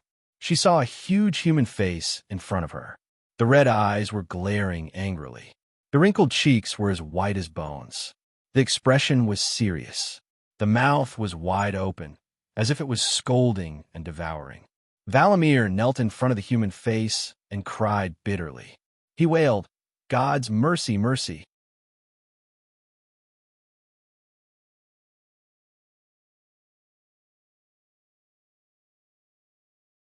Chapter 338. Gods have mercy. Valamir wailed. It was the beast, not me. Gods have mercy. The giant face did not respond, but the shapeshifter seemed to have started to repent as he recalled his past sins. Images flashed above his head, almost blinding the eyes. However, Dany, who was in her soul state, could see some of them clearly. It was the life of the six forms Valamir, a lifetime of sins. He was very talented. When he was 6 years old, he awakened his shape-shifting ability. He took over a hunting dog in his family. Because he was jealous of his younger brother, who was more favored by his parents, he killed and ate his 2-year-old brother in his dog spirit state. He was so cruel. He started to eat people at the age of 6, and the one he ate was his own brother. He had a shape-shifting mentor named Hagen, who adopted and taught him since he was 6 years old. He was kicked out by his father because he ate his younger brother. In the end, when he became an adult, he betrayed his mentor and took away Hagen's wolf with his stronger shape-shifting ability. He then took over his mentor's wolf and ate his mentor's heart in his wolf body. Without his mentor's control, Valamir did almost all the bad things that a human could do. He stole, killed, raped women, had sex with animals in his animal form, and was copulated with. When his body became weak, he even took the form of a wolf, a lynx, or even a 4-meter-tall giant bear, and had sex with wild animals. He even feasted on human flesh and was greedy for the hot blood that spurted out from the throats of people who were about to die. Evil creature. Dany was furious. Her eyes almost popped out of their sockets, and she was about to kill him. All the illusionary images disappeared instantly. The six forms person struggled to get up from his repentance. He laughed and roared at the giant face. I have done evil things. I have committed the darkest of crimes. But so what? This is the talent that you have given me. It is you. The giant face still had that serious and ferocious expression. It did not console the six forms person for his repentance, nor did it punish him for his blasphemous words. However, the six forms person seemed to have crossed the threshold of his heart. Suddenly, his body fell into the giant face's ferocious mouth. Dany, who was rushing over, could not stop in time and fell into the mouth as well. Then he saw himself. From another angle, she saw Xiao Bai lying on the side. Barristan, John, and a few hard-legged people were holding Larry's body down. She squatted on the spearwoman's head and pointed her right hand between the female savage's eyebrows. What's going on? Dany panicked. The next moment, she understood what was going on. Dahe hovered in the sky, acting as a reconnaissance aircraft. Through its perspective, Dany found her position at this time. Inside the weirwood, she was observing herself through the weirwood. Then, under the control of the Ho Soul, she turned her head and looked at the face on the weirwood.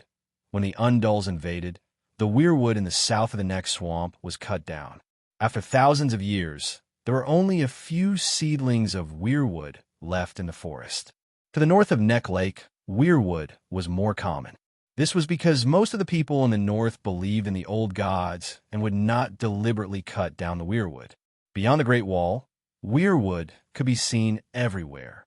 Just in the Ghost Shadow Forest alone, the number of weirwood was second only to iron trees, sentinel trees, soldier pines, and a few other cold-resistant evergreen trees. Not far from the hard-legged people, there were a few weirwoods with red leaves and white bones. One of them was even carved with a human face by the savages. The trunk was thick, the deep eye sockets were smeared with the juice of the red leaves. It was blood red, its nostrils were hollow, and a skull was stuffed into its ferocious mouth as a sacrifice. Danny was now looking at the world through the eyes of the person on the weirwood. What's going on? Danny was a little confused. The next moment, the scene in front of her disappeared. Her perspective was rapidly zooming past the treetops, past Dahe, past the low clouds. Suddenly, everything disappeared, and everything seemed to flash before her eyes. She seemed to see nothing, but she seemed to see the wind, the sky, the forest, the earth. She saw sparrows and falcons in the sky, squirrels and owls in the treetops, wild deer and antelopes in the snow. And even in the depths of the frozen earth, she saw voles gnawing on old brown tree roots in the dark. Danny suddenly understood that she had disappeared with the wind, and her soul had returned to heaven and earth. No, it was not her. It was Valamir. The souls of the six forms people were absorbed by the weirwood and returned to the earth and sky. She followed him and witnessed the process with her own eyes. Is this the final destination of mankind? Ashes to ashes, dust to dust? A world without death? As Danny was thinking, the scene suddenly changed. In the depths of the forest, a pack of wolves stepped on the snow and ran on the hills where the north wind whistled. 3 of the wolves looked listless, and there were burn marks on their fur. They were Valamir's 3 animal companions. The next moment, Danny's body fell rapidly toward the dark-furred old wolf and landed between its eyebrows, entering a dark and gloomy space. Fuck, he's still alive? How can the soul of a shapeshifter be so strong? That's too much. She was so shocked that she could not help but curse, because she saw Valamir again, who should have been dead. Valamir's figure was more delicate and clear, as if all the filth had been washed away by clean water, pure and holy. He still looked like a sloppy old man, but it seemed that the part of his soul that disappeared when his soul was destroyed was all darkness and sin. He did not become noble, but he was pure. Why won't you let me go? Valamir roared at Danny. Without waiting for her reply, his body suddenly merged with the wolf soul water, perfectly fusing into a wolf that was 1 size larger than the original. The wolf's body and expression, but there was a trace of Valamir's emotions in his eyes' hatred for Danny. Wolf soul, this is the real wolf soul. The perfect fusion of human and wolf is exactly the same as my dragon soul mode. No, his humanity is disappearing, assimilated by the wolf soul. Danny was amazed. At the same time, she understood something. Valamir had started a second life in the form of a wolf soul. If I die in the future, can my soul be stored in Blackie's body? As the mother of dragons, she had raised 5 dragon babies. When the old mother's body weakened, she could take turns living in her sons' houses for a month, right? Haha. Thinking of this, Danny could not help but laugh. Valspawn, this king kills people, kills gods, and kills ghosts. I also control people, gods, and ghosts. Even if you can escape reincarnation, you can't escape this king's punishment. Danny roared and rushed over with the white dragon. I sentence you to death. Roar. The Megalosaurus roared, as if a dragon's roar that had been suppressed for centuries was finally released. The newborn wolf soul shattered inch by inch in the dragon's roar. In order to prevent the 6 forms from causing any more trouble, Danny immediately activated the spiritual bestowment skill and washed away the soul imprint of the shattered wolf soul, completely turning it into a clean spiritual substance. The light green spiritual substance was much lighter than the Green Prophet. Well, the quality was far inferior to the Green Prophet. Oh, the old wolf that was running on the hill staggered and fell, bleeding from all 7 orifices, and was no longer breathing. Woo-woo! Its companions curiously came over and nudged it a few times. Seeing that there was no sign of life, they swarmed over and wolfed it down. Valamir's soul had really been scattered. After killing the evil shapeshifter, Dany immediately left the old wolf's body and floated in the air in the form of a soul. She had a feeling that if she wanted, she could directly cross more than 10 kilometers and fly back to her body. "Sigh, you've gone too far." Suddenly, an old sigh sounded in her ears. "Every shapeshifter is the child of the gods. You've taken something that belongs to the gods. You blasphemed the gods."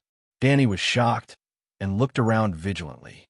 After a while, she saw a weirwood that was as thick as a bull 7 or 8 meters away. The blood-stained, palm-shaped leaf swayed gently, and a mental wave was transmitted to her. "You're really not dead." She snorted coldly and mocked. "The god who gave birth to such an evil creature must be an evil god. So what if I've blasphemed an evil god? I've done nothing wrong. There are good and bad people. Does the mother who gave birth to an evil person have to be an evil person as well?" The three-eyed crow retorted. Dany paused for a moment, but she didn't argue back. Instead, she changed the topic and said, "It doesn't matter if your old god is righteous or evil. The hexagon Valamir's sins are undeniable. Letting him receive a just punishment is in itself an act of promoting justice. How do you know that the gods won't punish him?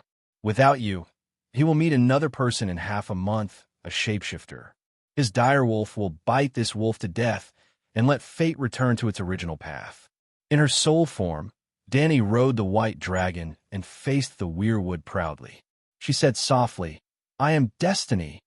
I am destiny," Slayer Tyrant's words. There was a long silence for a long time.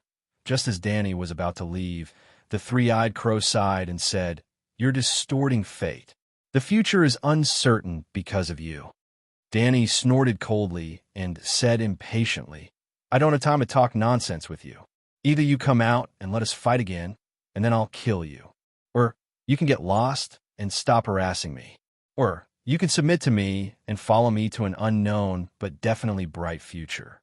"Sigh, where did I go wrong? Why did fate change so much?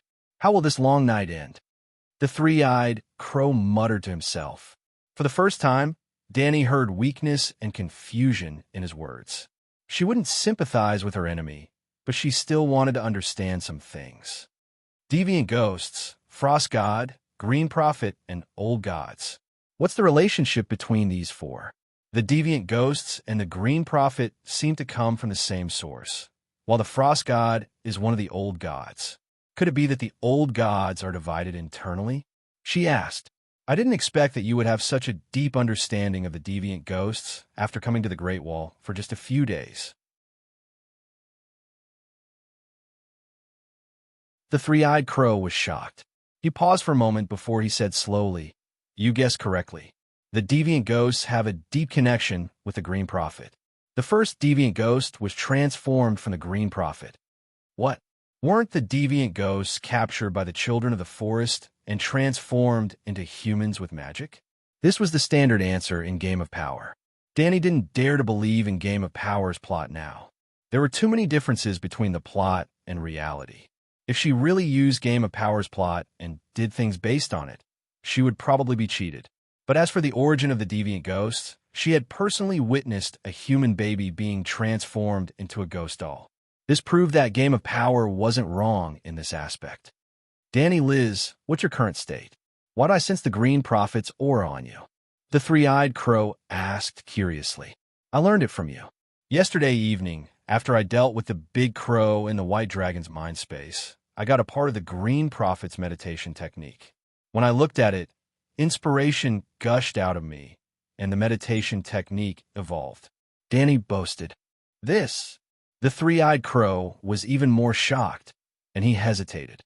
If the Dragon Queen had the talent to become a Green Prophet, should he let her inherit the three-eyed crow's position?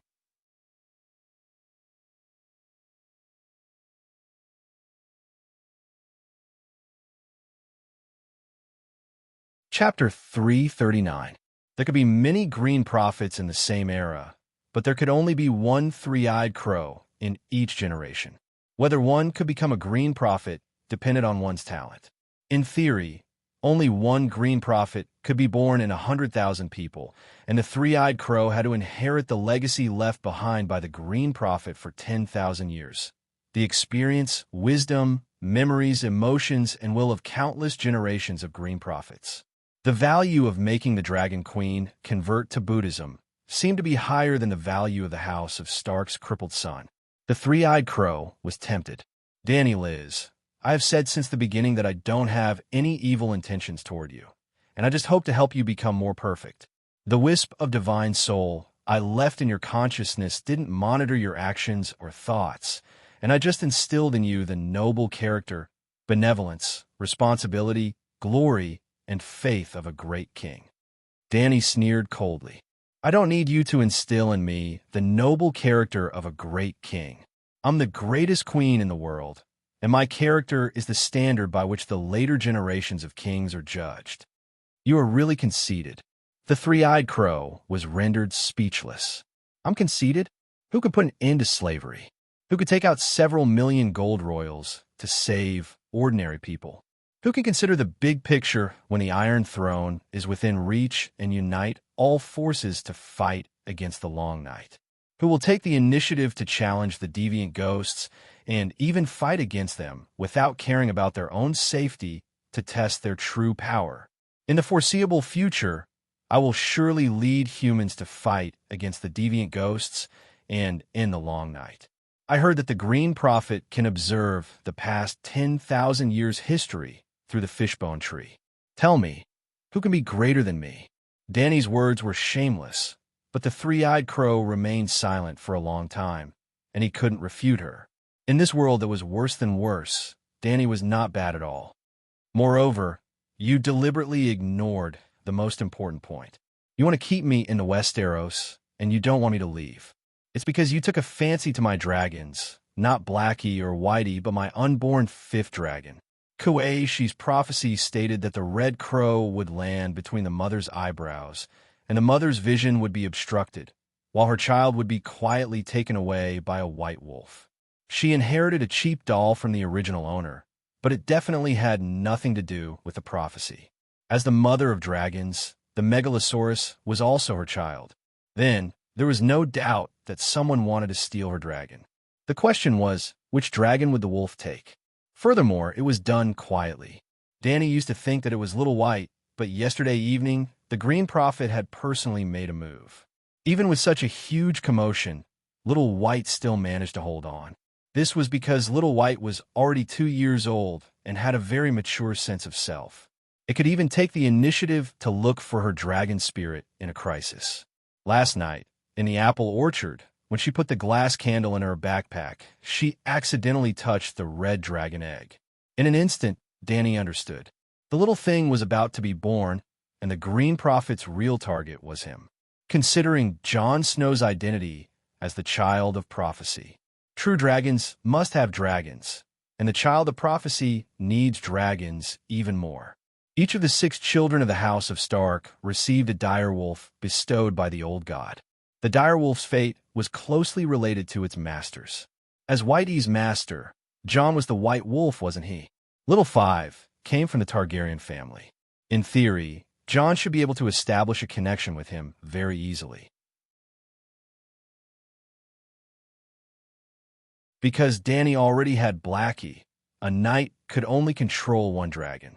And Jon was a shapeshifter, so he had a stronger soul talent than her. Of course, Danny was the mother of dragons after all. If she deliberately caused trouble, Prince Rhaego would not be able to steal Little Five away, even if he was reborn. At this time, it was time for the Green Prophet to make a move. A shred of consciousness was lodged in the depths of her soul. The whispers of the evil god never stopped. It could make her change her mind and stay in the Westeros. It could also make her acknowledge her nephew. This was the three-eyed crow's wishful thinking. If he really did that, Danny would probably notice her abnormality due to the great contrast in her thoughts. She would then come to her senses. The three-eyed crow's scheme was exposed. but his tone was still calm and gentle. He said, "I won't deny that I hope that you will leave the fifth dragon to the true child of prophecy. He needs it more than you. Danny, rise. The gods have already arranged everything, and fate has already determined it. Your mission is to bring back the Megalosaurus to the world, but this doesn't mean that all dragons are your exclusive property. Dragons have 3 heads, fuck. Dragons have 3 heads." Danny interrupted him angrily. She announced firmly, "Listen carefully. Dragons have only 1 head, and that's their original head. It's not me, nor is it the child of prophecy, nor is it a Targaryen.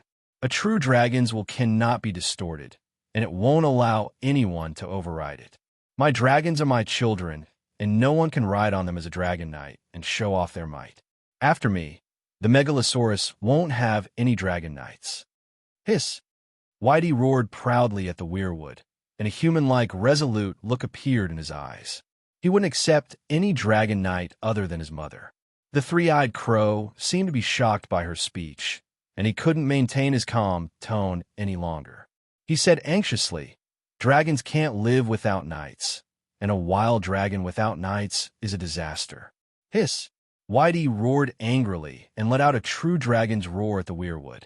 The leaves on his blood-stained palm started rustling. "You saw it. My dragon is different, and he's very smart," Danny said with a smile. "Danny, rise. No matter how many misunderstandings you have about me, I still want to help you." The 3-eyed crow sighed and invited her. "Do you want to get the complete Green Prophet's inheritance? I will teach you, and I will give you all of my life's experience and power." Danny had an odd look on her face. If he didn't say that last sentence, she would have been tempted. But if she wanted to receive his inheritance and become the second 3-eyed crow, why would she get power if her will had become so weak that it almost disappeared? "Do you still remember your original name?" she asked. The 3-eyed crow sank into his memories. After a long while, blind and Hoenn, he sighed softly. Danny didn't manage to react for a moment, and she just nodded. She asked curiously, "Since you're from Hijin County, how did you become a Green Prophet?" The first requirement for a Transfiguration user was the bloodline of the ancestors and the belief of the old gods. It was common knowledge that there were descendants of the ancestors in the south of Neck Lake, but there weren't any believers of the old gods. Hoenn was the surname of an illegitimate child in Hijin County, and this 3-eyed crow came from the south of Neck Lake. "You don't know me?" Blinden asked in surprise. "Why should I get to know an illegitimate child?" Danny was even more baffled. The 3-eyed crow spoke with pride, sadness, and anger. He clenched his teeth and said, "I'm the Blood Crow Duke. The Blood Crow Duke." Danny furrowed her brows and pondered for a long while. Suddenly, her expression changed, and she said in disbelief, "You're the illegitimate child of the mediocre King Aegon? You're also a Targaryen, and a Targaryen became the Green Prophet?" Remember St. Bailey, who locked his sisters in the virgin residence. When St. Bailey and Aegon IV were born, the gods seemed to have played a joke on them. St. Bailey cut off all his desires and became a saint. The desires that St. Bailey cut off were all absorbed by his cousin Aegon, and he became the most lascivious person in the history of the Targaryen family. St. Bailey didn't get involved with women, but Aegon had countless lovers and countless illegitimate children. What was even more foolish was that Aegon the mediocre king not only messed around, but he also granted legal status to all his illegitimate children before he died. He also allowed them to inherit the throne after the eldest son, Dylan II. He gave his illegitimate children the right to inherit the throne. After that, the Black Fire Rebellion, which was second only to the Blood Dragon's Wild Dance in terms of damage to the Targaryen family, occurred. Robert also liked messing around and had many illegitimate children, but he wasn't picky about food. Most of the illegitimate children's mothers were commoners, and so were even prostitutes. The illegitimate children's mothers' families were too lowly, and they weren't a threat to the eldest son. It was a pity that Robert didn't have any eldest son, so it was awkward, but Aegon the mediocre king was different. He was picky about food, and he had a high status. He especially picked the daughters of rich families. One of his lovers was even St. Bailey's fiancée, Diana, who was locked in a virgin residence. Aegon the Mediocre King had 6 illegitimate children because his mother was from a rich family. They were called noble illegitimate children. The scary thing was that these noble illegitimate children even had the right to inherit the throne. Unsurprisingly, Diana's son, Demon Blackfyre, raised the flag and rebelled. The Blackfyre Rebellion, which lasted for 100 years, began. Blindon Riverwind was one of the noble illegitimate children. Damn it, he even got to the rank of duke. However, Blindon didn't stand on the side of the rebellious illegitimate children. He even personally killed Demon Blackfyre and his twin sons, ending the first Blackfyre Rebellion. He also became a kinslayer who was despised by everyone. He killed his brother and nephew. Later on, he committed a crime and violated the sacred oath to kill a nephew. He was sentenced to death by Ymmont's younger brother, Aegon V, Dany's grandfather. Blindon chose to put on a black coat and went to the Great Wall with Ymmont to become a night watchman. He even became the commander-in-chief of the Night Watchmen. Then, 50 years ago, he went missing during a ranger patrol. Everyone thought that he died. If Dany remembered correctly, this old ancestor, who was 5 generations older than her, was already 125 years old. Even old Ymmont had to call him grandfather. Well, old Ymmont wasn't young either. He was 102 years old. You have been monitoring the Westeros? You used weirwood to monitor the north, and you used crows to monitor the south. Last time in Dorne, your original target was Dorne's prince, Dowlord Martell, Dany said with a complicated expression. I was waiting for you there. The Westeros don't have any secrets from me. The crow prepared it for you. Before you set foot on this continent, I knew that you would come, when you would come, and where you would come from, the three-eyed crow said. Since you were so powerful, why did the Targaryens get exterminated? Dany sneered. I know everything, but I won't easily get involved in the disputes of the Seven Kingdoms. You are a Targaryen. My duty is to protect the Westeros, not to serve the Targaryen dynasty. From the moment I put on black clothes, I lost my family and surname.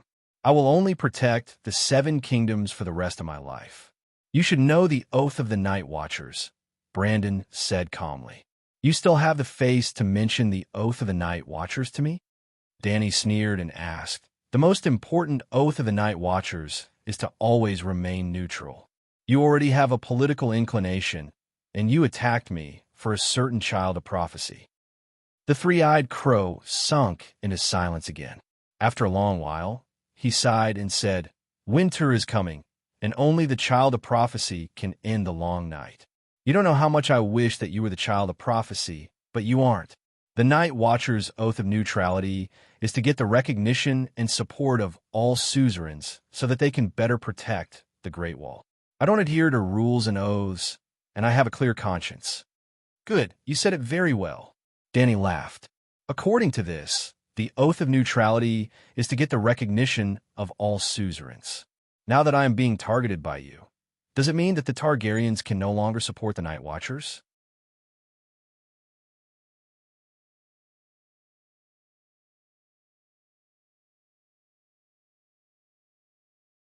Chapter 340. I will wait for you in the Wisdom Temple.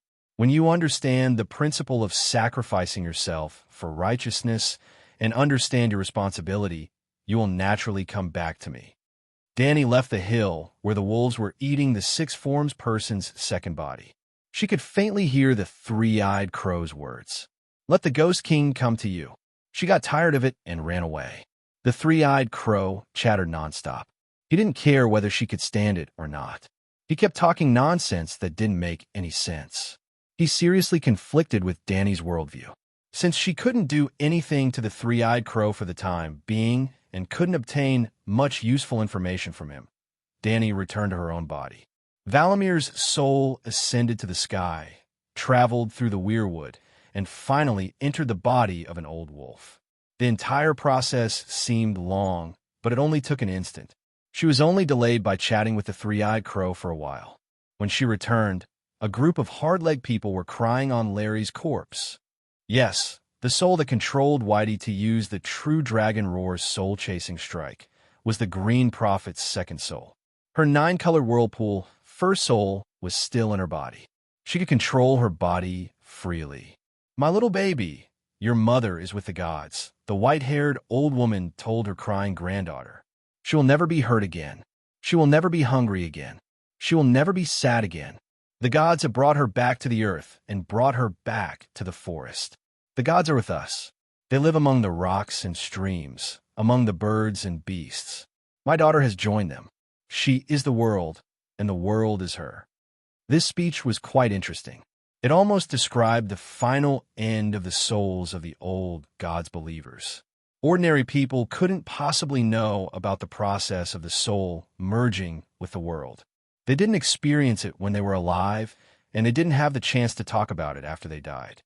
Only the Green Prophet could see it and describe it to others.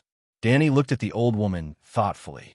She asked the leader of the hard-legged people who had a sad face and kept stomping his feet and sighing, "What position does your mother-in-law hold in the tribe?" "She is a forest witch. She presides over the birth of children, the death of adults, and the marriage of young people in the tribe." It seemed that this witch without magic power and meditation runes was equivalent to the priest of the savage tribe. "Your daughter is not dead yet." Danny squatted down and said to the old witch, "He's not dead yet, but he'll die sooner or later. Her soul has already returned to heaven and earth, and only her body is left gasping for breath." The old woman lamented. From a certain point of view, the old woman was right. Spearwoman Laurie's soul shattered, and the fragments of her soul continuously transformed into spiritual essence, dissipating into the world. Without a soul, the physical body would naturally die before long. Danny didn't make any promises. She only placed her hand between the round-faced spearwoman's eyebrows and activated her modified soul strike once again. The second soul and Little White passed through a soul barrier and entered Larry's soul space again. There were many dark and deep holes at the edge of the broken blue space.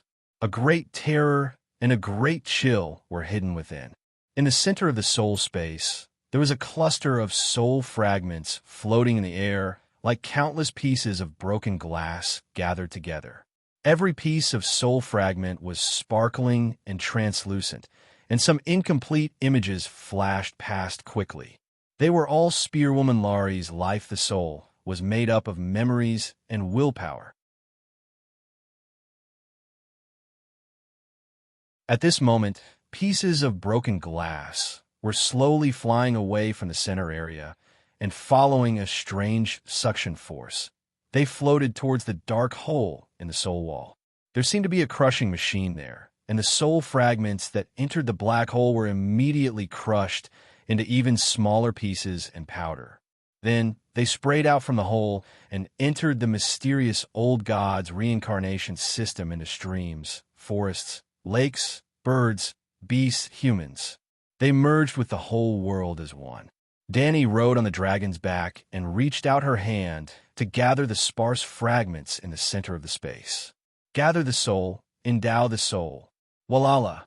The sparse rain of spiritual essence pierced through the void and fell on the broken soul space. The colorful spiritual essence dyed the air with a faint green glow, and then, like tired birds returning to their nest, they all rushed towards Larry's soul fragments. There were no corpses nearby to burn, and there was no high concentration of spiritual essence for Danny to gather, so the spiritual essence rain was very thin, even thinner and softer than a cow's hair. But to this soul space, this rain was a life-saving nectar that fell from the sky. In theory, other than the megalosaurus and the dragon egg, Danny was unable to bestow spiritual essence to others. She once had an idea. If she could enter another person's soul realm like how she entered the soul space of the megalosaurus, then if she used the endow skill in other people's soul realm, would she be able to bestow spiritual essence to others? Unfortunately, with the main soul based on the Grand Wizard meditation technique, she was unable to enter other people's soul realm, so she was unable to test out that idea. Now that she had the second soul based on the Green Prophet meditation technique, she could also enter other people's soul realm like the Green Prophet. Just as she expected, the spiritual essence that floated in from the outside world seemed to have her weak spiritual imprint, dyed with a faint green glow, but it was indeed able to merge with Spearwoman Laurie's soul. Visible to the naked eye, the broken fragments began to grow. That's right, it was growing. After absorbing a small amount of spiritual essence, small soul fragments began to sprout like saplings, growing branches. Then, the branches connected with each other, different fragments stuck together, grew together, and became bigger. Gradually, a complete Laurie's shadow was formed. At a certain moment, she began to move her fingers. At a certain moment, she opened her eyes, looking at the white dragon that covered the sky above her in surprise and confusion. At a certain moment, the spiritual essence rain stopped falling on Laurie. She was saturated. The colorful spiritual essence rain began to flow towards the soul wall. The deep, cold hole quickly shrunk, and the soul space became complete and perfect again. Smiling proudly, Danny rode the white dragon and disappeared in front of Laurie's eyes. In reality, half an hour had passed. The old witch and the hill tribe leader had repeatedly tried to persuade Danny to give up on the treatment. To treat the Spearwoman Laurie. As the main soul had always been in the sea of consciousness, Danny had never lost her consciousness. In the face of the Hardfoot people's request to euthanize the Spearwoman, she refused many times and impatiently said that she was casting divine spells to bring their loved ones back from the brink of death. How is that possible? The dead can't be revived. Everyone knows that. The leader of the Hardfoot people complained. Yes, Laurie is not a shapeshifter. She can't start a second life. In fact, even the Green Prophet can't be revived in his original body after death. The forest which vowed to tell her the truth. Your Majesty, isn't reviving the dead the ability of the Red Priest? You really know how to do it? Even the White Knight was doubtful. She's different. She's not completely dead, Danny said calmly. John pulled a tuft of wool from the Spearwoman's coat, put it next to the Spearwoman's nostrils, and sighed. She's almost dead. Ouch. What are you doing?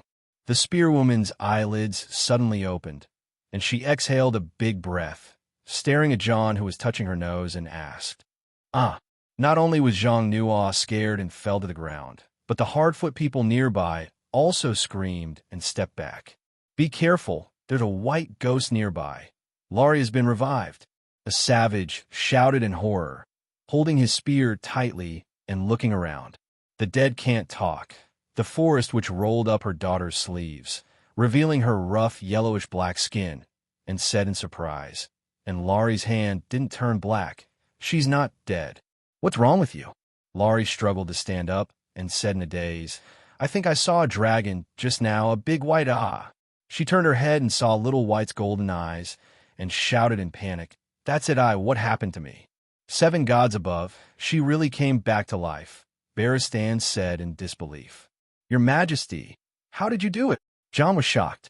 Gods, the Dragon Queen saved Laurie from the hands of the Grim Reaper. The savages were shocked and looked at Danny with awe. Danny smiled lightly. It's a small matter, don't be surprised. It's getting late, let's go back to the Great Wall. Small matter? For a moment, everyone suddenly felt that the Dragon Queen in front of them was unfathomable. This Dragon Queen, the Hill Tribe elder's bark-like face turned red, and he stammered, Can our Hill Tribe sign a tripartite lease agreement with you? Of course, Targaryen. Your words are like a mountain. Thank you, Your Majesty. The savage shed tears of gratitude. With hundreds of Hardfoot people guarding her, Danny was not afraid of the deviant ghosts rushing out of the forest and launching a surprise attack on her. 2 dragons soared in the sky, and she rode on the long-haired pony provided by the savages, walking in front of the team, leading them to find the Death Squad and go south to the Great Wall. Along the way, they also met many savage tribes, some of them planning to return to their homes in the north, some of them planning to go to the difficult village in the east, and some of them go to the Milk River in the west, ready to join the Weeper's team and cross the Milk River by force. There were also some who were lost in the future, waiting for death in the abandoned village in the forest. Dany was willing to help as many people as she could, but she would never lower herself to beg others to help and save them. Just like how she treated the Hardfoot people and the Hill tribe, she never recruited the savage tribes they met along the way. If they took the initiative to ask about the agreement, she would give her own answer. As for whether the savages were willing to join her team to go south, she did not care. Some of the savages did not trust the king of the south, and they left. Some were hesitant and continued to stay in the forest. Some, like the Hill tribe, decided to sign the sacred agreement with the Dragon Queen. There were also savages who sought death and tried to ambush her, but they were killed by the Megalosaurus dragon flames. At around 2 in the afternoon, the Death Squad led 2,000 savages back to the Great Wall. At the top of the Great Wall, a horn sounded. The city gate opened, and a group of night watchers rushed out, together with the savage warriors in the new camp, as if they were welcoming legendary heroes. They loudly welcomed the returning Death Squad members. When the Dragon Queen was 1 kilometer away from the Great Wall, she rode on the Black Dragon, hovering low above the heads of the heroes. She was the king of the heroes. Under the blue sky, on the open ground where the remaining snow had melted, thousands of people cheered as the Megalosaurus spread its wings. Long live the Dragon Queen. Long live the Death Squad. Long live the Megalosaurus. The brave and fearless Dany rise. The hero queen, Dany rise. Force could conquer people, but it could not subdue them. At the top of the Great Wall, Stannis clenched his fist, jealousy flashing in his deep blue eyes.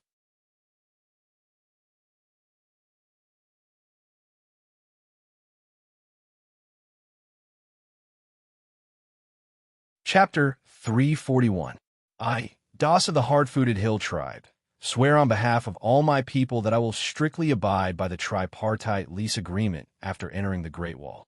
I swear on my father's foot to all the southern kings that I will never bring anyone to plunder the north, and I will resolutely oppose and actively stop any free people who break the rules and sneak into the north. Under the gate of the Great Wall, there was a 2-meter-high wooden platform with 2 wooden chairs on it. The Dragon Queen and Stannis sat side by side. Next to them were Barristan, Melisandre, and the leaders of the Night's Watch. Under the wooden platform, the short chief of the barefooted tribe led his people to make a sacred oath with the king and the Night's Watch. After returning to the Great Wall, Dany began to move the barbarians as soon as possible. It was too dangerous outside the Great Wall. Deviants could attack the camp from time to time.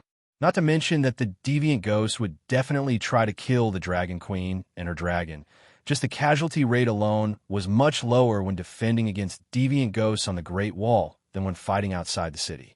Therefore, letting the barbarians into the Great Wall had become a necessary choice. The only problem was whether the barbarians would abide by the sacred oath. Dany did not act arbitrarily on this matter. She had to leave here soon. In the coming days, the Erlu party would become the most powerful force on the Great Wall, and Erlu's army would also be able to suppress the barbarians who broke the oath. She had to let Erlu participate in this matter. Before seeing Ghostchild, Stannis was determined not to agree. He did not trust Dany, did not trust the barbarians, did not want to see Dany take the barbarians in for her own use, and did not want to bear the infamy of letting the barbarians into the Great Wall. When the nobles and the people of the Seven Kingdoms knew about this, they would definitely curse because they did not feel the danger of deviance, but deeply hated the barbarians for 8,000 years. But Ghostchild changed his mind. Not to mention Erlu, any living person who saw Ghostchild, no matter how much they hated the barbarians before, would have to admit that keeping the barbarians outside the Great Wall was equivalent to providing soldiers for the deviants. She could either accept the barbarians and use their power to deal with the deviants, or let the barbarians join the deviants. How should he choose? However, Stannis also had some demands. First, the barbarian warriors and powerful spearwomen had to stay at the wall, become temporary night watchers, or work as farmers. They could not join the Dragon Queen and fight across the narrow sea with her. Second, the The Dragon Queen had to swear a sacred oath that she would not recruit the barbarians to invade the Seven Kingdoms.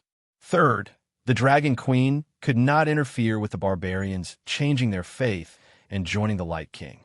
To sum it up in one sentence, restrict the barbarians from siding with the Dragon Queen, prevent the Dragon Queen from using the power of the barbarians to fight for the Iron Throne, encourage the barbarians to join the Deer faction, and allow Stannis to use the power of the barbarians to participate in the Game of Thrones.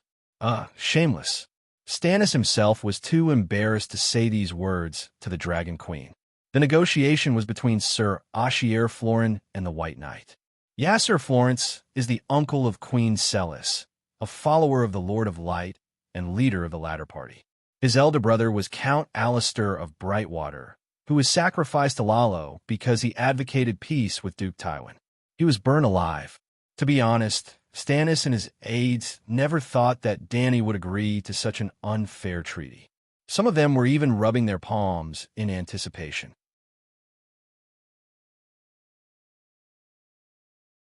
They had prepared many arguments and reasons, waiting for the Dragon Queen to object.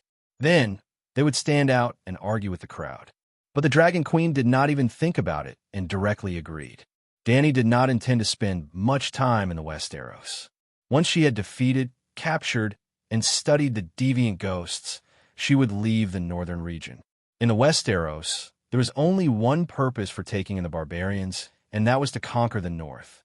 Stannis was so poor that he thought the northern lords were his hope of turning the tables in the Game of Thrones.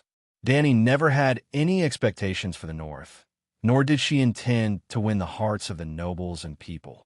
Stark was not dead, and it was difficult for the people of the north to accept the leadership of a foreign king. Also, the north was the front line against the deviants, and there was an extreme shortage of food. The north almost did not store any food for winter. The north was different from Hygien.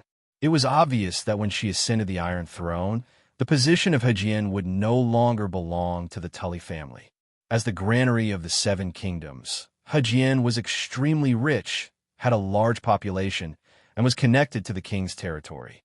Why did Dany not revoke the title of Kingdom of Hygien and merge it into the king's territory, making it a direct territory of the Targaryens? Therefore, there was a need to help Hygien. But the north was different. It was cold, barren, and sparsely populated. The north belonged to Stark, and would always belong to Stark.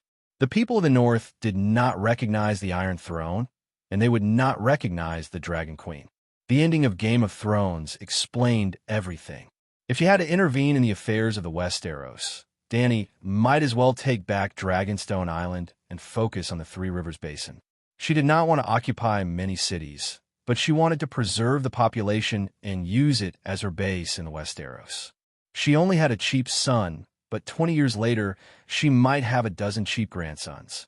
She did not care for the Iron Throne, but she could leave it for her grandsons. Without a dozen thrones from a dozen countries, what kind of royal family would the Targaryens be? Grandmother Dany was thinking too far ahead. I, the commander of the Green Shell tribe, Chiliarch Morona, on behalf of 1,000 free people under my command, swear to the gods that I will sign a sacred contract with Queen Dany Rise.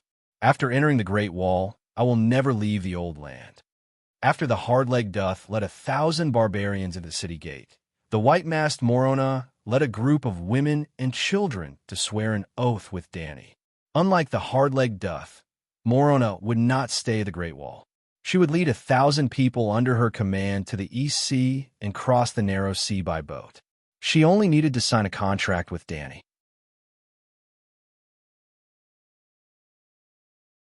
The Night Watchers and Stannis both thought that Dany should take away the barbarian women and children who did not have much combat power to reduce the burden on the Great Wall. After Morona, there were Chiliarchs like Whale, Sea Elephant, and Solon. Some of them stayed at the Great Wall, while others followed Dany to the west to seek food. There were about 13,000 barbarians. 2,000 joined the Night Watchers.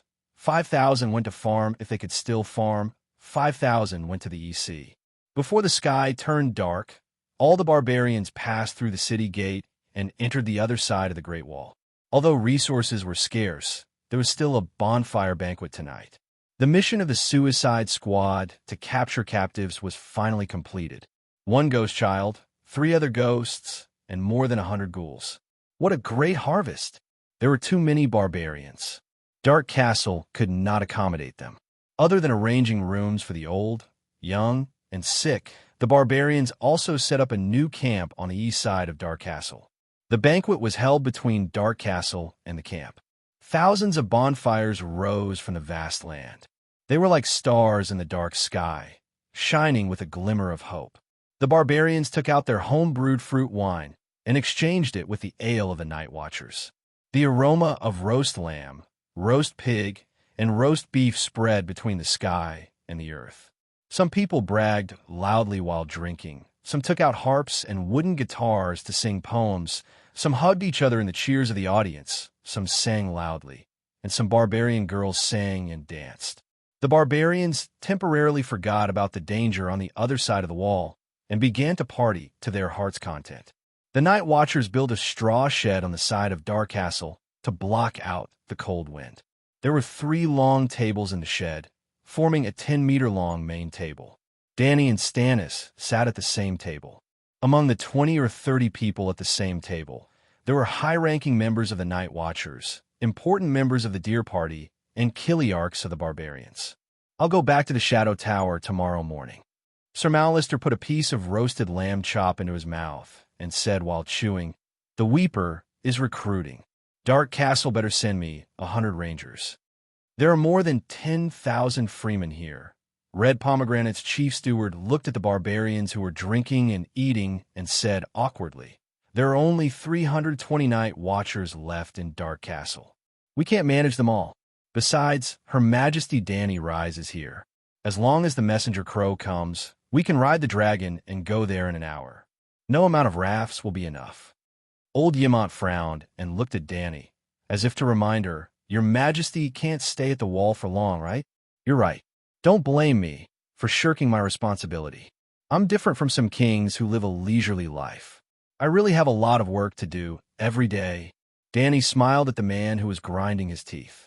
Now, the cities of Queers, Volantis, Lys, and other cities have formed the Alliance of Slavery Defenders. They call it the Million-Man Army and thousands of warships. A world war is waiting for me. Million-Man Army? A piece of dried apple fell from Yrgrit's lips.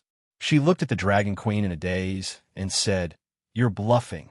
Is there such a huge army in the world?"